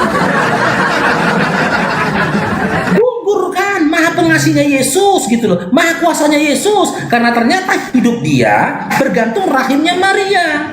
Dan Tuhannya Pak Pendeta itu tidak kekal dalam segala hal apapun. Karena apa? Punya proses seperti makhluk, dilahirkan dulu, bayi dulu gitu loh, baru balita, remaja jadi orang dewasa kan gitu, dewasa umur 33 tahun baru meninggal. Itu proses kehidupan yang dihadapi oleh, yang dialami oleh Tuhannya Pak Pendeta. Udah satu nih ya. Maria udah menang satu ini. Dia pernah memberikan rahimnya menjadi tempat tinggal sementara Yesus selama 9 bulan di dalam perutnya. Oke, yang kedua, setelah Yesus dilahirkan, apakah Yesus ini pernah memberikan sesuatu kepada Maria? Atau Maria yang mendedikasikan sesuatu kepada diri Yesus? Ternyata Maria yang masih mendedikasikan sesuatu kepada Yesus, dengan dia memberikan asinya kepada Yesus yang menjadi sumber nutrisi kehidupan bagi diri Yesus. Kalau pada waktu itu Maria tidak menyusui Yesus, ya bisa jadi Yesus meninggal karena kurang gizi. Tapi kan kondisinya nggak kayak gitu. Sebagai seorang orang tua, kan gitu, seorang ibu, dan dia adalah hamba, kan gitu, hamba Tuhan dalam kitab yang Anda berikan tadi, dia harus melaksanakan kewajiban sebagai hamba, di mana dia harus membesarkan anaknya dengan dia menyusui Yesus. Dia memberikan Yesus asinya, kan? Udah dua ini. Maria berikan rahim, Maria berikan asi. Sementara waktu itu Yesus belum memberikan apa-apa. Oke? Nah, ketiga, proses tumbuh berkembangnya Yesus. Maria mendedikasikan pemikiran dan tenaganya untuk Yesus yang masih kecil sampai dengan dewasa, dengan dihantarkannya Yesus ke bait Allah dan juga ke sekolah untuk belajar kepada rabi-rabi Yahudi pada saat itu, alim-alim ulama Yahudi pada saat itu, kan gitu. Udah tiga ini. Sementara Yesus pada saat itu pun belum pernah memberikan apapun kepada Maria, kan gitu. Nah, dari ketiga hal ini tadi komparasi, siapa sebenarnya Maha Pengasih, Yesus atau Maria? Ya Maria dong. Karena tengok, kita kaji, apakah Yesus dengan segala mukjizatnya pernah memberikan sesuatu kepada Maria? Kita kaji. Benar, di dalam Bible Yesus itu banyak melakukan mukjizat menyembuhkan orang sakit, tapi tak satu pun di antara orang sakit yang disembuhkan oleh Yesus di mana diceritakan Yesus pernah menyembuhkan ibunya yang sakit meskipun masih sakit demam. Ada narasi dalam Bible di mana Yesus pernah menyembuhkan Maria yang sakit meskipun sakit demam. Yang kedua, katanya Yesus itu membangkitkan orang mati, Lazarus, dari kematian. Tapi ketika Maria meninggal dunia, Yesus tidak membangkitkan Maria dari kematian, malahan membiarkan Maria terbaring di dalam kubur. Yang ketiga, Yesus katanya memberi makan 5.000 orang. Tapi setelah disurvei, di antara 5.000 orang ini tidak ada nama mamanya Yesus, yaitu Maria. Yang lebih lucu lagi bagi teman-teman Kristen kalau menggunakan akalnya, 2000 tahun kemudian ada sekelompok manusia dengan mengatakan dirinya Kristen, ya, dengan menyatakan kelompok mereka itu Kristen, dan bermimpi, bercita-cita mengatakan Yesus menjanjikan surga kepada mereka. Sementara Maria ibunya sendiri nggak pernah dijanjikannya surga. Nggak pernah Yesus berkata, wahai ibuku Maria, surga untukmu, surga untukmu, surga untukmu. Nggak pernah. Jangan Pak Pendeta dan teman-teman kekristenan menggambarkan Yesus itu baik ke orang, kurang ajar ke emaknya. Gak ada gunanya itu sama orang, dia baik tapi kurang ajar sama mamanya. Oke lah, gantian lah. Masa abang ngomong terus? Sedikit lagi loh. Sedikit lagi. Coba kawan-kawan, kita tunggu sedikit lagi. Coba. Oke, bagaimana mungkin masuk akal kalian bermimpi dan bercita-cita Yesus janjikan surga kepada kalian, sementara dia sendiri nggak pernah janjikan surga kepada mamanya? Bagaimana bisa kalian bermimpi dan bercita-cita bahwasanya Yesus adalah jalan kebenaran dan hidup atas kalian, sementara Yesus tak pernah memastikan dirinya adalah jalan kebenaran dan hidup bagi mamanya? Udah, masa diulang-ulang? Ini klimaksnya. Dari semua yang kunarasikan tadi, tolong Pak Pendeta jujur. Ya, siapa yang memberi? Yesus yang memberi kepada Maria atau Maria yang memberi kepada Yesus? Silakan. Oke. Jadi gini, Bang Faru. Sebenarnya udah kujawab semua pertanyaanmu. Ya, kamu harus ingat nih pertanyaan saya ya. Bukti Tuhanmu Maha Pengasih dan Penyayang, apa yang dia lakukan? Kalau hanya kasih napas, kasih kesehatan, kasih rezeki, agama lain juga percaya Tuhannya begitu. Jadi nggak ada satu hal yang kekhususannya gitu. Ya. Kedua, jalan yang lurus. Ternyata jalan yang lurus itu menyembah Allah. Hanya sebatas itu. Agama yang lain pun juga mengajarkan seperti itu. Apa tidak ada makna dari apa jalan yang lurus ini yang lebih dari itu? Ketika Tuhan Yesus mengatakan akulah jalan, itu dia datang mengajarkan kebenaran dan memberikan teladan bagaimana kebenaran itu dipraktekkan. Jadi orang tidak perlu lagi untuk berpikir macam-macam. Dia lihat ajaran Tuhan Yesus, dia lihat teladan Tuhan Yesus, diikutin. Itu faktanya itu. Ya. Jadi, nah yang ketiga, kutanyakan sama kamu tadi kan, apakah artinya hamba Allah itu berarti Allah yang butuh orang itu? Atau ya orang itu ya bersyukur Allah, Tuhan mau pakai dia sebagai alatnya. Gini loh, kamu bilang Maria itu berjasa memberikan rahimnya, ya Yesus itu butuh rahim Maria. Coba nambah lagi pertanyaan sama kamu lagi Bang Faruk. Udah 4 pertanyaan kok belum jawab, saya nambah lagi pertanyaan sama kamu. Apakah Tuhanmu ya itu membutuhkan nabi-nabimu, ya kan, atau malaikat-malaikat yang ada di kitabmu untuk menyampaikan wahyunya? Jadi mulutnya nabi dibutuhkan oleh Tuhanmu, karena Tuhanmu nggak bisa datang sendiri ke dunia. Apakah itu? Sehingga mulutnya nabi itu, tubuhnya nabi itu, ya, keberadaan dirinya nabi itu dibutuhkan oleh Tuhanmu atau malaikat. Makanya ketika kau menjelaskan arti hamba Allah itu, sebenarnya pertanyaanmu tentang rahim Maria itu udah ketampar mukamu sendiri. Kamu membalikkan sesuatu logika yang sebenarnya sudah kamu tahu, yang harusnya kamu tinggal percaya dan menerima. Ya, saya kan sudah tunjukkan tadi ayatnya. Lukas 1 ayat 38, Maria mengatakan, sesungguhnya aku hamba Tuhan. Jadi kalau hamba Tuhan itu bukan berarti Tuhan yang butuh dia. Itu loh. Jadi kalau Nabi itu hamba Allah, bukan berarti Allah itu butuh mulutnya, butuh dirinya, butuh tubuhnya. Kan kamu sendiri yang menjelaskan. Jadi muncullah pertanyaan saya yang berikutnya. Jadi 5 PR-mu sekarang Bang Faruk. Jangan ku potong. Kau tadi ku gak potong walaupun berlebihan. Panjang sekali kau ngomong. Sekarang 5. Apakah Tuhanmu membutuhkan nabi, mulutnya nabi, untuk menyampaikan firman Tuhanmu kepada umatnya? Sehingga nabi itu ya berjasa, dibutuhkan mulutnya untuk menyampaikan wahyu Tuhan, karena Tuhan gak bisa datang sendiri. Apa seperti itu? Jawab itu Bang. Dan ke-6, pertanyaan ke-6 jadinya numpuk nih ya. Buktikanlah Tuhanmu itu ada. Kapan dan di mana dia menyatakan dirinya kepada umatnya?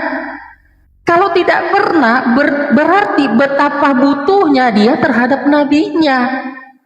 Karena hanya dari nabi inilah ya wahyunya dapat didengar oleh umat. Itu loh Bang. Banyak sekali PR-mu. Gini loh Bang, jangan sampai karena ketidaksanggupanmu menjawab pertanyaan-pertanyaan ini, kamu larinya ke Bible, larinya ke Alkitab. Kau putar balik Maria yang berjasa kepada Tuhan, padahal Maria mengatakan dia hamba Tuhan. Artinya ya dia bersyukur, ya dia dipilih dari sekian banyak perempuan di dunia ini, di muka bumi. Dialah yang menjadi alat Tuhan, di mana Tuhan itu datang hadir untuk menembus dan menyelamatkan umatnya. Bang, banyak sekali PR-mu bang, gak enak saya, banyak sekali pertanyaan yang gak ku jawab bang. Sibuk kau ngurusin Bible saya, padahal Bible saya itu sudah sangat jelas. Kalau mau jelaskan arti hamba Allah itu bukan berarti manusia yang dikatakan hamba Allah itu dibutuhkan oleh Allah, misalnya Nabi, ya berarti kan udah jelas ketika Maria itu adalah hamba Tuhan, bukan berarti Tuhan yang butuh dia, tapi dia bersyukur dipakai sebagai alat Tuhan. Kalau kamu pakai narasi seperti itu bang, coba kamu pikirkan dulu, apakah nabimu itu berjasa kepada Tuhanmu? Iya kan, yang mulutnya dipakai untuk menyampaikan wahyu Tuhan kepada umat. Sabar bang, tenang bang, poinnya ini loh bang, poinnya ini loh, abang harus renungkan baik-baik. Kalau ada di dalam kitabmu hamba Allah, ya kan, nabi seorang hamba Allah misalnya, mulutnya, dirinya, tubuhnya, tangannya, apakah berarti Allah butuh dia? Mulutnya, tangannya, dirinya, atau sebenarnya dia sebagai hamba Allah, dia bersyukur dikaruniai kesempatan untuk melayani Tuhannya, ya, untuk melakukan ya tugas-tugas yang dipercayakan Tuhannya kepadanya. Kalau kau menarasikan yang lain, ya ternyata artinya hamba Allah berarti si manusia yang katanya hamba Allah ini Tuhan yang butuh dia, ya, bukan dia yang bersyukur dipakai sebagai alat Tuhan, ya baru kau bisa menang lawan saya. Jelas Maria itu hamba Tuhan, bukan Tuhan yang butuh dia. Makanya kau jawablah dengan tegas. Ada 6 sekarang PR-mu bang, kau catat nggak? Kau catat nggak bang? PR-mu ada 6 loh sekarang, kau catat nggak? Jangan karena abang nggak bisa jawab pertanyaan ini, abang lari ke Bible. Jadinya tambah numpuk, nanti jadi 7, nanti jadi 8, 9, 10 bang. Ayo loh bang, jawablah, silakan. Jangan sampai lupa catat loh. Silakan. Jangan dipotong ya, bisa tolong jangan dipotong. Enggak, aku potong, aku tunggu pun, walau tak pasti udah berapa putaran ini, malah nambah PR. Dia bilang diam aja. Kalau nggak usah ngomong kita dibikin ya. Nah, tolong mati lewat pose mulutnya coba. Pak Pendeta, kau tadi katakan gitu loh. Kalau berdasarkan apa narasi yang kau sampaikan di Paruk tentang jalan yang lurus itu dalam surah Maryam 36. Jalan yang lurus itu adalah konsep, bukan jalan yang sesungguhnya atau jalan seperti yang diinjak-injak itu. Ketika kau menggambarkan Yesus itu adalah jalan, kan gitu. Dalam surah Maryam 36 jelas dikatakan, ya kan? Jadikanlah Allah sebagai Tuhanmu dan juga sesembahanmu. Itulah jalan yang lurus. Terus kau bilang kalau cuma berdasarkan narasi itu Faruk, semua agama juga menyembah pada Allah. Mana datanya Kristen menyembah kepada Allah? Roma 14 nomor 9, kalian jadikan Yesus Tuhan. Di mana ketuhanan Yesus itu adalah hasil keputusan dan juga pendapat dari Paulus. Menyembah kepada Yesus, bukan menyembah kepada Allah. Sementara surah Maryam 36, jalan yang lurus itu jadikan Allah sebagai Tuhan dan juga sesembahanmu. Jangan cuma congor Pak Pendeta. Kasih data lah. Di mana gitu loh datanya Kristen itu menyembah kepada Allah. Nah, terus yang berikutnya kau berikan tadi narasi kan, framingan. Kalau memang seperti itu Paruk, berarti Tuhan membutuhkan nabi. Ketika dia mengutus nabi untuk menyampaikan serisalahnya. Aku udah kasih data ini gitu loh. Surah Fatir ayat 15 tadi, ulangin lagi datanya. Nih, ulangin lagi datanya. Nih. Wahai manusia, kamulah yang memerlukan Allah. Seluruh para nabi dan rasul itu dari golongan manusia. Gitu loh. Berarti nabi dan rasul lah yang membutuhkan Allah, bukan Allah yang butuh mereka. Hanya Allah yang maha kaya dan maha terpuji. Berarti kan jelas jawaban saya. Berarti jelas sudah jawaban saya. Kalau Maria hamba Tuhan bukan berarti Tuhan itu rahimnya Maria. Ya, Iya kan? Gini loh Pak Pendeta, kita diskusi by data by data gitu loh. Kalau memang Pak Pendeta katakan Maria lah yang membutuhkan Yesus, bukan Yesus yang membutuhkan Maria, mana datanya dalam Bible? Di mana Yesus berkata sebagaimana apa yang tertulis dalam Quran ini, di mana Yesus berkata, wahai manusia, kamulah yang memerlukan aku Yesus, bukan aku Yesus yang memerlukan kalian. Kalau sempat Yesus ngomong kayak gitu, dilempar pakai sendal sama mamanya. Bisa jadi dia ditampol, dia sendal itu ditampol itu. Kalau sempat seorang Yesus berani ngomong kayak gitu di muka umum, dia kan datengin mamanya dia. Apa kau bilang? Apa kau bilang? Gitu loh. Mana datanya? Jangan modal congor aja Pak Pendeta. Mana datanya Yesus berkata, wahai manusia, kamulah yang memerlukan aku, bukan aku yang memerlukan kalian. Dengar sama Maria dikejar apa sendal dia? Apa kau bilang? 9 bulan aku mengandungmu. 6 bulan sih sebenarnya ya. 2 tahun aku menyapihmu. Ku mandikan kau, ku gantiin popokmu. Ku kasih makan kau, ku sekolahkan kau. Aku gak manusia kau anggap. Gak butuh kau sama aku. Enak-enak aja kau berani ngomong aku, wahai manusia, aku gak butuh kalian. Masalahnya Pak Pendeta nggak ada data. Ketika Anda mengklaim Yesus itu tak butuh apapun, dan juga ketika Anda mengklaim Maria itu yang bersuka cita, bersyukur, Maria dalam kondisi bersyukur ketika dia mengandung Yesus, nggak ada data. Kalau hamba di dalam Lukas 1 nomor 38 tadi, Maria di situ dikatakan hamba Tuhan, kan gitu. Di situ bukan Tuhan yang mengarah pada Yesus, tapi Tuhan yang menghendaki kehamilan Maria. Kalau Anda katakan Yesuslah Tuhan yang menghendaki kehamilan Maria, lalu Maria melahirkan Yesus yang merupakan anaknya, berarti anakku adalah suamiku. Anakku yang menginginkan kehamilanku. Maksudnya kayak mana gitu? Anakku adalah Tuhanku, Tuhanku yang menjadikan kehamilanku. Ajaran apa yang mau disampaikan dari hal itu? Maria Lukas 1:38 adalah hamba Tuhan. Tuhan di situ bukan Yesus, tapi Tuhannya Yesus yaitu Bapa yang menciptakan langit dan bumi. Penguasa langit dan bumi, bukan Yesus.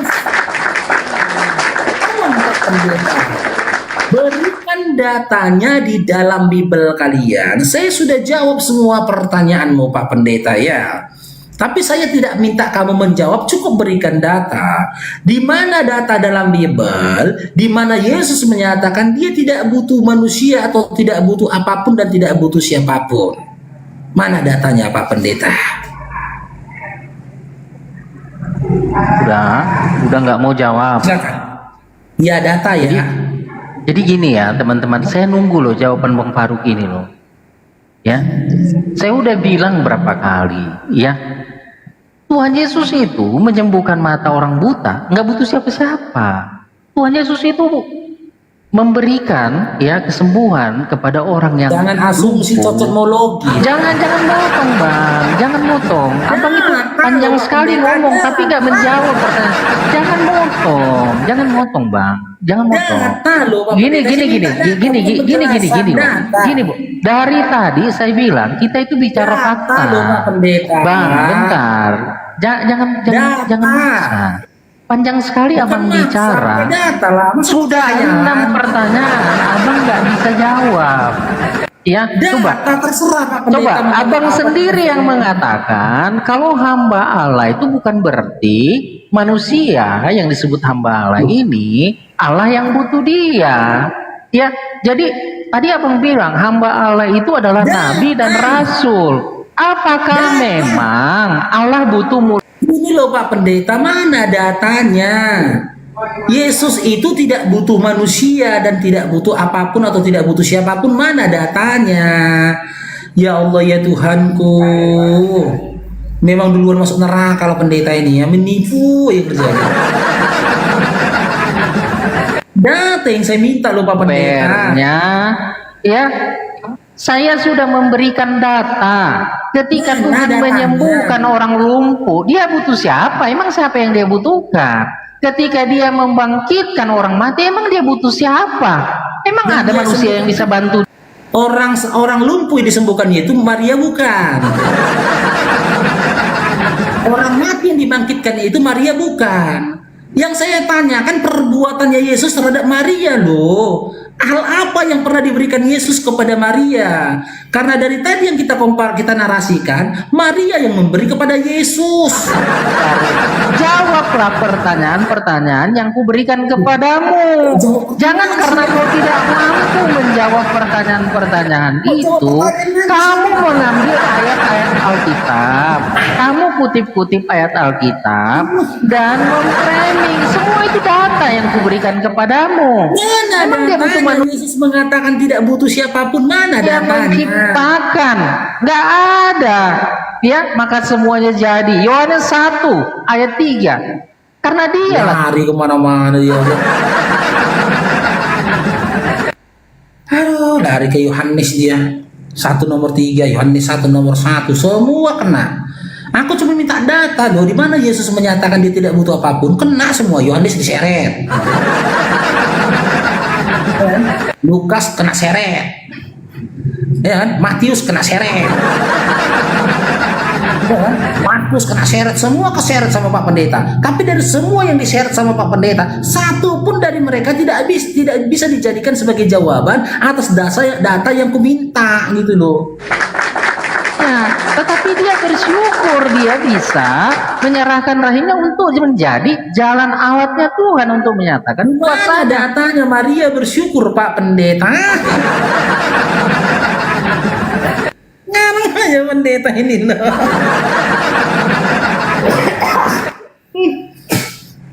Luar biasa memang Pak Pendeta ini ngarangnya. Nah, oleh Tuhanmu. Makanya kau jawab pertanyaan-pertanyaan saya tadi itu ya. Mana buktinya Allahmu, Tuhanmu, Maha Pengasih dan Penyayang? Kapan dia datang dan menunjukkan belas kasihannya, pengasih dan penyayangnya itu?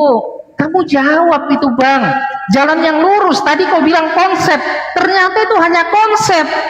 Makanya kamu tidak bisa menunjukkan. Kalau kami berbicara, Tuhan itu bilang, akulah jalan. Dia datang mengajarkan kebenaran, dia memberikan teladan. Tuhan yang dia katakan, Tuhannya jalan kan, akulah jalan. Keinjak-injak dong Tuhannya. Kemana ya Pak Pendeta ini? Masa menyembah pada sosok yang diinjak-injak? Ampun, ternyata hanya konsep. Abang Faruk, ayo oke, ya, hanya konsep. Jalan yang lurus itu Bang. Kamu coba mikir lagi lah Bang, coba kamu periksa lagi, ya, jawablah pertanyaan saya itu. Mana buktinya? Jalan yang lurus itu siapa? Siapa yang mengajar dan memberikan teladan? Apa pengajarannya? Bagaimana teladannya? Ya kan? Kenapa ya hamba Allah? Berarti bukan Allah yang butuh hambanya, bukan Allah yang butuh nabi dan rasul. Iya kan? Kenapa? Kenapa? Itu kau nggak jawab loh Bang. Jangan kau bilang nanti mulutnya nabi itu dibutuhkan oleh Allah, karena Allah itu tidak bisa datang ke dunia, makanya dia butuh manusia yang diangkat jadi nabinya. Makanya pertanyaan berikutnya sama kamu Bang, dari tadi kau jawab, apakah Tuhanmu itu nggak bisa datang ke dunia, mengatakan sendiri, mau menyampaikan sendiri wahyunya kepada umatnya? Gitu loh. Banyak sekali PR-mu Bang, nambah tuh. Apakah? Ya saya tanggapin ya, dengar nih, saya pun mau sholat zuhur ini, saya tanggapin ya. Ya, bukan Tuhan yang tidak mampu turun ke dunia untuk menyampaikan langsung sunnahnya atau sunnatullah itu, tidak. Tapi alam semesta dan manusia itu sendiri pun yang tidak mampu untuk menerimanya, gitu loh. Tidak mampu. Bahkan di dalam kitabmu saja pun sebenarnya ketika Musa ingin bertemu kepada Tuhan, terhantam Musa. Dan Yesus juga mengatakan dalam Yohanes 5:37, kayak mana ini kan? Coba lah. Mana dia mau dijawab tapi nyerocos aja. Pendeta. Merocos saja, diamlah dulu Pak Pendeta. Mau Menyatakan dirinya kepada umatnya. jawab loh. Mau wahyu. Dia ditanyain nggak jawab. Bertanya mau dijawab dia nggak mau. Nengok-nengoknya. Apa sih maunya Pak Pendeta ini? Heran aku nengoknya bang. Kita yang puasa dia yang kelaparan. Karena dalam Yohanes 5:37 pun Yesus berkata demikian. Tuhan itu tidak terlihat, suaranya tidak terdengar. Begitu juga di dalam Al-Quran, dalam surah Asy-Syura. Gitu loh. Tiada manusia yang bisa melihat Allah kecuali melalui tabir. Tak mampu manusia itu melihat Allah. Maka Allah menunjukkan kekuasaan dan juga keagungannya dengan dia mengutus para nabi dan rasul. Bukan berarti dia butuh nabi dan rasul. Kan saya sudah berikan surah Fatir tadi ayat 15, di mana Allah menyatakan dia, hai manusia, kalian yang butuh kepada Allah. Karena Allah tak butuh kalian, karena sesungguhnya dia maha kaya. Kan gitu. Kalaulah memang Yesus punya sifat demikian, di mana tertulis? Janganlah pula mimpi, cita-cita dan angan-angan mau kau sampaikan Pak Pendeta. Loh, di mana datanya Yesus mengklaim dia tidak butuh apapun? Kalau dia Yesus tidak butuh apapun, ya kan? Andai kan dia berani berkata begitu, mungkin ditampol di sama mamanya.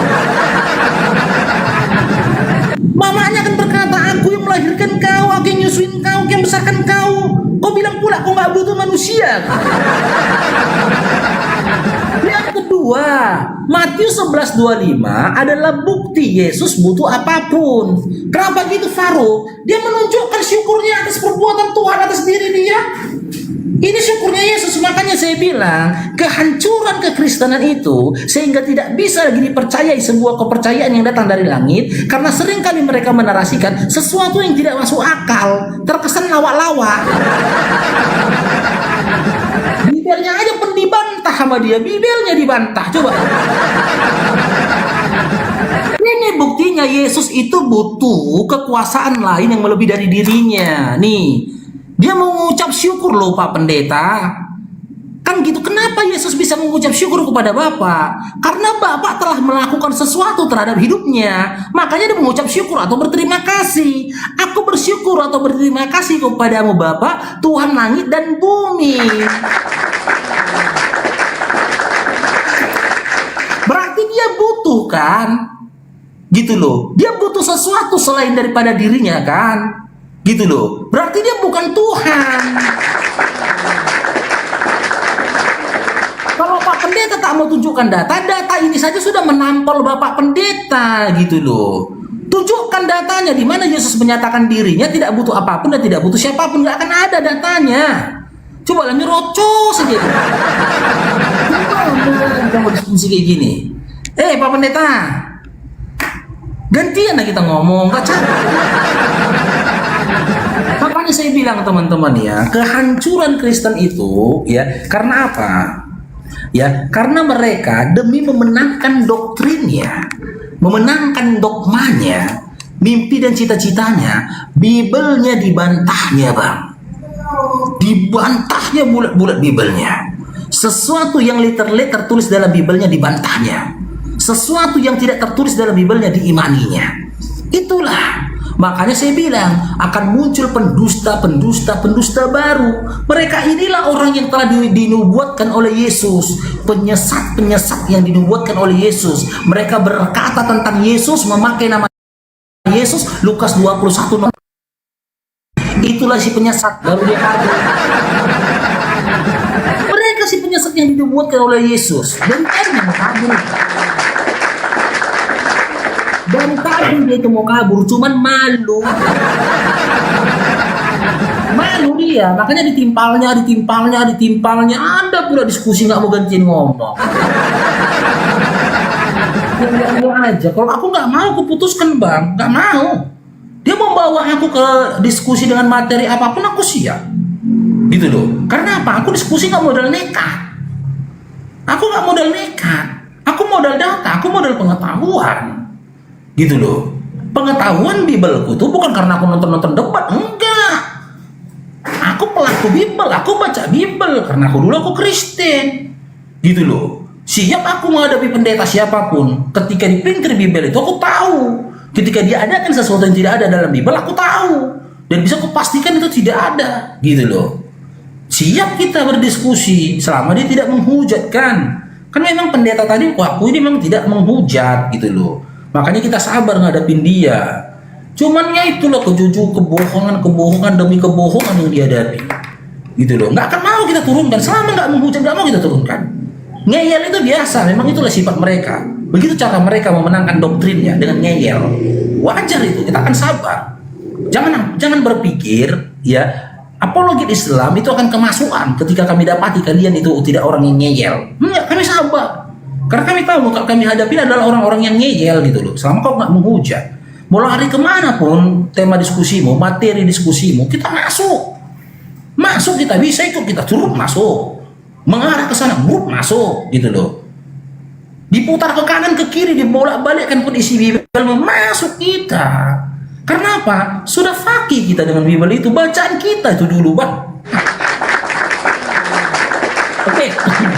Sampai di sini dulu teman-teman ya. Di sini pun mau sholat duhur teman-teman ya. Saya iklan dulu teman-teman ya karena tadi diskusi belum sempat iklan. Bagi teman-teman yang mau membantu perjuangan Bang Farouk ini ya, untuk di Pondok Tapis Bang Farouk, sahur dan berbukanya anak-anak pondok yang mu'alaf di Pondok Tapis Bang Farouk untuk sahur dan berbukanya mereka di bulan Ramadan ini nanti ya, Bang Farouk menawarkan parfum kepada kalian teman-teman, di mana keuntungan dari penjualan ini ya insya Allah akan kita dedikasikan untuk sahur dan berbukanya ya mu'alaf dan juga anak-anak di anak santri ada 3 orang jadi 5 orang di Pondok Tapisnya Bang Farouk ya. Dana yang dibutuhkan 6,5 juta, kita udah siapkan berkisar 3,5 juta ya, kita tinggal cari 3 juta lagi, dimana nanti dana itu ya untuk kebutuhan sahur dan berbuka mereka ya, paket lebarannya mereka, dan juga kebutuhan 10 hari terakhir itikaf mereka di masjid teman-teman ya. Jadi bagi teman-teman yang mau bersedekah di bulan Ramadan ini, untuk mereka silakan boleh di DM Bang Farouk, nanti Bang Farouk kasih nomor rekeningnya teman-teman ya. Karena amalan terbaik selain baca Quran di bulan Ramadan itu juga bersedekah di bulan Ramadan, Iwan Villa ya. Karena mu'alaf yang tinggal di tempat kita itu teman-teman adalah mu'alaf yang diusir dari rumahnya ya. Inilah satu-satu pertolongan Allah pada mereka. Seandainya gak ada pondok itu tadi menampung mereka, mereka akan terlontang-lantung.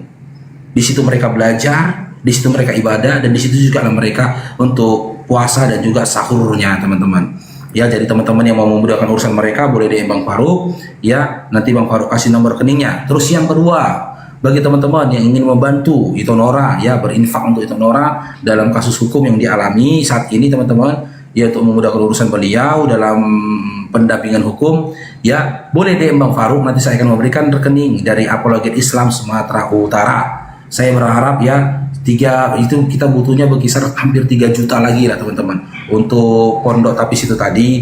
Saya berharap hari ini bisa direalisasikan dana itu tadi teman-teman, sehingga besok-besok live kita tidak membicarakan itu lagi. Dan di sini pun ya, sampai saya tidak meminta materi kepada kalian ataupun tidak minta donasi sama kalian. Bagi kalian yang mau membantu ya, boleh dengan cara membeli parfumnya Bang Farouk nih teman-teman. Aroma Konsili, parfum Konsili 30 teman-teman ya. Jika ada salah kata Bang Farouk mohon maaf, pada Allah saya mohon ampun. Kita sempurnakan dengan doa tafakur majelis. Subhanakallahumma wa bihamdika asyhadu an la ilaha illa anta astaghfiruka wa atubu ilaik. Sebelumnya Bang Farouk ucapkan syukron jazakallahu khair, barakallahu fikum. Assalamualaikum warahmatullahi wabarakatuh.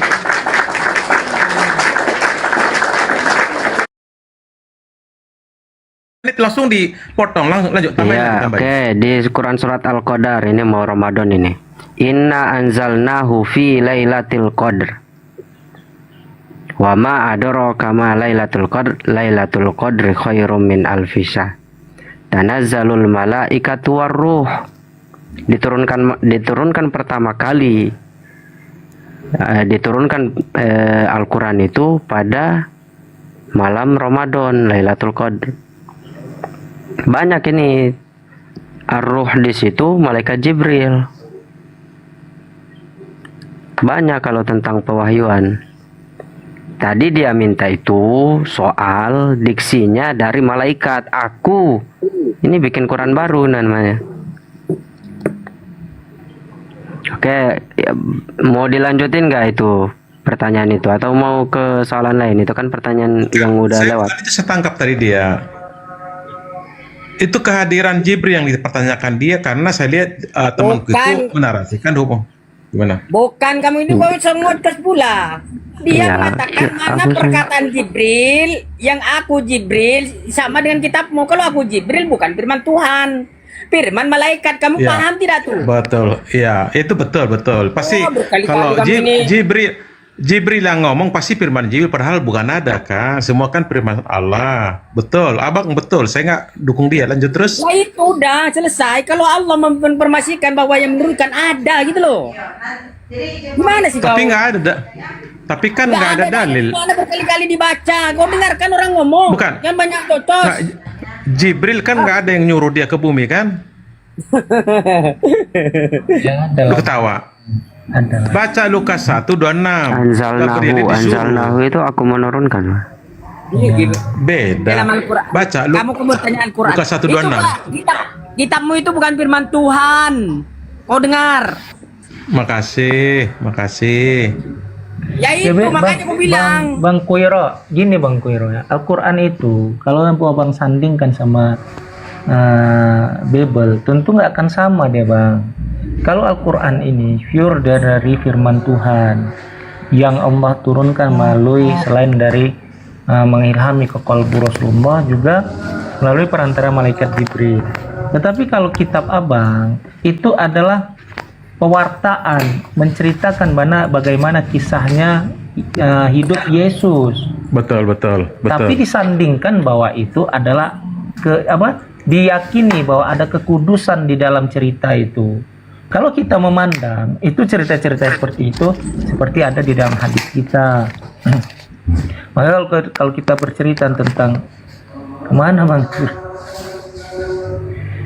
Kemana dia kok pergi?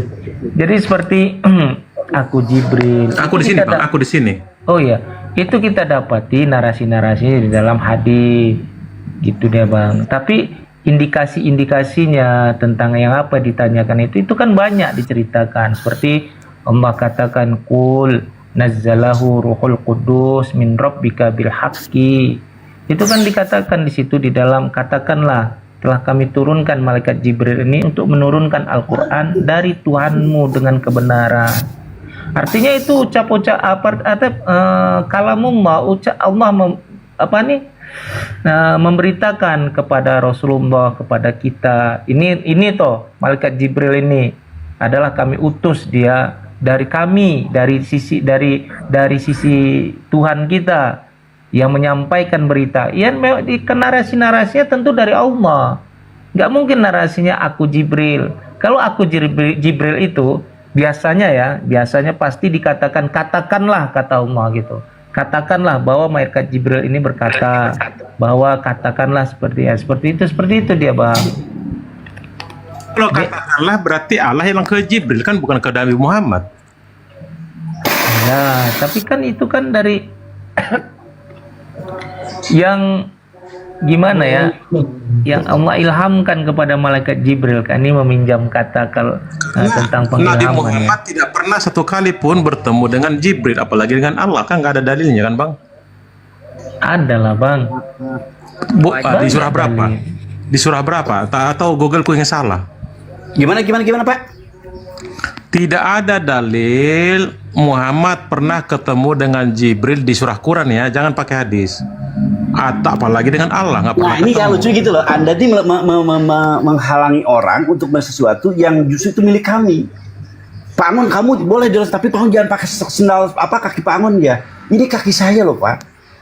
Tapi Pak kan Angon ini kan Quran Bang. Contoh ya, saya contohnya Pak Angon boleh jelas, tapi jangan boleh tangan Pak Angon ya. Ini Anda apa-apaan sih membatasi orang? Saya bukan membatasi.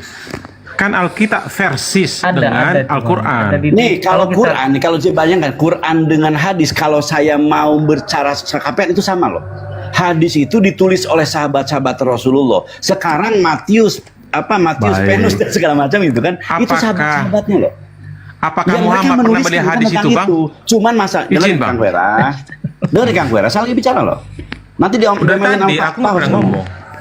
Dari tadi aku nggak pernah ngomong. Saya sedang menjelaskan kepada Anda bagaimana Anda berdiskusi dengan kami dengan batasan-batasan Anda. Pak Angon boleh kamu ngomong, tapi Pak Angon nggak boleh bawa hadis. Hadis itu milik umat Islam. Iya. Ya udah, Tapi kalau kan- terima apa yang kami sampaikan, apabila dibatasi. Berarti Anda siapa? Anda, Apa otoritas Anda percaya dengan hadis, berdiskusi bukan dengan Al-Quran orang? berarti. Bentar, Bang. bentar, Padahal bentar, bentar. An-Nahl 89, Al-Quran itu jelas dan Pak Kioro, sempurna. Pak Kioro, kalau Pak Kioro menanyakan apakah di dalam Al-Quran ada yang menceritakan tentang Rasulullah? Bukan menceritakan. Itu bukan Apa nih? cerita, itu kalam, Bang. Anda sesat nanti. Gimana nih? Abang Kitab maunya kami bisa lah kisah. Enggak, Kita bisa abang maunya kisah, gimana? tapi Al-Quran bukan kisah, dia kalam. Nggak, yang mau tanya apa? Adakah di dalam Al-Quran Rasulullah melihat Jibril? Kalau gitu? mau disebut begini aja, kita juga akan salah nanti. Di surah Kalau berapa? kita diskusi, Di surah Itu di surat berapa? An-Najm, Ya, di surah An-Najm berapa? Di An-Najm surah di su- berapa? Bang, Muhammad An-Najm, itu Bang. bertemu dengan Surat Jibril, An-Najm apalagi dengan ayat ke-16 di situ disebutkan A'udzubillahi minasyaitonirrajim idz yakhsha sidratul munta. Sidratul ma yakhsha.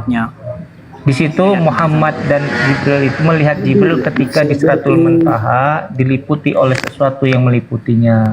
Enggak, yang paling cocok itu yang di Pasail itu.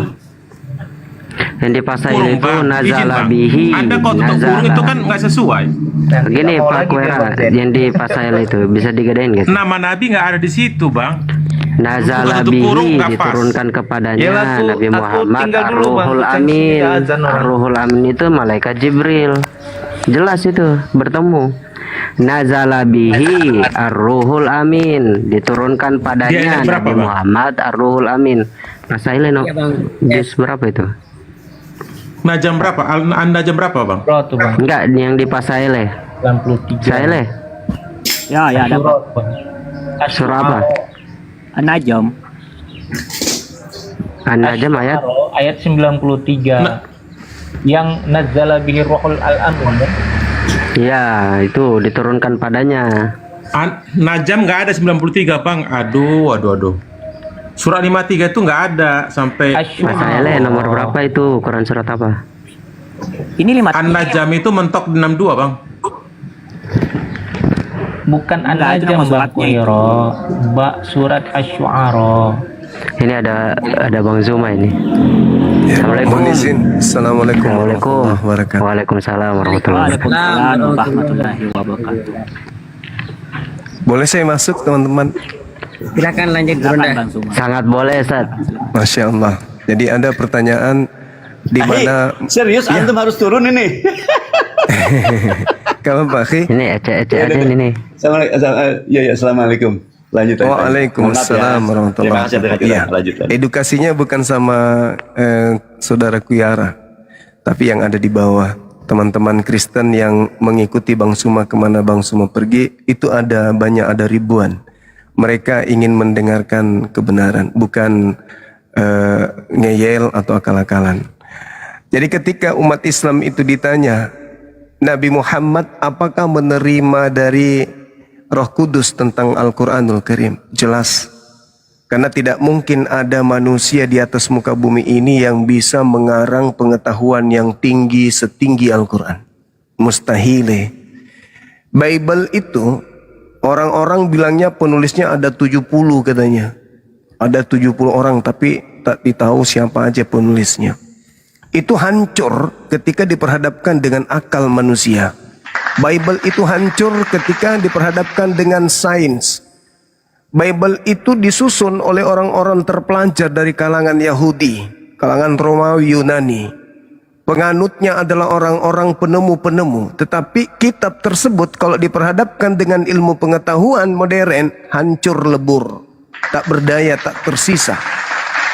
Nabi Muhammad seorang diri kemudian menyampaikan Quran, itu sudah pasti bukan dari dirinya. Maka dibutuhkan kemudian roh kebenaran atau Roh Kudus yang menghantarkan kalimat-kalimat dari pencipta yang maha tahu untuk sampai kepada beliau. Muncul pertanyaan, apa bukti bahwa Nabi Muhammad SAW menerima wahyu dari pencipta langit dan bumi kepadanya melalui perantaraan roh kebenaran atau Roh Kudus? Al-Quran mengatakan Bismillahirrahmanirrahim, madalla sahibukum wa ma gawa. Kawanmu tidak sesat, tidak keliru. Jangan sebut Nabi Muhammad namanya, karena katanya itu di dalam kurung. Wa ma yantiqu anil hawa, dan tidak yang diucapkan tentang, jangan baca dalam kurung. Apa yang ada di dalamnya yang diucapkannya ini, itu bukan berdasarkan atas hawa nafsunya. In huwa illa wahyu yuha. Dia tidak lain kecuali wahyu yang disampaikan kepadanya. Allamahu syadidul quwa, yang diajarkan kepadanya oleh yang sangat kuat. Siapa dia? Qul nazzalahu ruhul kudus. Siapa dia? Dia adalah malaikat Jibril. Apakah kemudian beliau malaikat Jibril menampakkan diri kepada Nabi Muhammad? Summa dana fatadalla. Dia kemudian mendekat, lalu bertambah dekat, lalu semakin dekat, lalu mendekat. Fakana qaba qausaini au adna, kepada baginda Rasulullah Muhammad SAW. Fa'auha ila abdihi ma auha. Lalu dia yang sangat kuat ini menyampaikan wahyu kepada hambanya apa yang diwahyukan oleh Allah. Lalu kemudian maka zabal fuadu ma ra'a. Beliau hatinya, lisannya tidak mendustakan apa yang dilihatnya. Nah, jadi ini di sini tidak ada nama Nabi Muhammad, tidak ada juga nama Jibril. Lalu bagaimana kita bisa paham? Nah, itulah dikatakan bahwa Al-Quran itu hanya untuk orang yang berakal. Al-Quran hanya untuk orang yang berakal. Di sini nggak ada nama Nabi Muhammad, Bang. Harus ada nama Nabi Muhammad. Itu mah anak TK. Orang berakal itu pasti akan sampai padanya bahwa yang datang kepada Nabi Muhammad itu adalah penyampai firman. Disebutlah dia sebagai malaikat Jibril atau Rohul Kudus atau Al-Amin. Itu pembahasan Al-Quranul Karim. Nah, kalau ada yang ragu tentang Nabi Muhammad menerima wahyu dari malaikat Jibril, berarti Nabi Muhammad ini lebih pantas orang-orang ini tuhankan daripada Paulus, daripada Yesus. Karena Nabi Muhammad lebih pintar, Nabi Muhammad lebih cerdas. Keilmuan Nabi Muhammad mencakupi sains dan teknologi. Dan pengakuan Nabi Muhammad kalau ini adalah karangannya seirama dengan perkembangan zaman dan pengetahuan umat manusia. Bukan manusia yang jahil, bukan manusia bodoh. Berarti dia lebih layak dituhankan daripada Yesus. Karena Yesus pernah mengatakan begini, semua orang yang datang sebelum aku adalah pencuri dan perampok. Berarti termasuk ibunya dong, termasuk bapak tirinya, termasuk kakeknya, dituduhnya perampok dan pencuri. Apakah yang seperti ini bisa dianggap sebagai sebuah kebenaran? Apakah orang yang lisannya seperti ini yang benar-benar bisa dijadikan Tuhan? Enggak. Kalau memang harus manusia yang dituhankan, maka saudara-saudara Kristen harusnya menuhankan Nabi Muhammad. Kenapa? Ajaran yang terlontar dari Nabi Muhammad itu lebih bagus. Tidak ada yang keliru, tidak ada yang bertentangan dengan sains. Orang mati saja Tuhan disembuhkan. Jadi ketika Yesus menyembuhkan, ketika Yesus membangkitkan, dia membangkitkannya sebagai manusia. Dan tak ada kemudian keadaan di mana orang-orang Israel, Bani Israel, orang Yahudi, murid-muridnya, keturunan muridnya mempertuhankan manusia yang membangkitkan orang mati. Itu nggak ada. Merasakan bahwa tapi sesungguhnya yang disembah oleh orang Kristen ini bukan Yesus anak Maria. Biar aja dulu Bang Juma yang bicara. Bang Katet yang disembah, yang dituhankan oleh orang Kristen itu bukan yang membangkitkan orang mati ini. Bukan. Yang disembah oleh orang Kristen di gereja hari ini bukan anak Maria yang mengobati orang sembuh, orang buta melihat, orang lumpuh kemudian berjalan. Bukan itu yang disembah oleh orang Kristen. Yang disembah oleh orang Kristen adalah Kristus lain yang tidak pernah diurapi, yang datang kepada Paulus yang bukan manusia.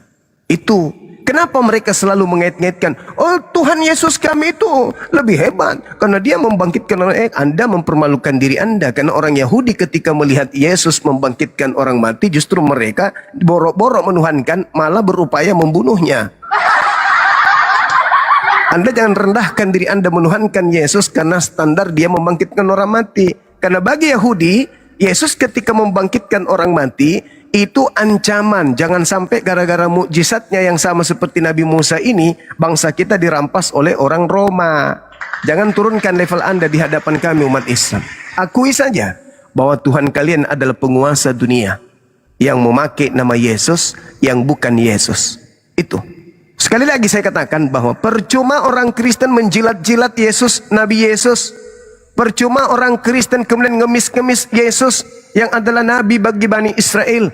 Apapun pekerjaan Yesus di tengah kaumnya, Yesus bersaksi tentang apa yang dilakukannya itu. Yohanes 5 nomor 36, bahwa dia hanyalah Rasul utusan Tuhan. Titik. Jangan rendahkan diri kalian. Yang kalian sembah itu adalah penguasa dunia yang datang kepada Paulus meminjam nama Yesus biar cepat tenar. Gitu, silakan. Jadi itu yang membawakan hanya 4 gospel, Bang. Matius, Markus, Lukas, dan Yohanes. Anda nggak usah kait-kaitkan dengan Paulus dulu. Ayo lanjut. Oke, baik. Saudaraku, Anda sedang ingin menipu diri Anda sendiri ketika Anda mengatakan bahwasanya yang disebut Injil itu adalah 4 kitab karangan tersebut. Ditambah surat-surat kepompong milik Yesus, milik Paulus. Itu bukan Injil. Nih, Anda harus tahu, ketika Nabi Isa alaihi salam turun ke bumi, diutus menjadi Nabi Rasul kepada kaumnya Bani Israel, pengarang kitab lu nggak ada di situ bersama Nabi Isa. Nabi Isa menyampaikan Injil hikmat Taurat kepada Bani Israel. Nanti muncul kemudian wartawan yang melakukan penyelidikan tentang Nabi Isa dengan muridnya dan juga pengajarannya kepada orang-orang yang mereka sendiri tidak sebutkan siapa. Lalu tulisan-tulisannya itu kalian sebut sebagai Injil. Mau bukti? Kita kasih bukti. Kita lihat di dalam Yohanes 1 nomor 43. Pada keesokan harinya, ini menurut wartawan ya, yang bukan murid Yesus, karena buku Yohanes ini bukan catatan anak Zebedeus. Keesokan harinya Yesus memutuskan untuk berangkat ke Galilea. Ketika dia berjalan ke Galilea, dia bertemu dengan seorang muridnya bernama Filipus. Lalu Yesus mengajak Filipus dengan berkata, ikutilah aku wahai Filipus. Berjalanlah mereka berdua ketepak. Apa yang dilakukan setelah sampai di Galilea? Mereka memberitakan Injil Allah. Subhanallah. Tidak memberitakan Injil Lukas, Injil Markus, Injil Matius, Injil Yohanes, surah Paulus. Enggak. Tolong punya nalar. Tapi bagaimana mau punya nalar? Pengikut Paulus. Markus 1:14, pengarang Markus, wartawan Markus melihat. Apa yang dilihat kemudian? Dia menyaksikan bagaimana Yesus berdasarkan kesaksian orang-orang yang ada sebagai tempat mereka mencari informasi. Diceritakan di Galilea, Yesus dan juga Filipus memberitakan Injil Allah. Titik. Selepas Yesus pergi, tentu ilmunya sudah berpindah ke muridnya. Siapa nama muridnya? Filipus. Maka di dalam catatan Lukas, ketika beliau melakukan penelitian tentang peristiwa, baca Lukas 1 nomor 1, jadi Lukas ini melakukan penyelidikan terhadap peristiwa. Lukas, sabar. Cluenya dari 2, bukan dari 1. Lanjut. Iya, Lukas 1. Jadi kemudian Lukas 1. Saya belum menyebut ayat dan nomor. Saya cuma bilang dia menerima ilmu, Bang. Lukas 1 itu hasil penyelidikan yang disusun Lukas. Buku keduanya yaitu Kisah Para Apostolos atau Kisah Para Pewarta. Kemudian di data nomor 35 dari Kisah Para Rasul 8, Kisah Para Pewarta 8 itu dikatakan begini. Maka mulailah Filipus berbicara dan bertolak dari nas. Apa nas itu? Sesuatu yang sudah tertulis. Apa itu? Dia, Filipus, memberitakan Injil Yesus kepada orang-orang yang ada di situ. Jadi runutannya, Yesus memanggil Filipus. Filipus dan Yesus di Galilea memberitakan Injil Allah. Selepas Yesus, murid yang bernama Filipus memberitakan Injil Yesus. Yang Injil yang datang kepada Yesus. Yang Lukas, Markus, Matius, Filipi dan seterusnya itu bukan Injil. Harus dicatat itu, saudara. Kuaikan. Sorry, namamu berat kali. Jadi seperti itu adanya, bahwasanya Injil itu bukan yang diajarkan oleh orang-orang Kristen hari ini. Maka bukan Nabi Isa, bukan Yesus yang kalian sembah. Yang kalian sembah itu makhluk gaib, makhluk roh. Demikian. Baik. Jadi Yesus bukan bawa buku ya, atau tulisan ya. Justru setelah dia terangkat ke surga, sekian tahun baru muncullah yang 4 ini menuliskan kisah itu. Jadi yang ditulis itu bukan gedebuk dari surga, enggak. Artinya itu dibuat kisah itu demikian. Betul Anda bilang di Lukas 1, tapi harus ayat 2 dulu. Karena di situ dia menyelidiki berdasarkan hasil saksi mata loh, sama pewarta firman. Itulah dikumpul entah berapa banyak ini kan, itu kan historia, karena manuskripnya hampir 50.000 ya, manuskrip dari perjanjian baru itu. Kenapa saya sampaikan ke Anda tadi, jangan kaitkan dengan Paulus dulu, karena kisah tentang Yesus itu ada 4 gospel. Kalau Paulus itu orang yang bertobat, ujuk-ujuk dia masuk jadi pemberita Yesus 28 tahun setelah Yesus itu terangkat ke surga ya. Demikian Bang, lanjut. Ya. Di data nomor 1-nya Theophilus yang mulia, banyak orang berusaha menyusun suatu berita tentang peristiwa yang terjadi di antara kita. Seperti yang disampaikan kepada kita oleh mereka yang dari semula adalah saksi mata dan pelayan firman. Karena itu, setelah aku menyelidiki segala peristiwa itu dengan seksama dari asal mulanya, aku mengambil sebuah keputusan untuk membukukannya dengan teratur untukmu Theophilus, bukan untuk seluruh manusia. Supaya engkau dapat mengetahui bahwa segala sesuatu yang dikerjakan, yang diajarkan kepadamu itu sungguh benar. Kepada siapa? Kepada Theophilus. Saudara harus menyadari bahwa apa yang dilakukan oleh Lukas ini melakukan penyelidikan itu sama seperti mahasiswa yang sedang nyusun skripsi. Seakurat apapun skripsi itu, skripsi mahasiswa atau tesis S2 itu tidak bisa dijadikan sebagai firman Tuhan. Karena dia hanya hasil penyelidikan, bukan wahyu. Jadi Lukas, kitab Lukas dan juga kisah para rasul itu terbukti adalah hasil karya penyelidikan, bukan wahyu dari Tuhan. Dan itu dipersembahkan untuk seorang kaisar bernama Theophilus, bukan untuk jadi jalan kebenaran bagi seluruh dunia. Kembali kepada apa yang saya jelaskan di awal, bahwa jelas Nabi Muhammad SAW datang padanya Al-Quranul Karim mengajarkan sebuah kebenaran, dan tak ada yang bisa meragukan kebenaran itu selain mereka yang tak berakal. Untuk itulah kemudian ketika saudara jangan panas dulu. Jangan panas dulu, jangan panas dulu, jangan panas dulu. Jangan panas dulu. Ya, jangan panas. Yang Anda harus pikirkan, kenapa Yesus mengatakan semua manusia yang datang sebelum aku adalah pencuri dan perampok. Berarti dia dilahirkan dari seorang wanita pencuri, perampok.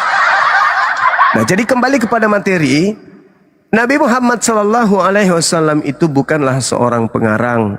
Karena kalau dia pengarang, maka Al-Quran posisinya tidak jauh beda dengan nasibnya Bible yang akan selalu direvisi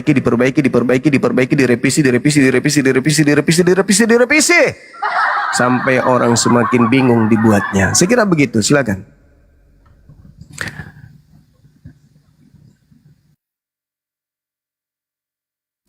Silakan Gairah.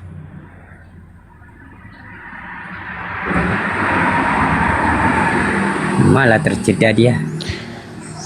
Assalamualaikum Gurunda Zuma, Gurundaku. Assalamualaikum Bang Gucang semuanya teman-teman. Waalaikumsalam. Waalaikumsalam warahmatullahi Sahabat Muslim yang tadi diskusi dengan saudara kita Wiara. Silakan dilanjut. Silakan. Jadi yang Anda sebutkan tadi betul Bang, artinya intinya kan yang Pak Injil tidak sama dengan isi Quran Bang, ya.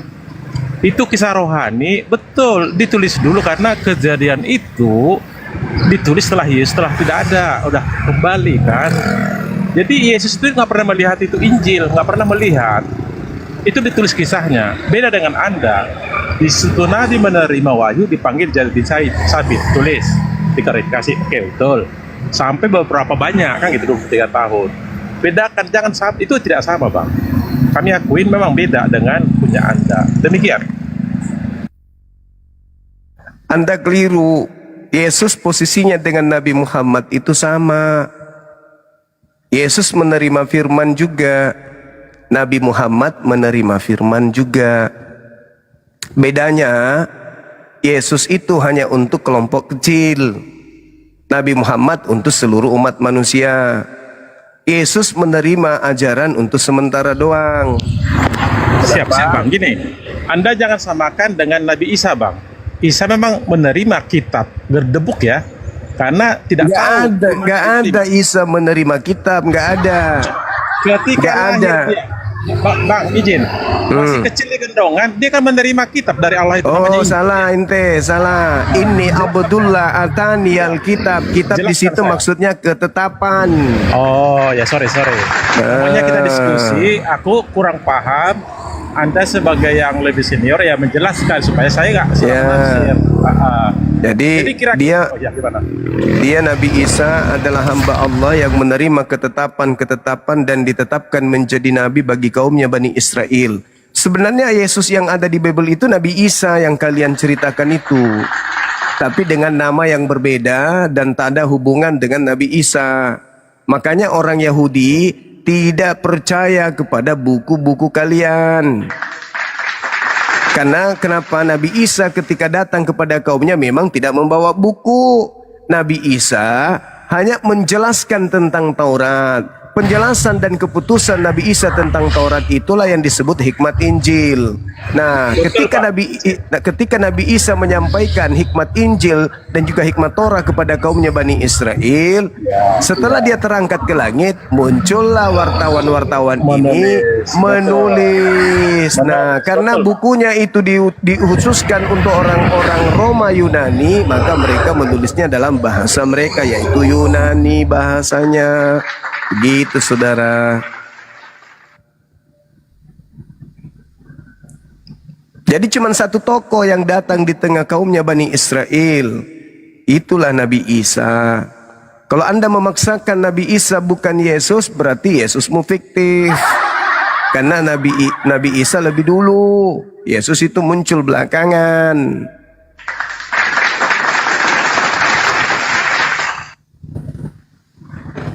Bukan mic-nya Kira, bukan Kira.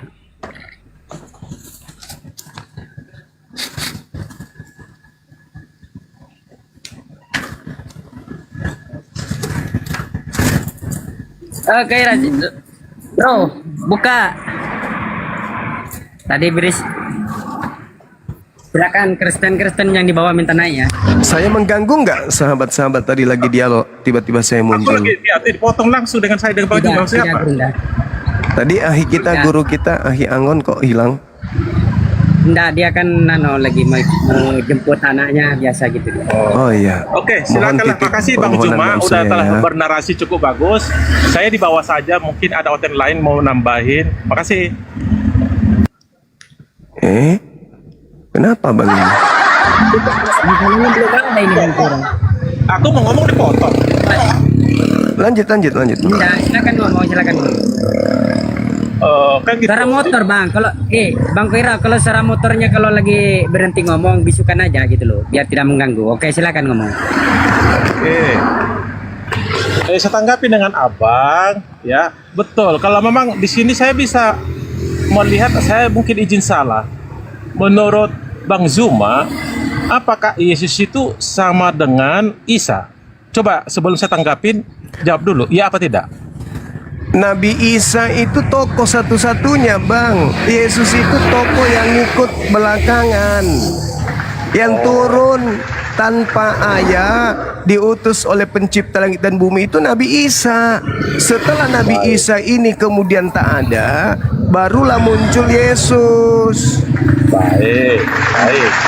Tapi saya telah mengikuti dan 4 kali live dengan Bang Aldo. Dia telah menerjemahkan bahasa Ibu Yesus Nazaret ya, dari Aramaik ya. Jelas di situ Yosua itu tersalib, Bang. Disalib. Nggak ada kata nabi. Mohon dijelaskan. Al-Quran memang mengatakan ada yang diserupakan. Nggak ada kata Allah bahasa Ibu Yesus ya, nggak ada bahasa Allah. Tuhan kalian itu Elohim yang ada. Lanjut. Nabi Isa itu memang datang kepada kaumnya. Setelah kaumnya melakukan makar, ada penyaliban. Kenapa ada penyaliban? Karena itu bentuk penyerupaan Tuhan kepada Nabi Isa untuk pembangkang. Anda baca sendiri deh kitab saudara. Apa yang menjadi poin-poin di dalam penyaliban itu adalah sebelum penyaliban apa yang terjadi? Tuan rumah, ahli Torah, orang Farisi, imam kepala, mahkamah agama sekalipun mereka melakukan tipu daya, kesaksian palsu. Apa enggak berpikir ke situ? Berarti Al-Quran ketika mengatakan mereka membuat makar, wa makaru makarallah, wallahu khairul makirin. Ketika mereka bersikukuh untuk menyalib Nabi Isa alaihissalam dengan tipu daya, dengan tipu muslihat, kesaksian palsu, Allah menyelamatkan beliau. Apa enggak malu kalian menyembah hasil tipu daya, menyembah hasil kesaksian palsu, menyembah dari hasil upaya iblis merasuki Yudas? Enggak malu rupanya. Oh, Tuhanku ada, Roma 14:9, untuk itulah Yesus mati. Berarti untuk itulah orang-orang Yahudi bikin kepalsuan saksi palsu. Untuk itulah mereka membuat tipu muslihan. Untuk itulah iblis merasuki Yudas agar Yesus mati, agar dibangkitkan untuk menjadi Tuhan bagi orang Kristen. Kalian nggak malu digituin? Kalian nggak malu? Oh, ternyata Tuhan Anda itu berasal dari hasil tipu daya. Kan kalian nggak mau. Makanya solusi yang saya kasih sebagai apologet Islam adalah orang Kristen tidak menyembah Nabi Yesus. Orang Kristen menyembah makhluk lain yang memakai nama Yesus, yang tidak ada hubungannya dengan Nabi Bani Israel yang bernama Isa tadi. Yang kalian sembah itu benar-benar penguasa bumi yang kalian sembah itu. Penguasa dunia yang kalian sembah. Bukan Yesus anak Maria. Anak Maria itu manusia. Dia berdoa sebelum dia mengobati orang. Dia memohon kepada Tuhannya sebelum dia menyembuhkan orang. Dia minta kepada Tuhannya sebelum dia membangkitkan Lazarus. Tidak ada yang dilakukan Yesus Nabi ini dari dirinya sendiri, itu nggak ada. Bahkan dia mengatakan dalam Yohanes 5 nomor 31, jikalau aku bersaksi tentang diriku sendiri, maka kesaksianku itu tidak benar. Jadi jangan mempermalukan diri kalian. Yesus yang kalian sembah bukanlah Nabi kami yang adalah Isa alaihissalam, yang kemudian namanya diganti menjadi Yesus ketika ingin dijual ke bangsa Romawi Yunani. Bukan. Yang kalian sembah adalah penguasa dunia yang memakai nama Yesus Kristus agar bisa menyesatkan banyak orang. Sebab kalau dia menggunakan nama bom-bom, tidak ada yang mau ikut, semuanya takut dipinjam duitnya. Makanya pakai nama Yesus. Kenapa? Anda lihat di dalam Kisah Para Rasul 14, Paulus ingin dituhankan di sana kan? Bahkan penyembah-penyembah dewa Athena datang kan? Ngapain mereka penyembah dewa Zeus ini? Datang kepada Paulus mempersembahkan lembu. Kenapa? Karena dia menganggap Paulus itu adalah Tuhan dewa mereka yang turun ke bumi bernama dewa Hermes. Jadi kalau Paulus aja mereka lantik menjadi dewa tertinggi mereka, bagaimana dengan nama Yesus? Ketika nama Yesus yang pada saat itu namanya tersohor di seantero Romawi Yunani, Datang kemudian orang mengajarkan dia adalah dewa mereka yang turun ke bumi, membangkitkan Lazarus, membuat orang buta melihat, orang jalan di atas air dan seterusnya. Maka seketika mereka nggak ada tawar menawar, tidak ada syarat, tanpa syarat mereka langsung menyembah Yesus ini. Yesus yang mana? Yesus yang datang kepada Paulus, bukan Yesus yang datang yang dibunuh oleh mereka, bukan. Jadi Anda harus mulai sekarang mulai cerdas. Bahwa yang disembah oleh orang Kristen bukan manusia. Yang disembah oleh orang Kristen adalah penguasa dunia. Baik. Itu Bang. Baik. Seharusnya demikian Bang. Dan memang itu fakta. Kristen itu tidak menyembah orang. Ya, tolong saya jelaskan. Apa disebut Yesus ya di Yohanes 17 ayat 3. Mereka mengenal engkau satu-satunya Allah yang benar, ya, bukan KW, ya. Mereka mengenal aku yang engkau utus, ya. Jelas itu yang disembah beliau, ya. Yesus setelah mau bangkit pun ketika memberikan narasi di Matius 28 ayat 18, diberi kuasa langit dan di sorga, di bumi sorga, dia tetap nggak mengajarkan orang Kristen, kalian sembah aku, nggak ada. Yang disembah sesuai dengan ketika ia digoda iblis, ya, habis puasa. Hanya Allah satu-satunya kau sembah, berbakti padanya. Kami itu bukan menyembah Yesus, bro. Kami menyembah Allah Bapa Sang Sumber yang kami kenal yaitu di dalam nama Yesus dan Roh Kudus. Kalau Yesus tidak datang, kami nggak tahu tuh Allah itu kayak mana sih bentuknya, nggak jelas tuh. Tapi karena apa disebut Yesus? Anda melihat saya, mengenal saya, berarti Anda telah melihat Allah itu sendiri dengan Bapa sendiri. Kan hanya Dia yang tahu. Lanjut. Ya. Nah, saudara Koyara ini juga salah persepsi dia. Dipikirnya Yesus yang mereka sembah itu adalah Tuhannya orang Yahudi yang turun menyatakan diri melalui utusannya bernama Yesus. Salah juga itu Bang, salah ente. Yesus ketika berkata-kata seperti itu kepada iblis sekalipun, hanya kepada Elohim kau menyembah, Yesusnya di sana tidak sedang mengajarkan kekristenan, enggak. Ketika kemudian Yesus menyatakan diri sebagai rasul untuk kaumnya saja Bani Israel, bukan kepada di luar Israel. Sedangkan mata rantai terputus. Tak ada penghubung antara pengajaran Yesus dengan pengajaran Roma Yunani. Ingat. Paulus mengatakan dalam Galatia 1 nomor 15, dia diutus untuk orang-orang non-Yahudi. Untuk mengajarkan siapa dia? Bukan mengajarkan Elohim, tetapi mengajarkan makhluk yang datang kepadanya itu. Siapa? Namanya Yesus Kristus. Nggak ada hubungannya.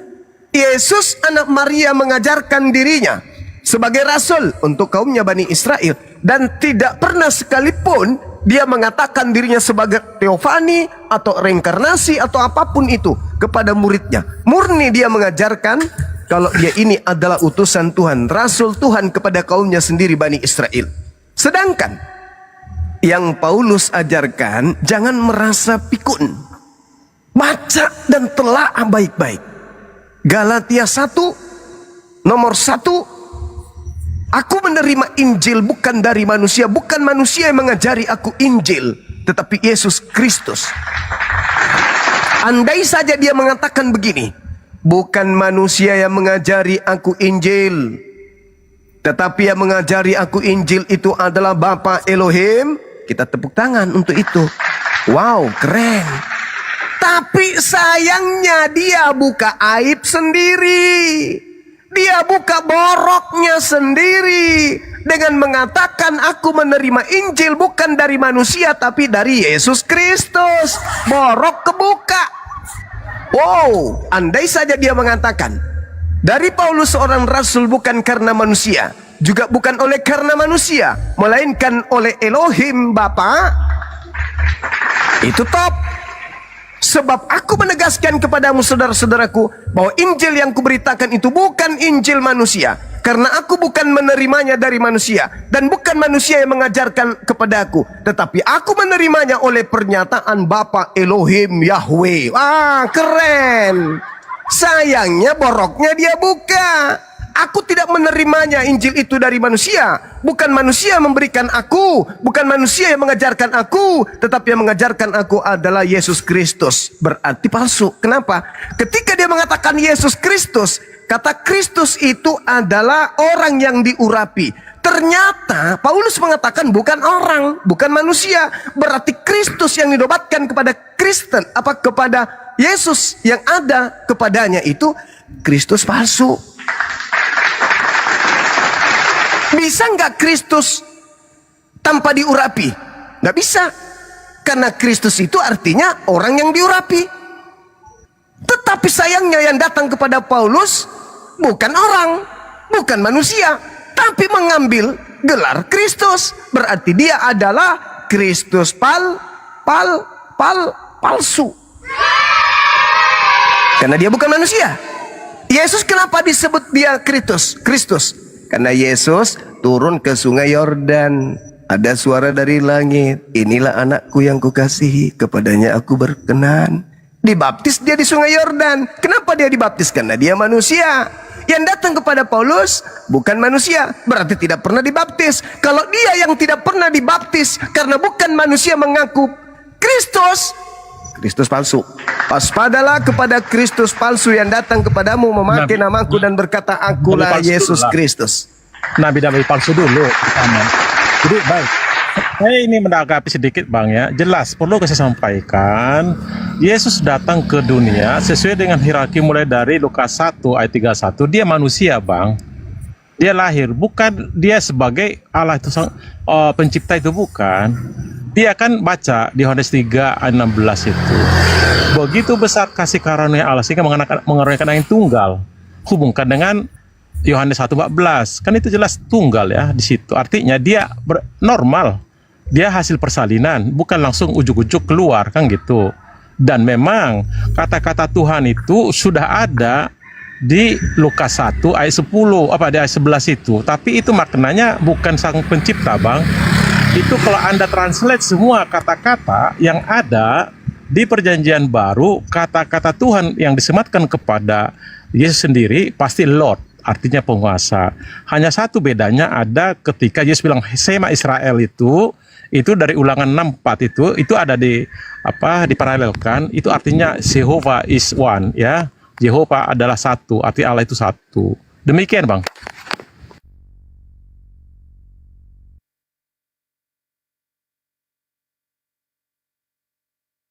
Teman-teman yang bisa buka Google silakan Anda buka Yohanes 1 nomor 51. Konon itu adalah cerita di mana penulis Yohanes mengatakan itu ucapan Yesus bahwa malaikat-malaikat turun naik untuk menyampaikan firman kepada Yesus.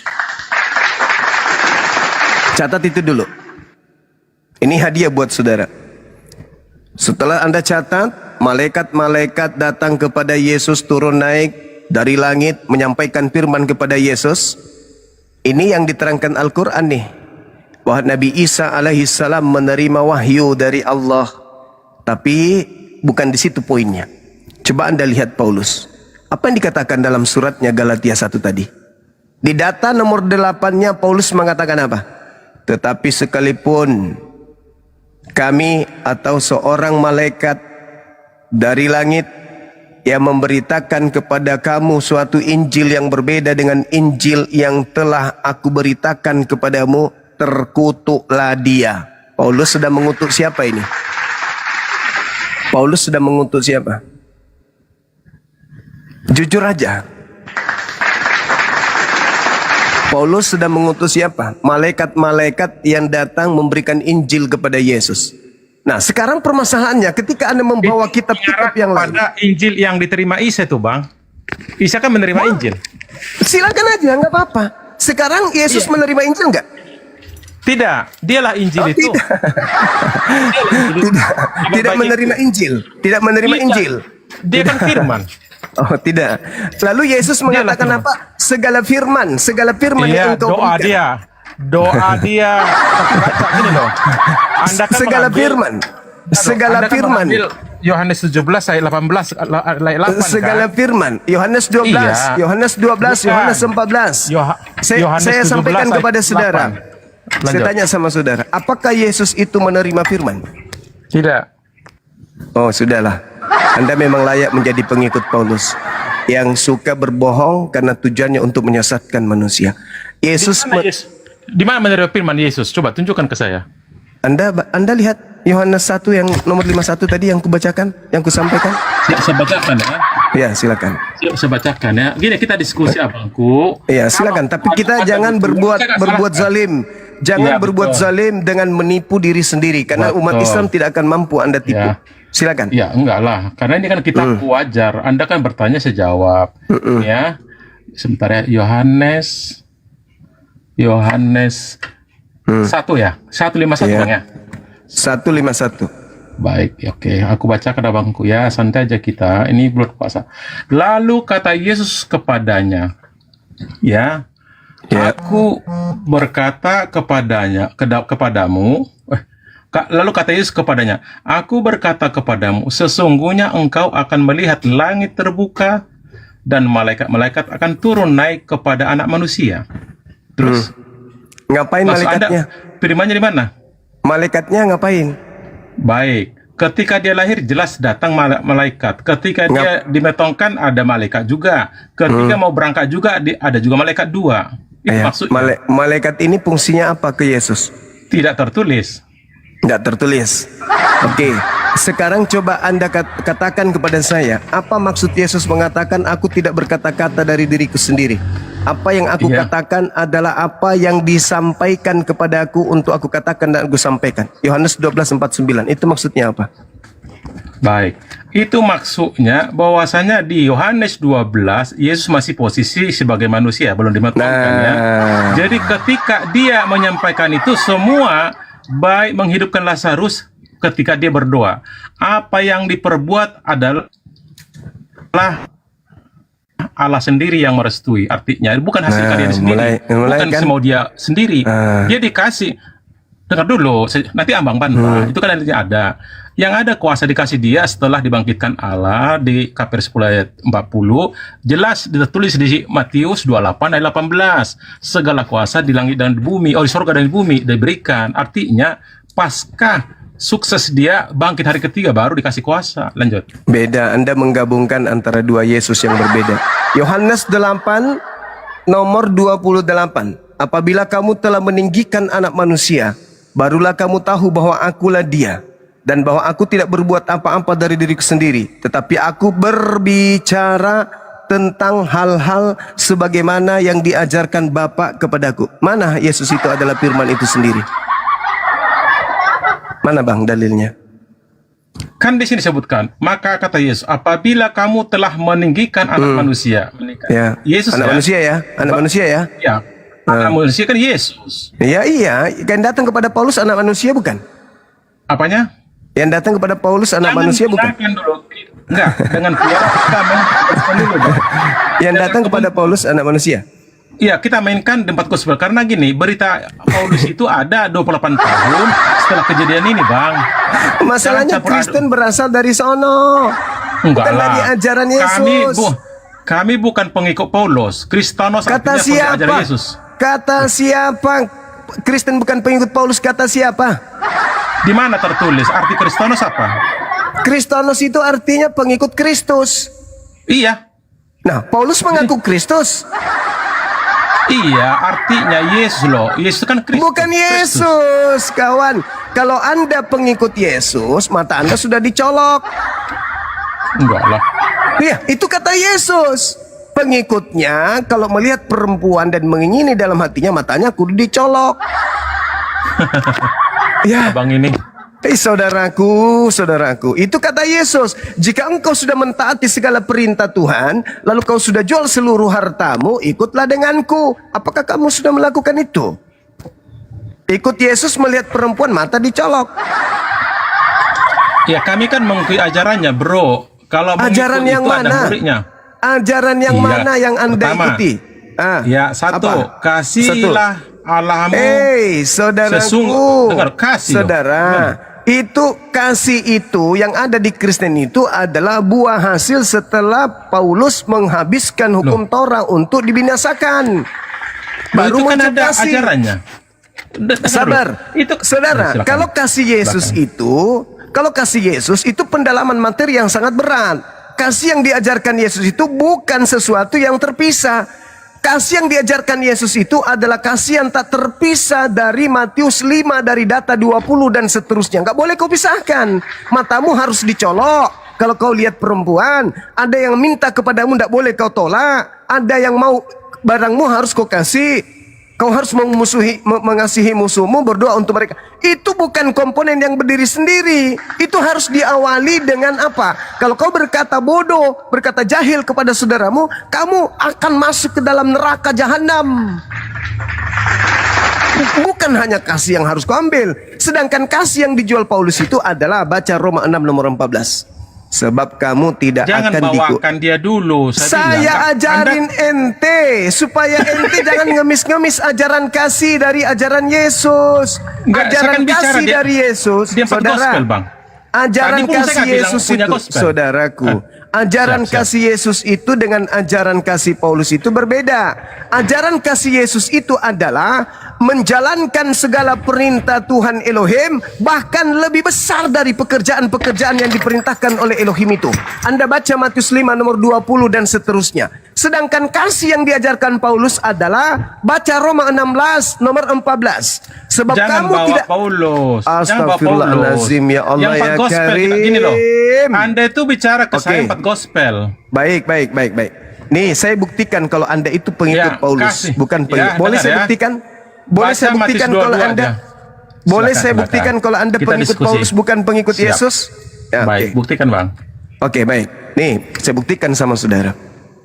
Jangan kamu menyangka bahwa aku datang untuk meniadakan hukum Taurat, kitab para nabi. Aku datang bukan meniadakan, melainkan untuk menggenapinya. Jadi dia menggenapi ya. Bawa Paulus ini. Aduh, jangan buka itu. Di Lukas taruh. Di mana tertulis? Ini Matius 5 ini, Matius 5 katanya kau enggak mau Paulus. Oh, ya. Silakan. Sorry. Janganlah kamu menyangka bahwa aku datang untuk meniadakan hukum Taurat. Aku Yesus tidak meniadakan hukum Taurat, tidak meniadakan kitab para nabi. Menggenapi. Tapi menggenapi, bukan menghilangkan, bukan meniadakan. Betul sekali kan? Setuju. Oke. Setuju, baik. Bang. Setuju. Dengarkan. Saya bacakan sama Anda untuk membuktikan bahwa Anda bukan pengikutnya. Ya. Karena aku berkata kepada kamu, sesungguhnya selama belum lenyap langit dan bumi, satu iota atau satu titik pun tidak akan ditiadakan dari hukum Taurat sebelum semuanya terjadi. Sebelum semuanya terjadi. Betul. Hukum Taurat ya, bukan. Apa sih? Bukan Taurat itu, dengarkan. Bang. Hukum Taurat. Apa? Bilang itu hukum Taurat, bukan Taurat. Iya, hukum Taurat dengan Taurat itu original teksnya sama. Tidak. Ya Allah ya Karim. Hukum Taurat dengan Taurat itu dalam original teksnya itu sama. Cuman penerjemah yang menambah kata hukum kadang dia menambahkan kemudian kadang dia hilangkan. Original teksnya itu sama-sama nomos. Hukum Taurat dan Taurat saja itu sama-sama original teksnya nomos. Yang datang kepada Nabi Muhammad di dalam gua Hira itu adalah namus. Yang membawa hukum kepada Nabi Muhammad yaitu roh kebenaran. Itu yang perlu Anda pahami. Matius 5, kata hukum Taurat itu hanya penambahan kata hukum itu. Maksudnya Taurat. Jadi arti yang sebenarnya adalah sesungguhnya sebelum lenyap langit dan bumi, satu iota, satu titik pun tidak akan ditiadakan dari Taurat. Kata hukum di situ penambahan lembaga Bible Indonesia untuk menipu. Kenapa? Ada misi terselubung. Nanti orang-orang Kristen akan mengatakan, yang 10 masih kami pakai lah. Yang seremonial sudah terhapus loh. Padahal kata hukum di situ itu nggak ada. Yang ada nomos itu cuman Torah. Jadi saya lanjutkan abangku, saudaraku. Sesungguhnya selama belum lenyap langit dan bumi, satu iota, satu titik pun tidak akan ditiadakan dari Taurat sebelum semua terjadi. Karena siapa yang meniadakan satu titik dari Torah, sekalipun yang paling kecil, dan mengajarkan demikian kepada orang lain, ia akan menduduki tempat yang terendah, terhina di dalam kerajaan langit. Tetapi siapa yang melakukan dan mengajarkan kepada si orang lain tentang perintah-perintah Taurat, ia akan menduduki tempat yang tinggi dalam kerajaan langit.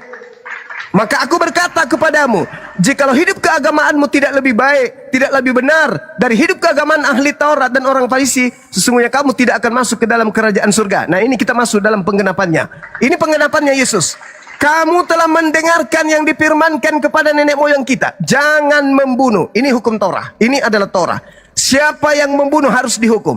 Tetapi aku berkata kepadamu, nah ini penggenapannya. Ini penggenapannya dari hukum Torah itu. Setiap orang yang marah terhadap saudaranya harus dihukum. Jadi bukan hanya membunuh. Setelah Yesus mengajar, menggenapi yang tadinya jangan membunuh, kalau kau membunuh dihukum. Sekarang penggenapannya adalah bukan hanya membunuh, tetapi hanya sekedar marah. Maka Nabi Muhammad mengatakan, la taqadaba, la taqadaba, la taqadaba. Jangan kau marah, jangan kau marah, jangan kau marah. Yesus mengatakan apa? Setiap orang yang marah terhadap saudaranya harus dihukum. Siapa yang berkata kepada saudaranya jahil harus dihadapkan ke mahkamah agama. Dan siapa yang berkata bolot harus diserahkan kepada neraka. Itu penggenapan. Bukan ajaran Yesus itu, kasih. Itu penggenapannya. Sabar, saya akan sampai kepada yang Anda jilat-jilat itu, kasih-kasih itu. Saya akan sampai. Yang pertama, jangan membunuh, itu hukum Taurat. Jangan membunuh, itu hukum Taurat. Kalau membunuh di Taurat, nyawa balas nyawa, mata balas mata, tangan balas tangan. Itu di Taurat. Tapi Yesus mengatakan apa? Setelah saya menggenapi, jangankan ente membunuh, ente berkata jahil aja harus diserahkan ke dalam neraka. Apakah praktek sudah dilakukan oleh Kristen? Tidak. Jadi kasih yang kamu praktekkan itu bukan kasih Kristen, kasih Yesus, bukan. Kasih yang diajarkan Yesus itu adalah kalau dulu yang membunuh dibunuh, kasih yang aku ajarkan adalah kau berkata jahil, berkata bodoh kepada sesamamu manusia, maka kamu harus diserahkan ke dalam api neraka jahanam yang menyala-nyala. Itu bukan ucapan saya, itu ucapan Yesus. Jadi hidup yang lebih baik dari hidup ahli Taurat adalah jangan kau berkata jahil. Kapan kau berkata jahil, maka tempatmu adalah neraka jahanam. Apakah Kristen bisa mempraktikkan itu? Tidak bisa. Nah, lanjut. Sebab itu, jikalau engkau mempersembahkan persembahanmu di mezbah dan engkau teringat akan sesuatu yang ada dalam hatimu terhadap saudaramu, tinggalkanlah persembahanmu itu di depan mezbah. Pergilah berdamai lebih dulu dengan saudaramu, lalu kembali untuk mempersembahkan persembahanmu itu. Segeralah berdamai dengan lawanmu selama engkau bersama-sama dengan dia di tengah jalan, supaya lawanmu itu jangan menyerahkan engkau kepada hakim, dan hakim itu menyerahkan engkau kepada pembantunya, dan engkau dilemparkan ke dalam penjara. Aku berkata kepada kamu, sesungguhnya engkau tidak akan keluar dari sana, dari penjara, sebelum engkau membayar hutangmu sampai lunas. Kamu telah mendengar firman, jangan berzina. Tetapi aku berkata kepadamu, setiap orang yang memandang perempuan serta mengininya dalam hatinya, dia telah berzina. Maka jika matamu yang kadang menyesatkan engkau, cungkillah dan buanglah itu, karena itu lebih baik bagimu daripada satu anggota tubuhmu binasa, daripada tubuhmu dengan utuh dicampakkan ke dalam api neraka jahanam. Itu penggenapan Yesus. Barang siapa yang berzina, itu zina, itu Taurat. Ada yang lebih, yang saya genapi, yang saya sempurnakan. Apa itu? Bukan hanya berzina. Kau memandang wanita, sekedar memandang, dan kau ingini dalam hatimu, kau sudah berzina dalam hatimu. Apa akibatnya? Matamu lebih baik dicungkil. Kamu pikir selama ini kamu mengikuti ajaran Yesus? Tidak. Ajaran Yesus itu, kalau engkau berkata jahil kepada sesamamu, maka engkau dilemparkan ke dalam api neraka jahanam. Itu hukum Taurat itu, Bang. Ya Allah ya Karim, bahlulnya manusia ini. Dia berapa? Coba di mana terus Yesus ngomong gitu, di mana? Di surah ayat berapa, Bang? Tunjukkan Matius, dulu. Astagfirullahalazim ya Allah. Inilah kalau umat Paulus ditemani diskusi. Gak apa-apa, diskusi kita, Bang. Silakan. Lahum Matius azan. Matius berapa? Lahum azan. La yasma'una biha. Kau mendengarkan tapi kau kau punya telinga tapi kau tidak mendengarkan. Bukan, ini Matius berapa? Biar Walaqad aku cek. zara'na li jahannam katsiran minal jin wal ins. Aku penuhi neraka oleh Baik. manusia sebab mereka punya telinga tapi tidak mendengarkan. Mereka punya mata. Lahum Di Matius ayun berapa? la yubsiruna biha. Baca Matius, lihat, tatap dengan matamu. Matius 5. Matius berapa? Ayat. Sudah kujelaskan dari tadi. Janganlah menyangka aku datang untuk meniadakan Taurat. Aku datang bukan meniadakan tapi untuk menggenapi. Iya, itu nggak ada di colok mata tadi, itu menggenapi artinya terlalu berat loh hukum Taurat itu. Masa Nenekmu cuman kiper. Nenekmu kiper, jangan begitu. Jangan saudaraku Koinara. Kalau Anda Anda salah, masih Mama. Kalau Bukan, ini kan- Anda kalau Anda ini kan kitabku. Ini kan kitabku, Memang artinya kitabmu, aku tapi yang mengerti menjelaskan. saya. Kau yang Enak punya aja. buku, ya mengerti Enak saya. aja. Seibarat Ya, bersimo. seorang siswa yang punya buku cetak yang menjelaskan itu gurunya. Saya balikkan, kalau saya Anda, Hei, aku saudaraku. ngomong ke kitabku gimana? Kamu bisa baca nggak pas Quran. lah. Kamu bisa baca Iya, Quran. saya nggak bisa. Makanya nggak bisa. Tidak punya kapasitas untuk menjelaskan Quran Kamu kepada saya. kapasitasmu apa? Kapasitasmu Saya apa? bisa membaca. Banyakan framing. Saya bisa membaca. Enggak lah. Sekarang Kamu saya kan tanya mengarah sama ke framing. Nomor Ya. 20. Nomor 20 saya baca. Matius 5. Jangan kau tanya lagi. Kulem personal nanti kau. Matius Iya. 5 nomor 20. Jangan kau tanya Menggenapi. lagi itu di mana. Berarti kau itu adalah penghuni neraka. Karena kau punya Yang Anda kuping, bilang mencolok- kau punya yang mencolok mata, mata itu. kau punya Bang. hati. Oke, silakan Anda bernarasi. Jangan bernarasi doang, tapi kau tidak dengar. Saya lagi diskusi dengan kamu. Jangan kau di situ malah coli. Kau dengar penjelasannya. Jangan kau masuk neraka. Punya telinga tidak mendengar, punya mata nggak melihat. Dengarkan kalau saya menjelaskan. Matius 5 nomor 20. Aku Yesus berkata kepadamu, jikalau hidup keberagamaanmu tidak lebih benar daripada hidup keagamaan ahli Taurat, orang Farisi, sesungguhnya kamu tidak akan masuk ke dalam kerajaan surga. Apa itu maksudnya? Maksudnya apa itu? Aku menggenapi bukan hanya sekedar ajaran Torah, lebih dari itu yang aku ajarkan. Apa di antaranya? Kalau Taurat mengatakan jangan membunuh, saya enggak. Saya lebih daripada itu. Apa itu? Sekedar kau berkata jahil kepada saudaramu, kamu wajib ke neraka. Berarti menurut Yesus jangankan membunuh, hidup keberagamaan yang lebih baik itu adalah bukan hanya sekedar jangan membunuh, sekedar marah saja itu enggak boleh. Itu ajaran yang lebih benar.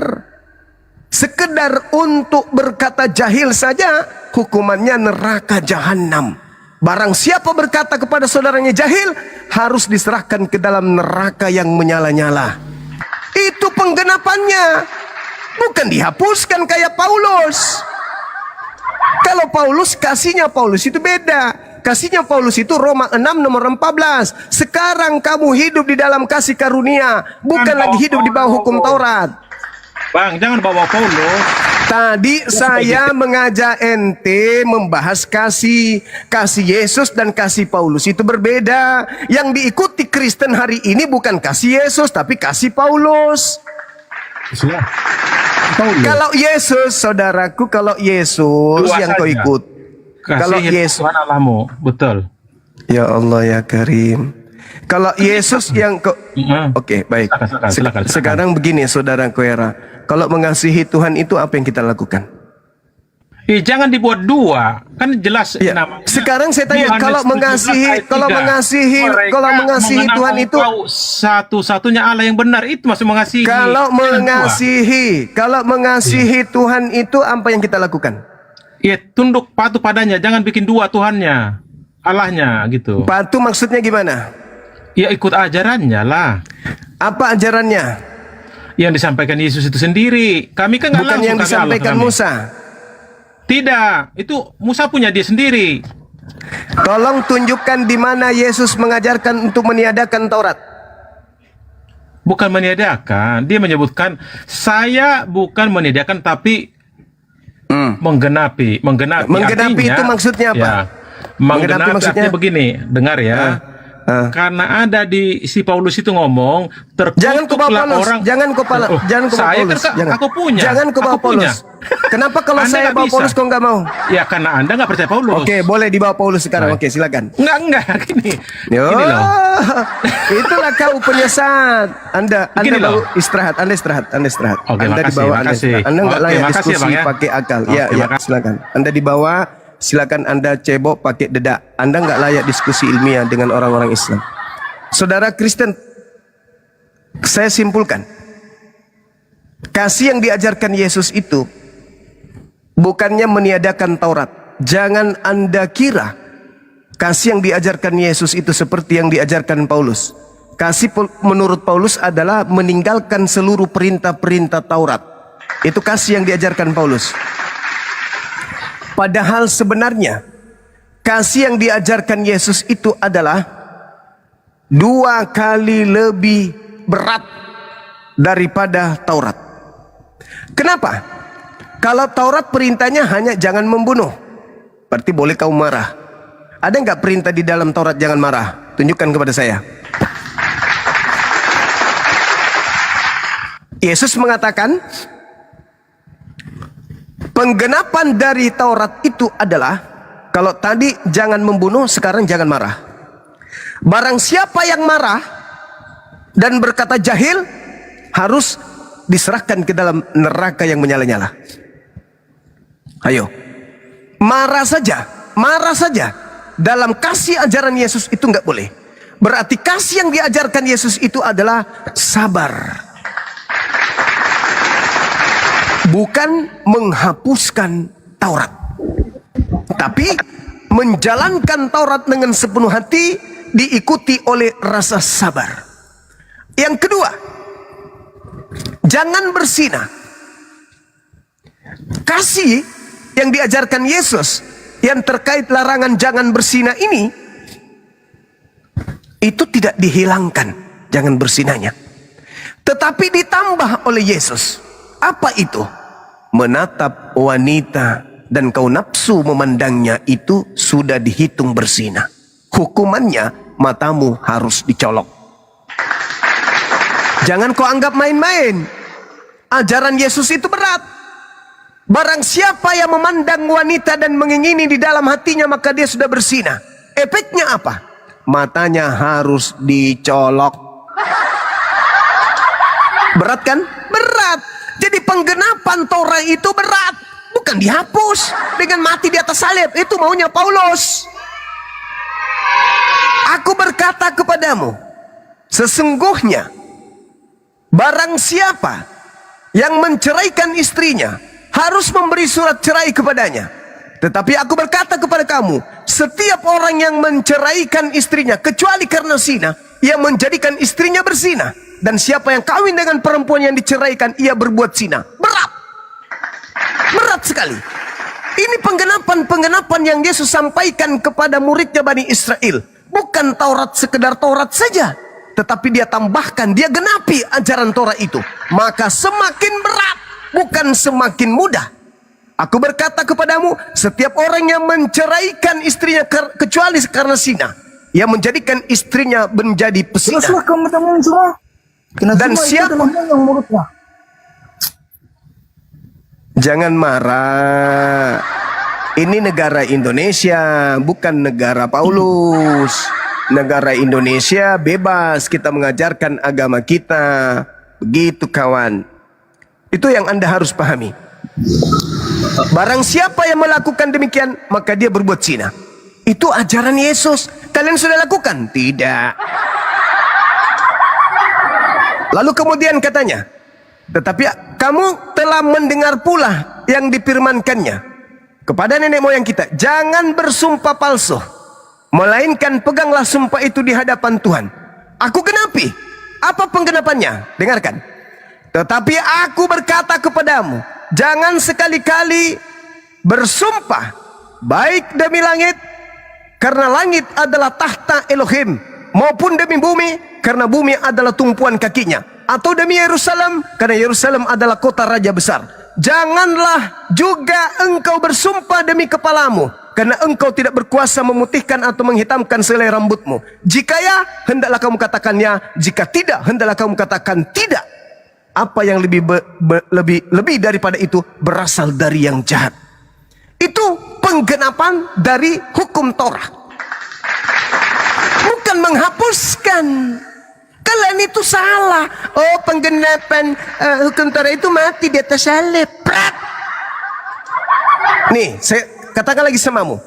Yesus melanjutkan, kamu telah mendengarkan firman, mata ganti mata, gigi ganti gigi.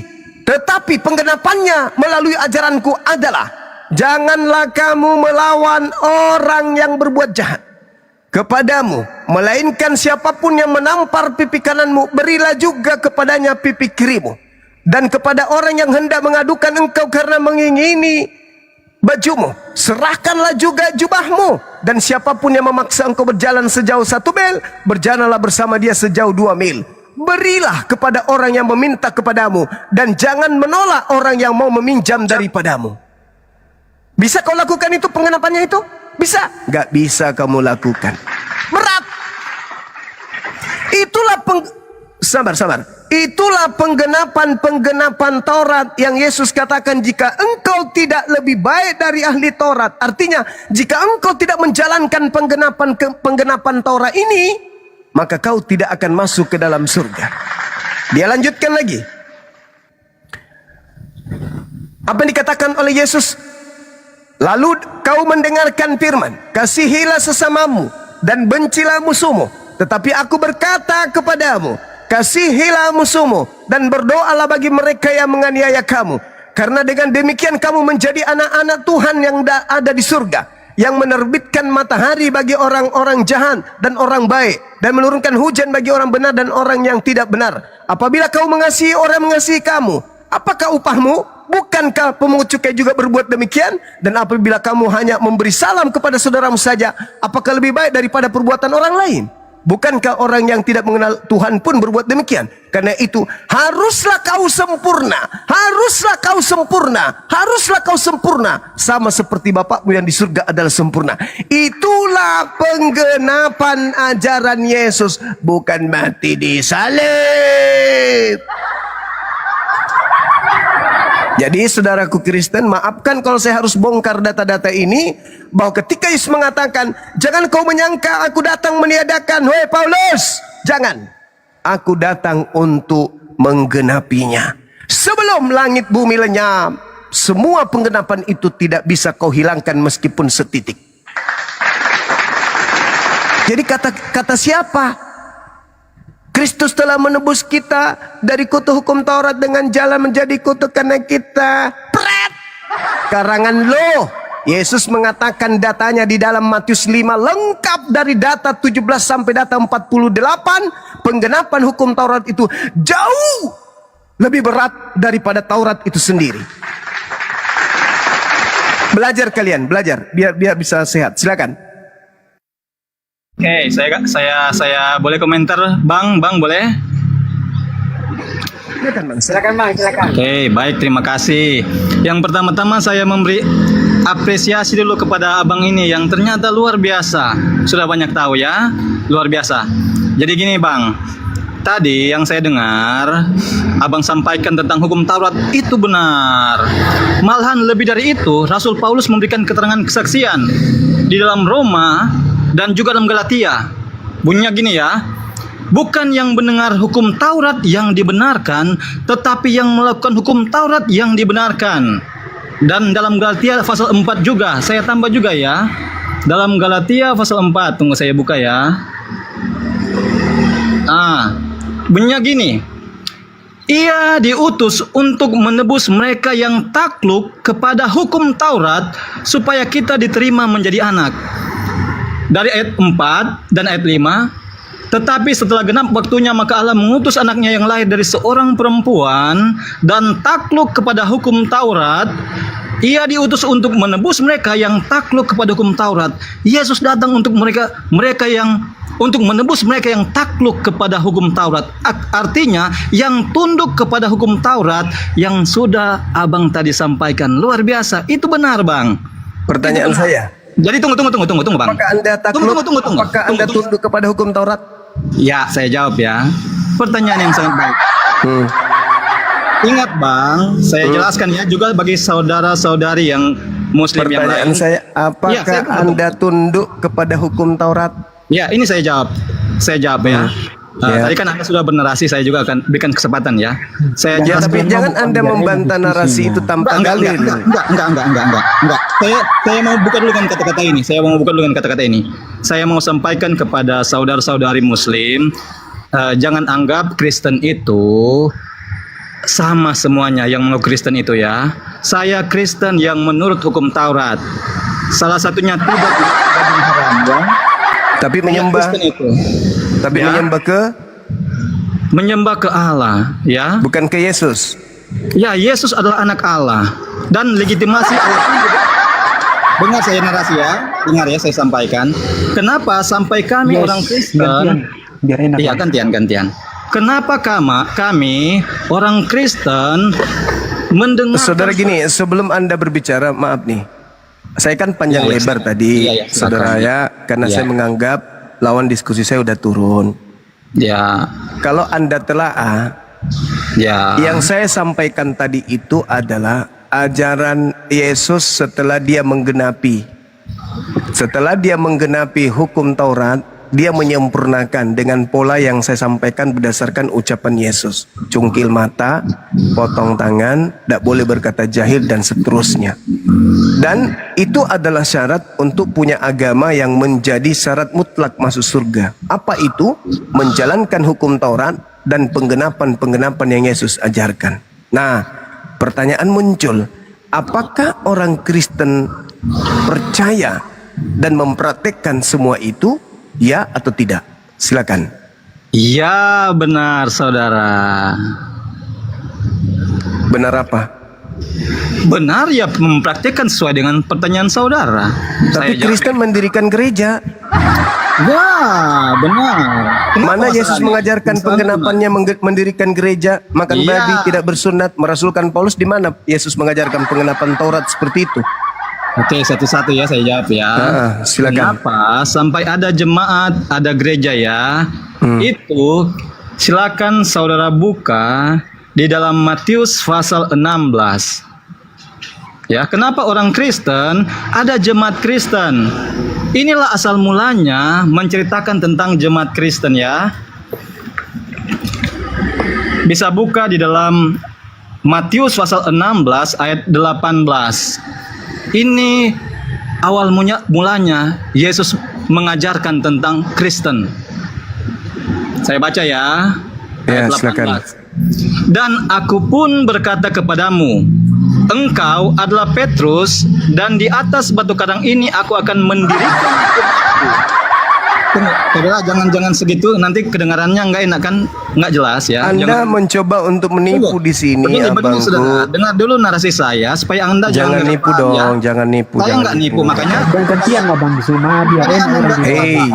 Dengar perkataanku, kan tadi saya diam, Anda berkata saya diam. Iya, tapi saya tidak menipu kan? Saya tidak menipu, Anda menipu. Enggak, saya baca ini Bang, saya baca. Iya, itu bukan Kristen. Dengar dulu. Anda ini. Anda kan gagal paham karena Anda nggak dengar perkataan. Oh, tidak bisa. Anda baca Galatia 2 nomor 8. Begini Bang, tunggu, saya ajarkan juga Anda. Begini Bang, saya tadi Anda narasi, saya dengar supaya saya tidak gagal paham maksud Anda. Sekarang. Iya, sekarang Anda membacakan Matius 16:18 itu Anda mengatakan itu Kristen. Makanya kan saya bilang dengar dulu, kan saya belum selesai menjelaskan. Dari mana Kristen muncul di jemaat Petrus? Inilah saya jelaskan. Coba tunjukkan di situ di mana pemakan babi, di situ muncul jemaat, di situ tidak bersunat, situ silakan. Bang, saya tidak makan babi, Bang. Itu larangan. Saya bertanya Kristen bukan ente. Tadi saya Kristen. Saya Kristen. Kalau Anda mengaku tidak makan babi berarti Anda ikut Yahudi, bukan ikut Kristen. Tidak, saya Kristen, Bang. Ini kalau Kristen itu makan babi, tuyul. Sopan dong sedikit bercerita. Tukang tahayul. Anda di bawah. Kalau Anda tidak mau mengajarkan kebenaran, jangan Anda membawa dalil yang tidak ada hubungannya dengan Kristen. Ingat, Paulus sendiri yang berkata di dalam suratnya Galatia 2 nomor 8, Petrus diutus kepada orang-orang bersunat. Berarti jemaat yang dibangun Petrus adalah kumpulan orang-orang bersunat. Kristen, tukang urut kulup. Kau mau nipu-nipu di sini. Jemaat pertama Kristen. Udah sinting rupanya kau. Sudah dibilang, yang saya bahas ini adalah penggenapan. Kau tunjukkan pula Kristen sebagai penggenapannya. Di mana penggenapannya hukum Taurat itu Kristen? Kalau melalui Paulus, ya kita akui, kita terima. Jangan pula kau bilang Yesus menggenapi Taurat, hasilnya Kristen. Pret! Kalau Paulus menggenapi Taurat, hasilnya Kristen, itu betul. Kita tepuk tangan untuk itu. Roma 6:14. Sebab kamu tidak akan dikuasai lagi oleh dosa, karena kamu tidak lagi berada di bawah hukum Taurat. Nah, itu Kristen. Naik ke sini mau nipu. Paulus mengajarkan pengikutnya Galatia 2. Tidak ada orang yang dibenarkan karena melakukan hukum Taurat. Nomor 16, nomor 21. Kau keluar dari kasih Kristus jikalau kau mengharapkan ada kebenaran di dalam hukum Taurat. Jangan kau bermimpi kalian itu hidup di bawah hukum Taurat, jangan. Tipu-tipu aja terus. Kalian itu adalah manusia-manusia pengikut Paulus yang tidak lagi hidup di bawah hukum Taurat. Jadi ada dua kasih di dalam pengajaran Bible. Kasihnya Yesus dan kasihnya Paulus itu berbeda. Kasihnya Yesus mengajak Bani Israel, jangan kau hapuskan setitik pun dari Taurat, meskipun yang paling terkecil. Aku datang bukan untuk meniadakan itu, aku datang menggenapinya. Apa penggenapannya? Itu tadi, jangan kau berkata jahil. Siapa yang berkata jahil masuk neraka. Jangan kau memandang wanita dengan nafsu. Siapa yang memandangnya, wajib hukumnya matanya kemudian dicungkil. Jangan kau menolak kalau ada yang meminta kepadamu, berikan apapun yang dia minta. Kalau ada yang mengajakmu kemudian memikul beban satu, pikul dua beban. Kamu harus sempurna sebagaimana Bapa di surga sempurna. Bukan malah hilang, bukan malah dilenyapkan. Jadi yang menggenapi itu. Makanya Yesus mengatakan, jika hidup keberagamaanmu tidak lebih benar daripada hidup keberagamaan ahli Taurat dan orang Farisi, kamu tidak akan bisa masuk ke dalam surga. Apa hidup yang lebih benar itu? Penggenapan Taurat. Apa penggenapannya? Berkata jahil aja masuk neraka. Memandang wanita saja mata dicungkil. Itu penggenapannya. Nah, sedangkan penggenapan Paulus adalah Yesus telah mati di atas tiang salib untuk menghapuskan semua hukum Taurat dan segala perintah yang ada di dalamnya. Pret! Ya, kita gantian ngomong Bang Juma. Itu saudaraku. Jadi sekali lagi saya katakan, simpulan saya, kasih yang diajarkan oleh Yesus, penggenapan Taurat yang diajarkan Yesus dengan penggenapan Taurat yang diajarkan Paulus kepada Kristen pengikutnya, itu berbeda laksana langit dan bumi. Silakan. Oke, baik. Iya. Ini saya akan tunjukkan data biar enak. Kita kan yang Abang Juma sampaikan tadi benar ya, mempersalahkan Paulus, tetapi Paulus sendiri mengatakan di dalam Roma 10 ayat 4 bahwa sebab Kristus adalah kegenapan hukum Taurat, sehingga kebenaran itu diperoleh setiap orang yang percaya kepada Kristus. Karena tidak ada masalah, kan Paulus mengatakan bahwa Kristus tidak membatalkan hukum Taurat, tetapi dia menggenapi sesuai Roma 10 ayat 4. Kemudian Yohanes bukan tulisan Roma, tulisan Paulus, tetapi Yohanes ini ya, Yohanes biar enak kita ya bacakan.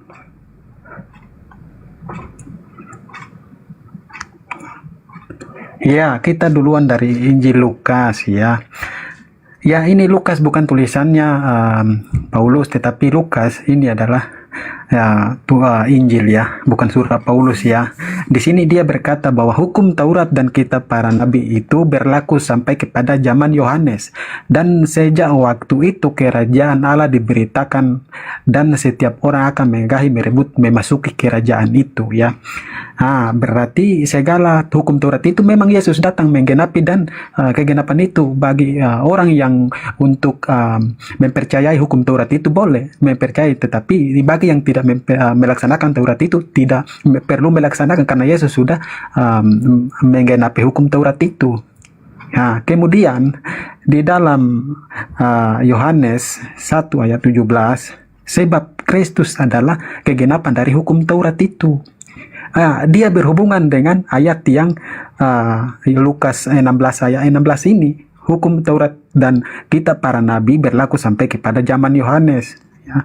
Jadi hukum Taurat itu sebenarnya setelah kedatangan Yesus ya, hukum Taurat itu tidak perlu lagi kalau memang bagi orang yang melaksanakan, tetapi hukum Taurat itu tidak ada karena Yesus Kristus itu datang sebagai kasih, karena Taurat itu tidak ada lagi ya gitu. Itulah konteks yang benar. Kemudian apa yang disampaikan sama Abang Juma itu benar ya. Semua itu saya akui ya. Saya mengakui bahwa itu adalah suatu hal yang benar-benar Abang Juma sampaikan benar bagi orang-orang yang Kristen yang percaya dan mengerti tentang konteks atau isi daripada Alkitab ini. Benar Bang Juma ya. Karena hukum Taurat itu berlaku kepada orang-orang Yahudi pada saat itu, dan hukum Taurat itu ketika Yesus datang menggenapi hukum Taurat itu tidak ada lagi karena kasih karunia itu udah ada setelah Yesus datang itu. Makanya kasih karunia itu diperoleh bukan dari hukum Taurat lagi, tetapi dari kasih karunia Yesus. Itu yang benar kalau kita belajar mengenai arti daripada Alkitab kami itu ya. Jadi apa yang disampaikan Abang Juma ya. Kemudian Abang menyampaikan tentang Paulus ya. Kalau kita merujuk lagi kepada literasi agama Abang sendiri, ternyata Paulus itu adalah nabi ketiga yang diutus kepada negeri di Antioquia gitu. Jadi sebenarnya jangan mempersalahkan Paulus Bang ya, karena Abang tidak mengerti tentang isi pada ajaran Abang, tetapi yang lebih mengerti adalah penulis dan para pencetak hadis terbanyak di ajaran-ajaran sesuai literasi Abang. Dan mereka sendiri menyebut bahwa memang Paulus itu adalah nabi ketiga gitu. Jadi itu yang kita harus imani ya, yang kita itu harus percaya gitu. Jadi Abang Suma, apa yang Abang Suma sampaikan itu memang benar Bang, dan itu khusus bagi orang-orang pelajar di dalam orang-orang agama berkristen ya gitu. Kemudian gereja itu memang benar kata ayat yang temanku bawa tadi ya, itu Yesus berkata langsung kepada Rasul Petrus bahwa di atas batu karang ini aku akan mendirikan jemaat. Jemaat itu siapa? Pengikut Kristus itu. Iya. Kamu anggap Yesus makelar. Kan pengantara kamu yang bikin itu. Kamu yang bikinnya itu. Kamu mengadologikan Yesus adalah makelar loh. Iya, kan dibilang kamu lah pengantara. Pengantara kan? Kau jadikan Tuhan Yesus itu makelar. Yesus tuh makelar loh. Makelar kasus. Seakan-akan dia bisa membereskan semua kasus itu kepada Bapa. Jangan merendahkan. Enggak, saya nggak merendahkan. Yang merendahkan kamu. Karena di situ. Kamu yang bilang perantara itu jadi makelar gimana? Di situ kan kamu bertanya. Padahal maksud firman itu tidak seperti itu. Tapi kamu jelaskan, silakan. Tapi kamu mau membawanya premis itu untuk menjadi dua Tuhan. Jangan di framing kamu. Jangan menjadi di dua framing Tuhan. Kamu jelaskan saja. Gini Pak, jelaskan saja yang dari pandanganmu seperti apa. Jangan di framing ke sini. Gitu. Iya enggak. Makanya pengantara itu sebenarnya pengantara itu dan Bapa dan pengantara itu adalah satu oknum. Jadi tidak ada makelar di situ. Tidak ada makelar. Kan kamu kan begitu. Berarti kan kamu maunya ada makelar. Only you. Kamu tahu tidak di situ tidak ada Sebentar, mau dijelasin nggak? Only you. Tidak ada kata satu di situ. Ya, saya tahu. Memang tidak satu karena kamu. Maksudnya pengantara ini untuk apa gitu Pak? Iya, kamu kan maunya ada makelar di situ. Enggak, aku pengantara jelasin. ini untuk apa? Antara gini, antara yang berdosa. Pengantara itu kan di sini dan kan gini. Tunggu. Ini kan jika seorang berbuat dosa,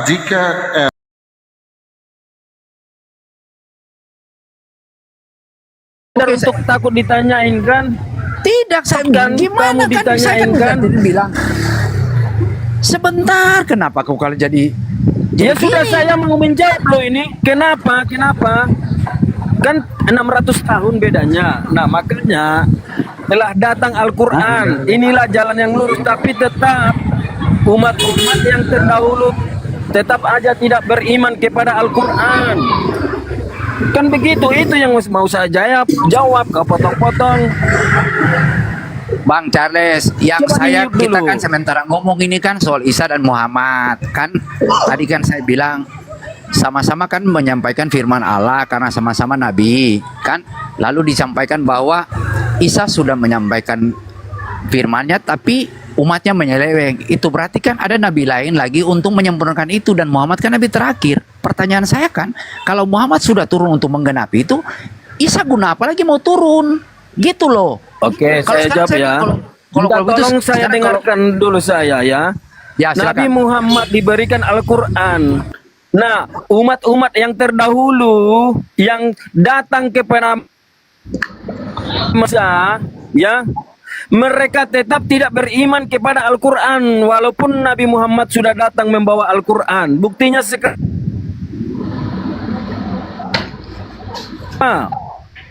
Nah, selanjutnya orang Nasrani, orang Kristen.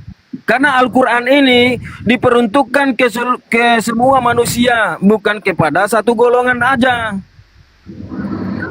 Ya, makanya ajaran Nabi Isa yang terdahulu itu, yang masih berliar-liar, ya berliar-liar maksudnya masih berselera di muka bumi ini, nanti kelak dia akan datang. Yang diselewengkan ajarannya itu masih berkeliaran di muka bumi ini, makanya dia kelak datang untuk meluruskan itu. Karena Al-Quran sudah datang, tapi mereka yang terdahulu mengimani ajaran yang menyelewengkan ajaran Nabi Isa tetap kukuh dengan ajarannya mereka. Tidak beriman kepada Al-Quran yang datang Nabi terakhir ini. Tidak beriman. Nggak masuk penjelasan. Paham ya sampai di situ ya. Saya tanya dulu. Saya tanya kembali kau, meroring dulu. Bentar, jangan dulu lari-lari, belum tuntas ini. Jangan lompat. Takut. Ini Takut. bukan takut. Inilah Oten. Paling Kenapa? takut kalau ditanyakan kembali masalah ajarannya mereka. Karena Kenapa? ajarannya mereka itu bikin bingung. Yang bingung siapa? Bingung, ya kan? Yang bingung siapa? Yang bingung siapa? Lah kalian bingung sendiri kan? Kenapa Kami kalau tidak bingung, nggak kalian kan yang Kenapa bingung, takut karena untuk kalian bingung, ditanyain? sibuk, kalian Kenapa tiap takut hari kan. untuk ditanyain? Jangan suara besar Om, pelan-pelan aja. Kenapa? Kenapa kalian kau suara takut besar? ditanyain? Karena Kenapa kau apa? suara besar? Coba. Kenapa kau suara besar? Loh, saya orang Batak. Kenapa? brother. Kau kepanasan. Saya beginilah saya, Kau Charles. kepanasan. Kau kepanasan. Bukan panas. Bagaimana saya panas? Kau kepanasan. Kau teriak-teriak. Belum selesai saya tanyanya. Kan? Oh, sampai berapa? Jawabnya ngawur. Berapa pertanyaanmu? Sekarang, Coba saya tanya sekarang kamu. pertanyaannya, kan? Kalau dia manusia, sekarang dia umur berapa sih dia? Siapa? Yes, Isa. 33 Siapa? tahun. Isa. Sama saya itu. Kalau Yang kau sekarang bilang tuh- saya nggak hitung. Kalau sekarang Ya saya nggak tahu. Loh, kok bisa ya Allah Ayol dia? kamu. Oh, kenapa? Kenapa begitu? Logika saya kan, kamu ada di Quran Nah. tidak? Ada batas umur manusia tidak? Enggak, kamu bertanya umurnya Nabi Isa sekarang. Ya kalau sekarang saya enggak sekarang. Gimana saya menghitung-hitung itu? Iya, sekarang saya bawa kamu ke logika kamu. Hei, kan kamu manusia Indonesia sini kamu Logika ada terus umur apa sih 100 kalian tidak? ini logika. Maksudnya logika kamu bertanya Kau umur bilang aja dia logika. manusia. Gimana sih? Kau bilang dia manusia. Loh iya. Kan iya. Kau bilang dia manusia, kok bisa dia diangkat? Muhammad manusia kok tidak diangkat? Lalu dia di mana sekarang? Nah, kalau dia kamu kan diangkat? bertanya Angkatnya kemana? usianya Nabi Isa sekarang. Diangkatnya kemana? Usia Nabi Isa detik diangkatnya kemana? Detik ini Charles, juga, detik ini Charles, saya nggak tahu. diangkatnya kemana? Nah, kan lari lagi Charles. pertanyaannya. Kamu takut kan? Inilah kualitas ya. Kita sabar ya. Mau berapa pertanyaannya mereka oten-oten yang longor ini kita sabar. Tapi apa pertanyaannya? Logika katanya, tapi pergi ke umurnya Nabi Isa. Kalau Nabi Isa sekarang detik ini mana kita tahu umurnya berapa? Justru kalianlah harus yang menghitungnya oten.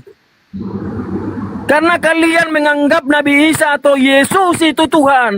Itu tugas kalian. Isa nggak pernah kami anggap Tuhan. Kau ini gila kau. Nggak pernah saya Kau yang menganggap gila. Isa itu Tuhan. Yesus yang gila. Gila Mati si Markus Charles. 3 nomor 21. Tuhanmu gila. Ya nabimu gila juga Al-Hijr 6. Surat Al-Kalam ayat 2. Allah membantah tuduhan. Nah, Markus 3 nomor 21. Tuhanmu dituduh gila. Di mana Bapak? Allah mengatakan Tuhan dia itu? gila, terus dia bantah lagi. Mana Tuhan? Ini terakhir Bapaknya siapa yang Yesus mana gila bantahnya? jadinya nih? Mana bantahan Bapaknya Yesus? Berarti dia yang mengatakan gila, dia sudah bantah ke situ lagi nggak mau diam maksudmu? dia. Kalau ke situ nggak mau diam dia. Mana Bapaknya Yesus membantah kalau dia dituduh orang gila? Ada nggak? Iya, Mana? pernyataanmu Buktikan tadi sama saya. aneh. Dia mengatakan gila, terus dibantahnya lagi perkataannya. Oke. Ini apa ini? Oke, di Al-Hijr ayat 6 nomor 5 ayat 5 dibaca. Mereka ya, mereka membicarakan Nabi Muhammad di belakang Nabi Muhammad. Mereka ini siapa? Kaum Aku Quraisy. ngomong, nggak usah Mereka buru-buru. menuduh mengatakan Nabi saya gila. Makanya Allah membantah di surat Al-Kalam ayat 2. Nah, kalau Tuhanmu Markus 3:21, Tuhanmu dikatakan tidak waras. Tidak waras itu gila. Di mana bantahan bapaknya Yesus atau mamanya Yesus atau Yesus itu sendiri? Kalau dia bukan orang gila, silakan ayat berapa? Ini Al-Hijr 6 mengatakan gila, lalu dibantah lagi. Aneh-aneh. Aduh, payah. Masa setelah dikatakan gila dibantahnya sendiri perkataannya? Memang nggak tahu malu Oten ini, nggak sudah berapa kali diludahin, ya kan? Enggak bisa jawab, saya jawab.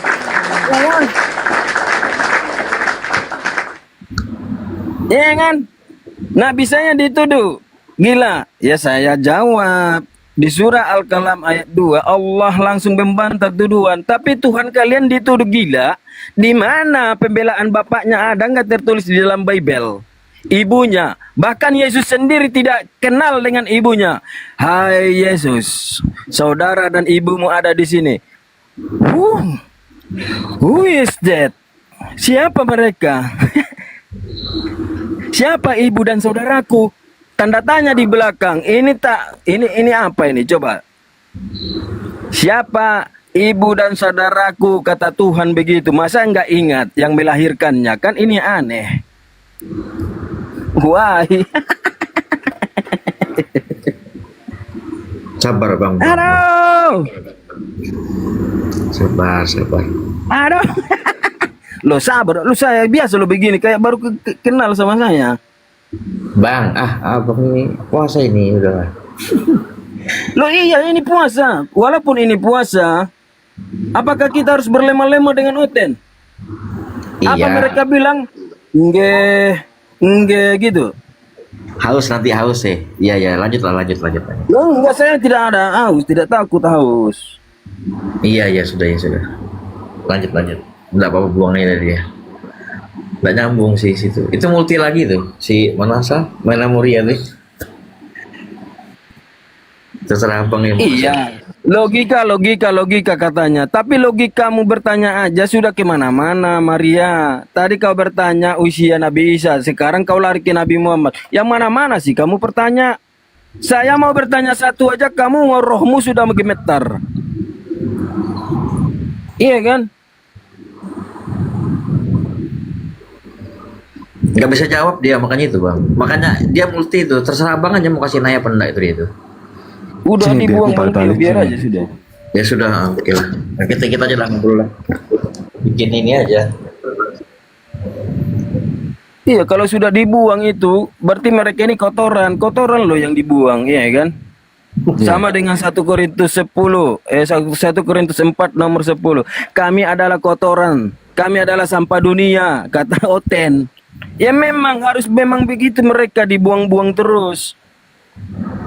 Oten gitu loh. Oke, siap abang, siap.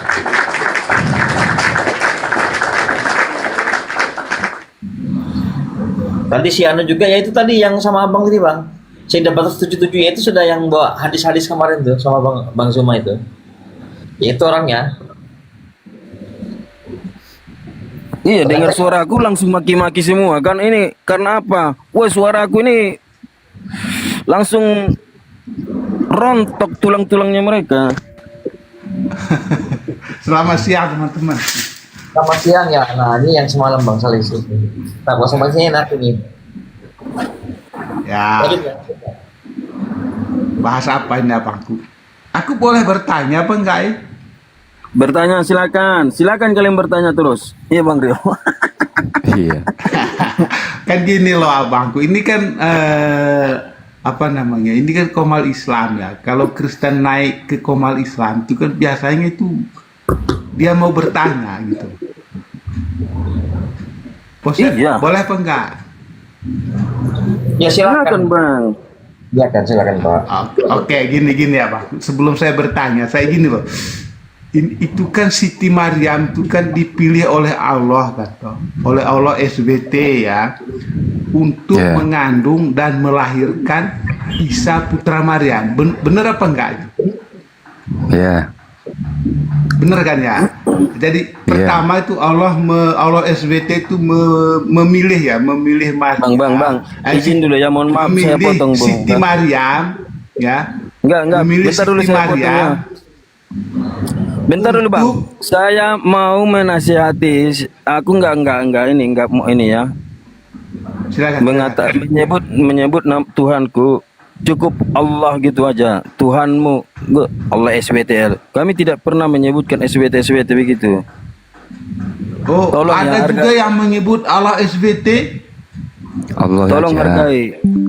Bilang Allah Berarti nggak pakai SBT ya? Ya. Enggak, kalau kalian tidak benar menyebutkannya, jangan. Ya, lanjut. Oh, oke. Berarti SBT ini saya hilang ya. Jadi Allah memilih Siti Maryam yaitu untuk mengandung dan melahirkan Isa putra Maryam, kan itu toh. Benar apa enggak itu? Iya. Benar. Nah, pertanyaan saya abangku, untuk apa Isa putra Maryam nih datang ke dunia ini? Dia bawa kabar apa? Ajarannya apa namanya? Dan apakah umat muslim mengikuti ajarannya dia itu? Nabi Silakan, Isa alaihissalam itu diutus ke dunia itu untuk Bani Israel.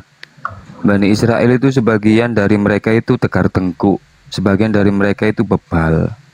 Makanya sebagian dari Bani Israel itu ada yang menyeleweng dari ajaran para nabi-nabi terdahulu sebelum Nabi Isa alaihissalam.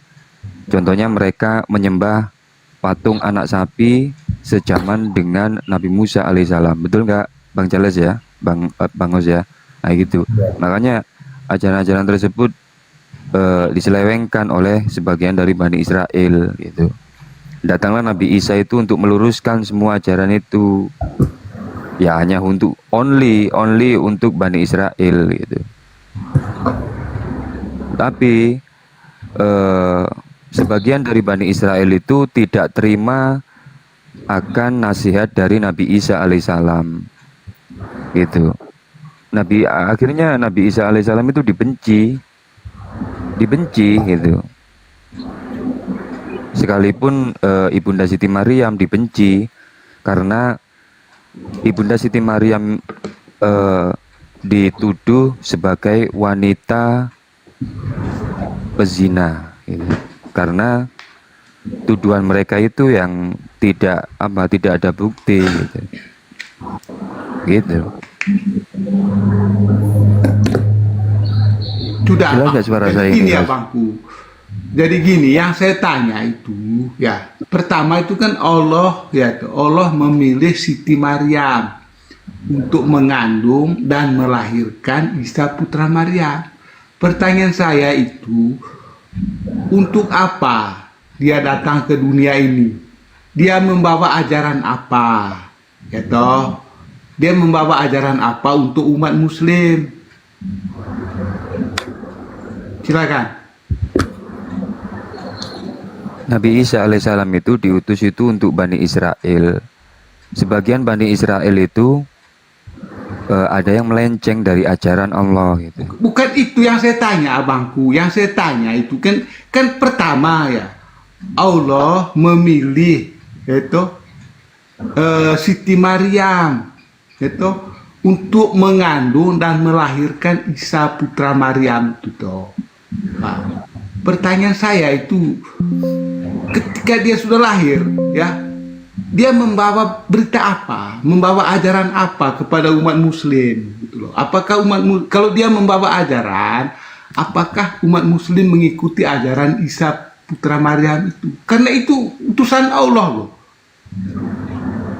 Gitu. Artinya dia membawa berita apa? Dia membawa ajaran apa? Ya ajaran tauhid di situ itu. Betul. Ajaran tauhid. Iya. Makanya kata Nabi Isa itu di Al-Quran itu. Silakan dijelaskan.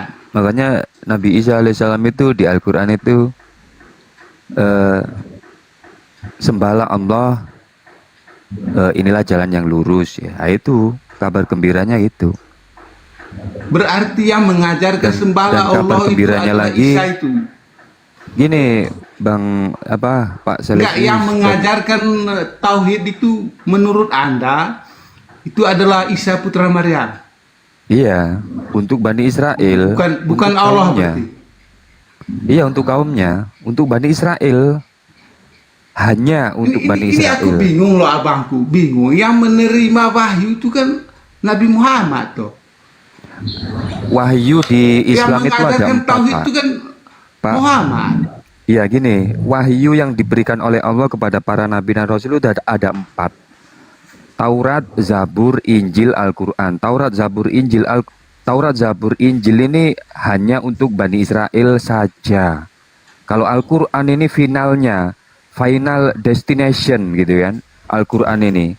Iya kan Bang Hos ya, final gitu. Finalnya di Al-Quran ini Pak, untuk seluruh umat manusia. Ya, gitu. makanya saya bilang tadi, kan Isa putra Maryam ini kan ada dalam Al-Quran ya toh. Ini kalau pertama di surah Maryam puasa ini ayat godaannya 19, kenceng bukan, banget toh. ya kalau siang ya.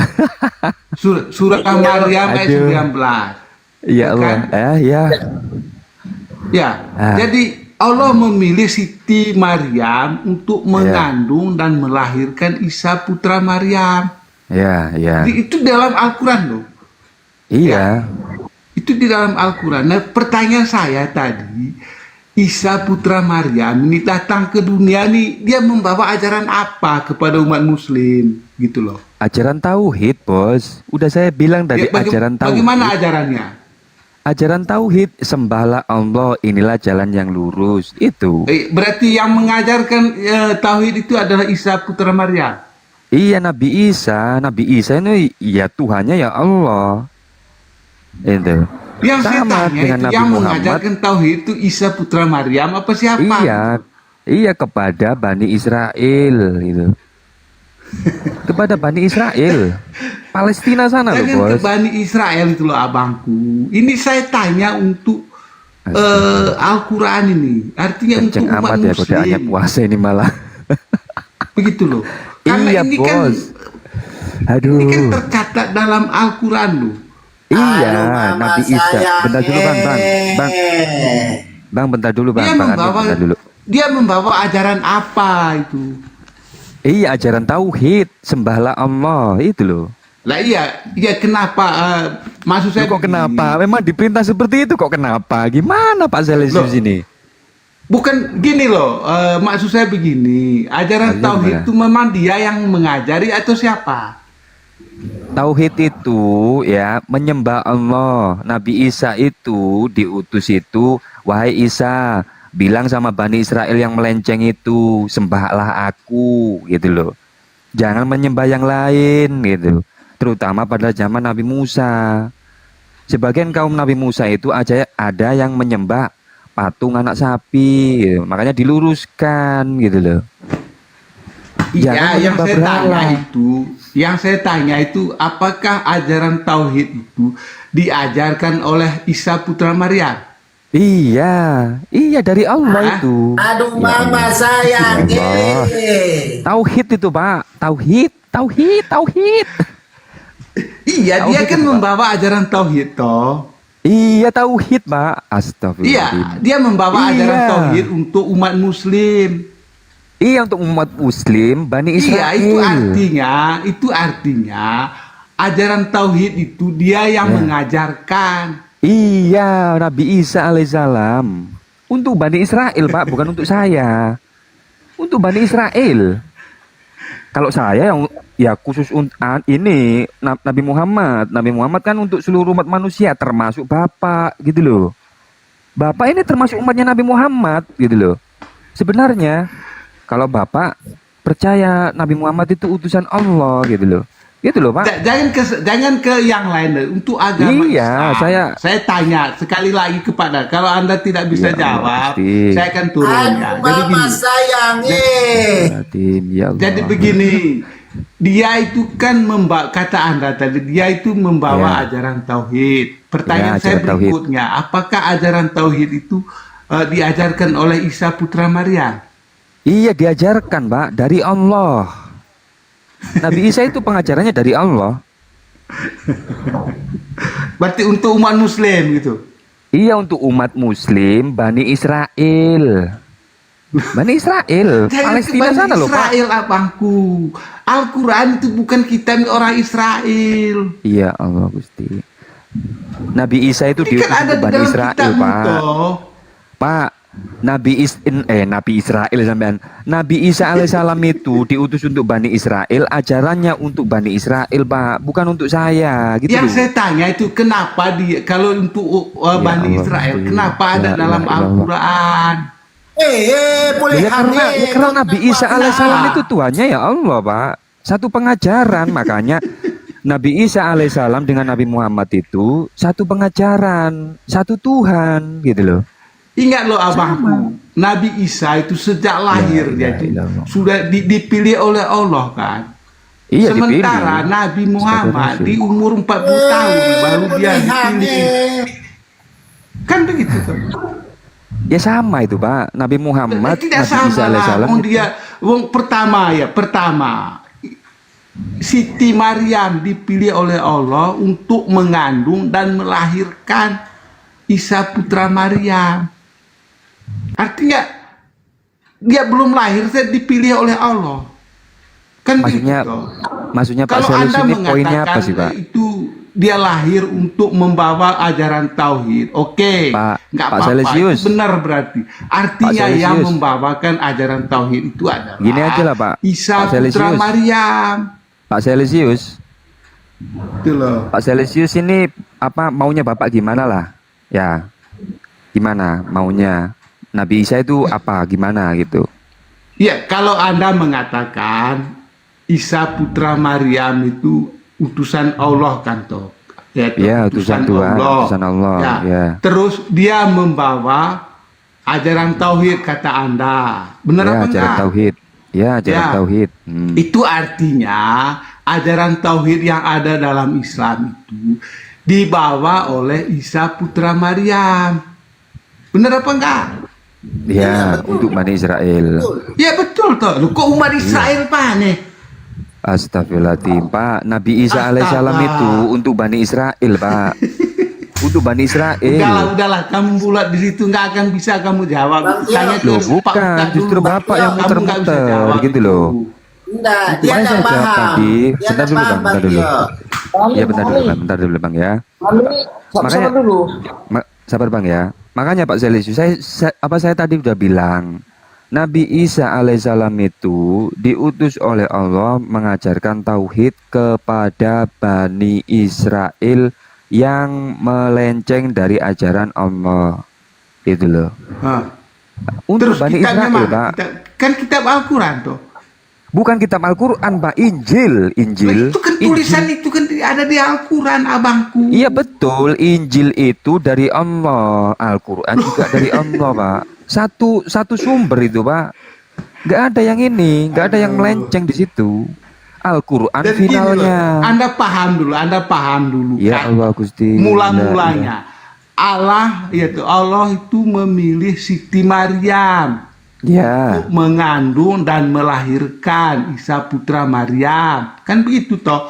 Pertanyaan saya tadi, untuk apa dia lahir di dunia ini? Untuk apa? Untuk apa siapa yang lahir di dunia ini? Nabi Isa, Nabi Isa Isa putra gitu. Maryam itu toh. Iya, Untuk Nabi apa Isa. dia lahir? Untuk apa dia lahir? Ya untuk apa dia lahir? Loh, kok untuk apa dia lahir? Ya itu kehendak Allah, Pak. Gimana saya tahu? Lah iya kan Nabi Isa Allah itu kehendak diutus oleh Allah itu kan kok saya- makanya gini loh abangku ya. Jadi Siti Maryam ini kan dia tidak punya suami. Ya. Tapi dia bisa hamil karena kehendak Allah. Ya Ya. kan? Karena kehendak Allah. Dan lahirlah putra Isa putra Maryam ini. Ya. Itu kehendak Allah. Kehendak Allah ini Bentar untuk dulu, Bang. apa? Bentar dulu, Bang. Gimana, Pak? Kehendak Allah ini untuk apa dia ada di dunia ini loh? Kehendak Allah dia untuk di dunia, yaitu urusan Allah itu, Pak, bukan untuk urusan saya itu. Allah yang Kalau mengutus. utusan dia diutus untuk apa? Diutus untuk Bani Israel. Makanya aku bilang tadi, sebagian dari Bani Israel itu sudah ada yang melenceng dari ajaran Allah. Ini kitabnya orang Israel itu adalah Taurat, ya bukan Al-Quran.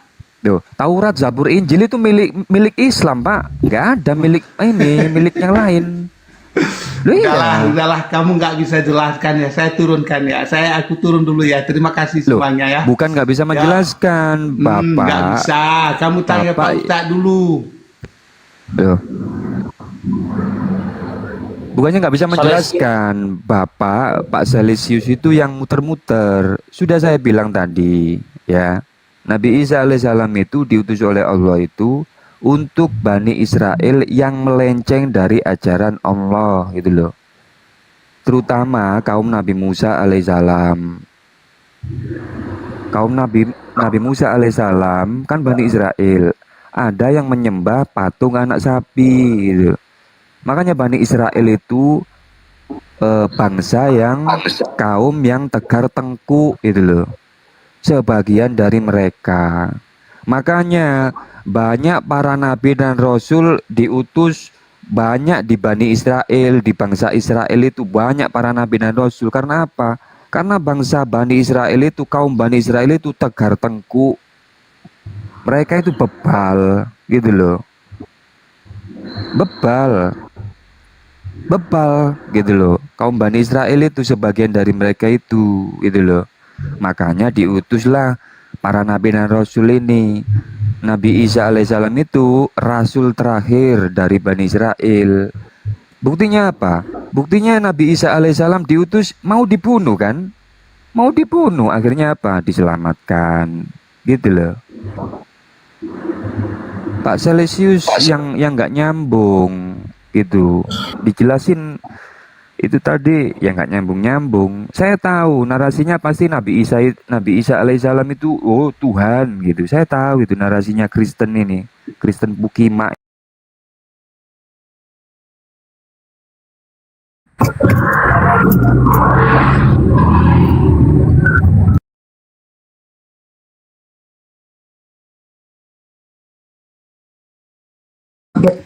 Geser lagi. Alfabetik kalau indeks, wah masih indeks alfabet. Geser. Awas nyangkut ke ulangan, Bun, awas nyangkut ke ulangan. Iya ya betul. Aduh, masih indeks alfabet. Geser lagi. Mak Jang, berarti ini serius ini yang bikin ini nggak main-main. Indeksnya aja setebal ini masih indeks alfabet. Mak Jang, masih juga.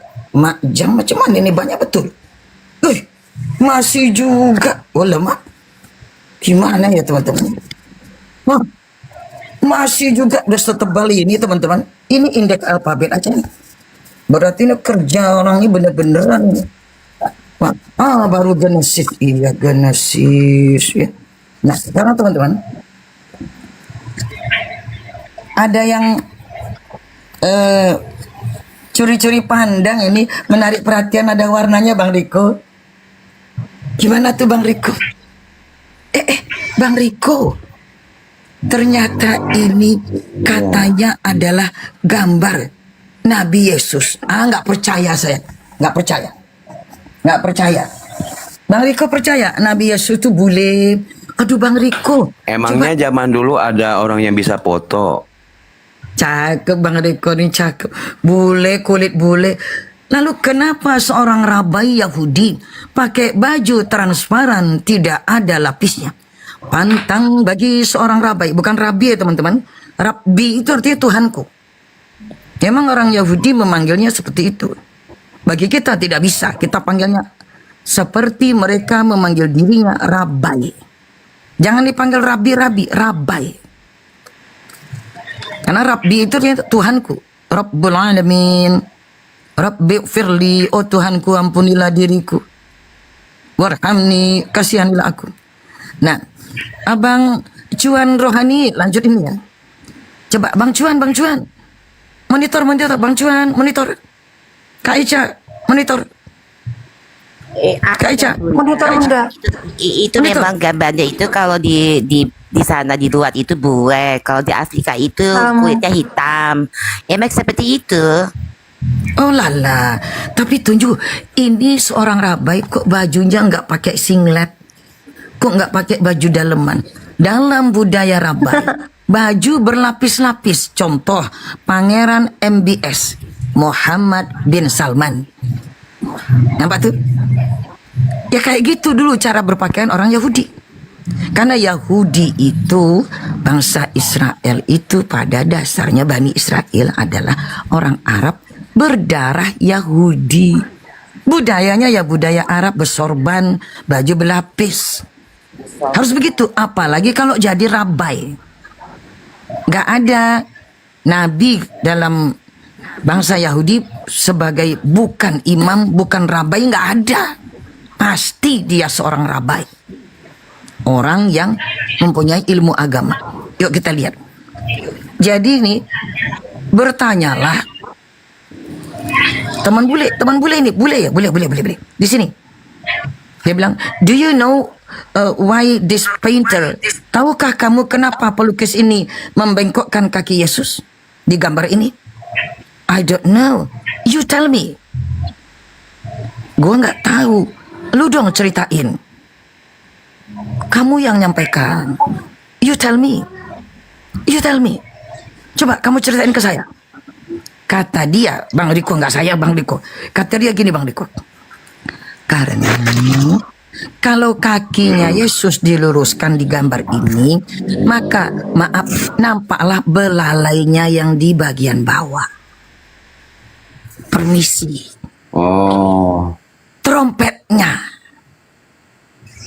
yang ngomong.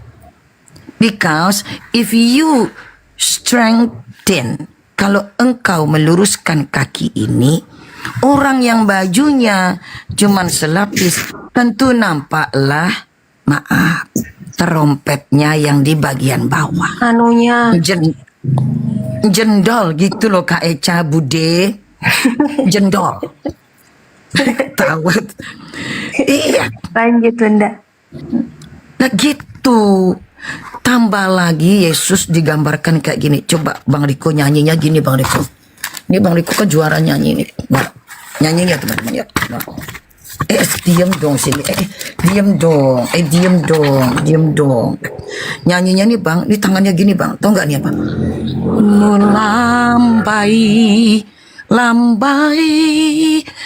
Melambai tangan orang LGBT. Coba Bang Riko lagi Bang, melambai Bang. Tangan melambai Bang. Tangan melambai Bang. Melambai. Oh. Lambai. Melambai.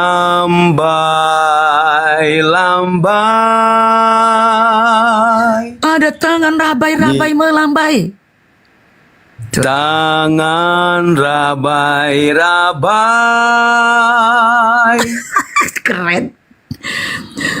Aduh, jadi kayak betul ada melambai deh. Melambai deh. Lambai. Ya melambai, Bunda itu melambai itu. Ya itu. BANCONG. Iya Bang. WARIA. Iya Mbak Eca. Coba. Gambar ini ketahuan bohongnya. Kenapa? Masa sudah memakai tanda nih? Padahal Konstantin yang memakai tanda ini pertama kali. Ya hampir 4 abad setelah Rabai Yesus ini meninggalkan muka bumi. Bohong semua ini. Tahuan kan? Ingat teman-teman. Nah itu. Terus kalau dibuka lagi nih teman-teman. Wah gawat ini. Gawat si bunda ini. Loh kok gawatnya saya? Yang nyetak inilah yang gawat Bang Riko. Masa saya?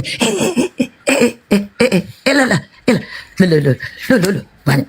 Ini aduh teman-teman.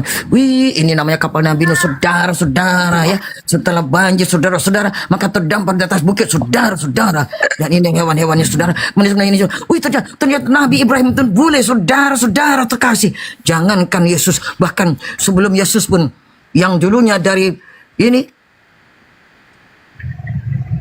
kulit berwarna jadi bule. Lu malaikatnya juga boleh saudara-saudara. Malaikat kulit pucat saudara-saudara terkasih. Ya, saudara, malaikat kulit pucat, rambutnya blonde. Oh makjang. Ini kalau Anda membiarkan penjajah menguasai agama Anda. Lah, Nabi Ibrahim pun bawa pisau saudara-saudara. Boleh saudara. Wih, serba boleh. Dan ternyata rupanya ada malaikat perempuan pakai sanggul. Wih, malaikat ada peyem buat malaikat. Padahal dalam Quran surah Al-An'am ayat 9. Kalau ini yang pakaian laki-laki malaikatnya pakai celana short. Ini peyem puan, ini apa namanya Bang Riko? Kalau perempuan yang ini apa namanya? Ini perempuan, yang ini biji salak, betul tidak? Betul nggak, Bunda Lia? Yang satu perempuan pakai selendang, ya. Lalu ada sayapnya, bajunya baju perempuan pakai sanggul. Nah, saya bukakan surah Al-An'am. Abang pejuang cuan, bagaimana mana suaranya abang? Bang pejuang cuan. Al-An'am ayat 9. Enggak dari saya loh teman-teman. Dari Al-Quranul Karim. Al-An'am ayat 9. Teman-teman. A'udzubillah bismillah. Walau ja'alnahu malakan. Kalaulah kami menjadikan dia utusan itu sebagai seorang malaikat. La ja'alnahu rajulan. Pastilah kami akan jadikan dia dalam bentuk rajul, laki-laki. Jadi tidak ada malaikat perempuan, tapi dalam Bible, wih perempuan. Nanti kalau kita di surga, baru kita akan dilayani, apapun urusan kita dilayani 72 bidadari. Istrinya masing-masing lebih bercahaya dari semua bidadari pelayan yang 72 itu di surga. Subhanallah. Tetapi Oten memberi makna pelayan itu dia kira untuk urusan esek-esek. Padahal dalam Al-Quran semua akan dimasukkan ke dalam surga kalau dia keluarga beriman, sak suaminya, sak istrinya, sak anaknya, sak mantunya, kalau mereka beriman. Kalau tidak, bye-bye, tidak ada yang bisa menolong. Kenapa ini? Bang, aduh bang, gawat bang. Ternyata saudara, ternyata di dalam Bible ini namanya pagan. Anaknya dikasih kepada dewa ular, saudara. Masuk ke dalam Bible, saudara. Ternyata. Coba digeser sedikit. Bang Riko, maaf Bang Riko, jangan tersinggung. Ada cara sembahyang mereka kayak gini? Di gedung manakah yang kayak gini masih dilakukan? Di kuil. Yang ini. Yang Cina. Yang ini. Bapa kami yang ada di surga, dimuliakanlah namamu. Teman-teman di gerejong, tangannya dikatup dua-dua. dilipat, lalu dia duduk, ini sikunya taruh di kursi, di bangku kebaktian, lalu dia nunduk-nunduk, angkat-angkat, nunduk-nunduk, angkat-angkat kepalanya. Betul? Bang Riko, betul nggak Bang Riko? Yang tangannya kayak gini, si tangannya, gitu teman-teman. Nah, lo, ini perempuan cantik. Lele, kenapa tangannya sini? Tangan kau di sini. Aduh, gimana nih Bang Riko? Gimana nih? Ini ada lagi. Aduh, perempuan cantik lagi. Ngapa pula ini? Astagfirullah. Dah kenapa dah rasa? Aduh, gimana nih? Jeng ayo lo kan. Udahlah, iklan dulu lah Bang Riko. Gawat nih Bang Riko. Iklan dulu lah Bang Riko. Kacau nih Bang Riko. Abang Riko silahkan Bang Riko. Abangku iklan dulu Bang. Manca Allah, astagfirullahaladzim. Gawat ini. Ketawa abang kita nih. Aduh, Prophet Yesus pingsan, betul Bang, pingsan. Nah, bahaya ini. Makanya ditutup Bang Abang Boncel, tutup Bang Boncel. Bahaya nih Bang Boncel, bahaya nih. Duh. Kacau ini, kacau. Mbak Evelyn, betul Mbak Evelyn. Prophet Yesus sudah ketawa ini. Silakan. Mas Prophet Yesus silakan. Silakan. Abang Riko, silakan diiklankan Bang. Jangan banyak-banyak. Baik, assalamualaikum semua saudaraku dimanapun berada. Waalaikumsalam warahmatullahi wabarakatuh. Saya Riko ini ya dari dulu Sanyak Bunda lah tahu semua. Saya Riko dari Tanjung Pandan Belitung nih, dari dulu sedang berjualan cemilan. Yang mau support di hari Lebaran ini, bulan puasa ini silahkan. Ya, saya nggak tahu gimana itu ngejelasinnya. Saya jual abon tenggiri, kerupuk tenggiri, pastel mini abon tenggiri, empempe sutra tenggiri. Gambarnya Bang Riko, ada nggak gambarnya? Gambar sebentar. Nah, digambarkan. Arahkan kameranya ke barangnya, kelas A, kelas Bentar B, ya, jenis asin, jenis ini, jenis produknya. Sebentar Bunda, Siap. Yang cantik. Tua-tua jangan dibilang cantik Kakak Riko, bahaya Kakak Riko.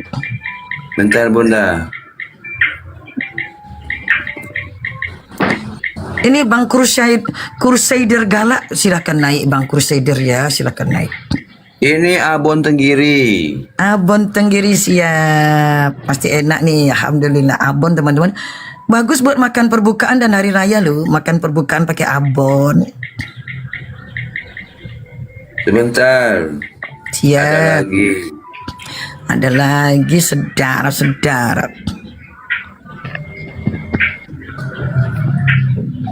Abon tenggiri itu teman-teman, kalau kita makan nasi anget-anget gitu ya, pakai abon itu aja sama bubuk cabe udah enak tuh, betul nggak? Bunda Lia, Bude, betul nggak Bude? Nganggo abon karo lombok sambal ke senak ya.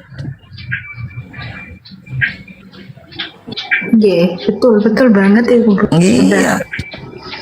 Abon tenggiri gitu kan. Waduh, ini lengkap ini. Yang di atas tuh apa tuh Bang Riko? Itu peletek tenggiri. Itu peletek tenggiri, setik kepiting, pastel abon dan abon di bawah. Oh, peletek tenggiri lalu pastel abon. Iya. Masya Allah. Iya. Teman-teman. Jadi yang mau. Nah itulah ya. Jadi masih banyak lagi Bunda, tapi takut Bundanya kan ingin diskusi. Siap teman-teman. Jadi teman-teman, Bang Riko ini memang seorang mu'alaf dari dulu ya, dan beliau tidak mau menjadi orang yang sia-sia, menjadi pengemis, maka beliau berjualan. Mudah-mudahan adalah keuntungan sedikit untuk beliau, sehingga teman-teman ayo teman-teman, marilah kita mari kita bersedekah kepada apa, dengan cara berjualan, membeli barang dari Bang Riko, diniatkan ya teman-teman, tambah lancar jualannya, dilebihkan rezekinya Itu teman-teman, mudah-mudahan bermanfaat insya Allah. Bang Riko, bayangkan teman-teman, tatkala Bang Riko ini dulu dibujuk rayu oleh orang-orang ya yang menginginkan beliau kembali ke gerezo, tapi Bang Riko memilih untuk tetap, Bang Riko tetap memilih di jalan Allah walaupun beliau harus berjualan. Suara Bang Riko ini bagus loh teman-teman. Kita harapkan nanti Bang Riko bisa mempunyai channel untuk menyanyikan nasyid, menyanyikan lagu-lagu kebangsaan, terutama sekarang ini kan memang lagi marak nih nasyid nih Bang Riko. Selawatan gitu kan, dipelajari selawatan. Jadi abang punya channel sehingga kami tinggal mutar aja Bang Riko. Nah, kami putar Lagi channel. belajar Bun, saya lagi belajar. Mantep Bang. Belajar Qurannya makin diperdalam ya Bang. Oh, saya belajar Qurannya di motivasi Quran tiap malam. Masya Allah, berkah abangku. Masya Allah, berkah abang. Semangat Bang. Iya. Ya. Ya Sadia Diah, kenapa? Silakan Mbak Sadia Diah, silakan. Ya, biasa aja Mbak. Islam tidak ada rasa benci ya. Ini kebetulan hadiah dan saya memang tinggalnya di sini Mbak Sadia Diah. Saya tinggal di sini. Jadi ya nggak apa-apa dong. Namanya tinggal di tanah ini, kita mencoba menghormati. Saya tetap memakai merah putih, kemudian karena tidak boleh pakai bendera merah putih di atas kepala untuk kepentingan lain selain upacara bendera, maka saya tidak bisa memakainya. Tapi kalau saya memakai bendera tanah yang saya pijak, saya bersyukur. Banyak pengetahuan saya dapatkan, walaupun banyak keprihatinan yang saya dapatkan juga. Semuanya saya ramu menjadi tambahan suntikan keimanan. Itu.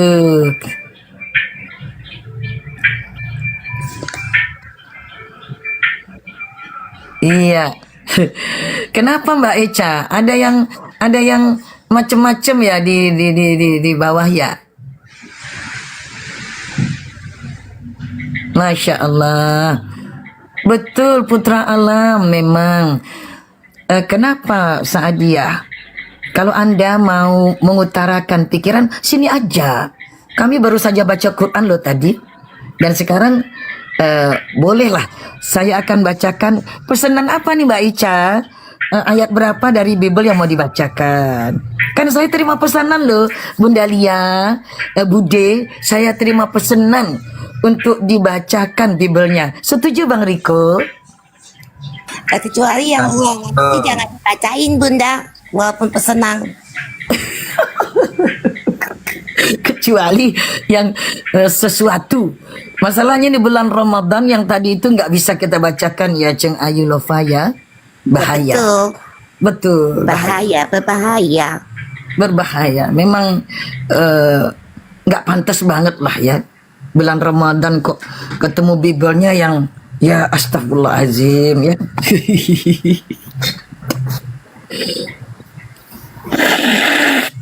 Baik. Mana abang tadi? Abang pejuang cuan rohani.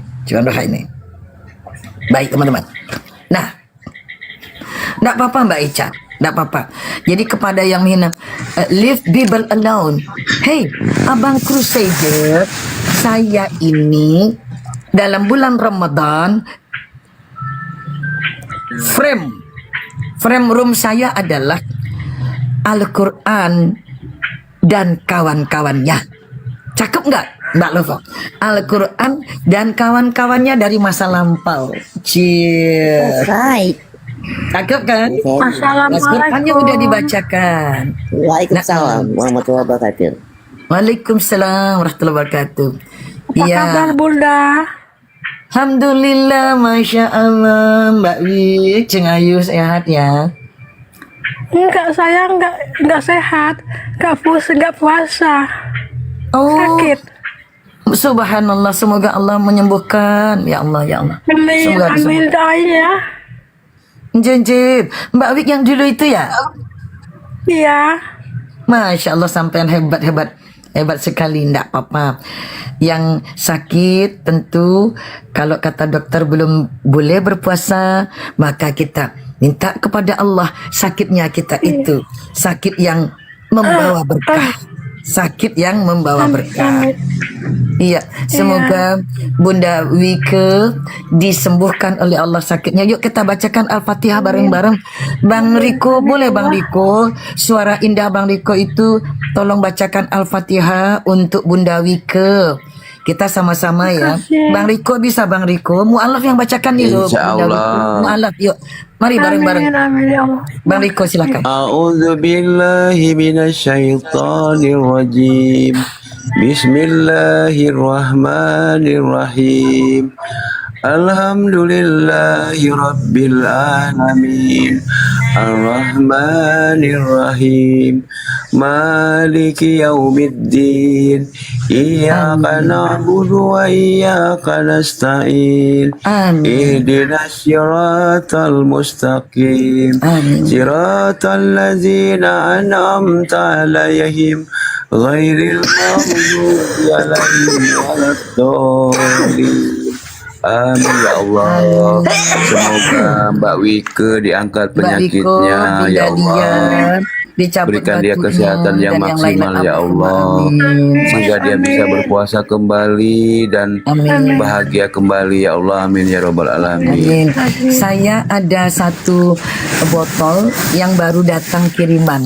Saya tunjukkan sama Bunda Wike, mudah-mudahan bisa dicari botol kayak gini ya. Sebentar ya Bunda Wike, nggih. Sebentar. Teman-teman nggih. Mbak.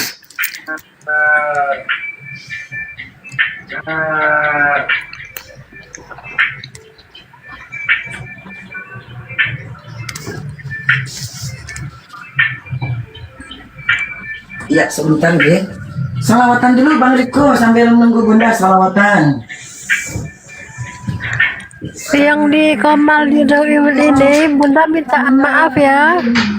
Kalau ada salah-salah Iya, Bunda. Minta Ya. maaf ya. Iya, sama-sama Bunda. Semoga penyakitnya cepat disembuhkan. Amin. Iya, Nggak ada amin. salahnya Panjang kok, Bunda usia, Wiko nggak ada sehat selalu. salahnya. Bunda Wiko nggak punya salah kok. Bunda Wiko sabar luar biasa. Ini teman-teman namanya black seed. Bagaimana cara melihatkannya ya? Bang Riko, ini namanya black seed.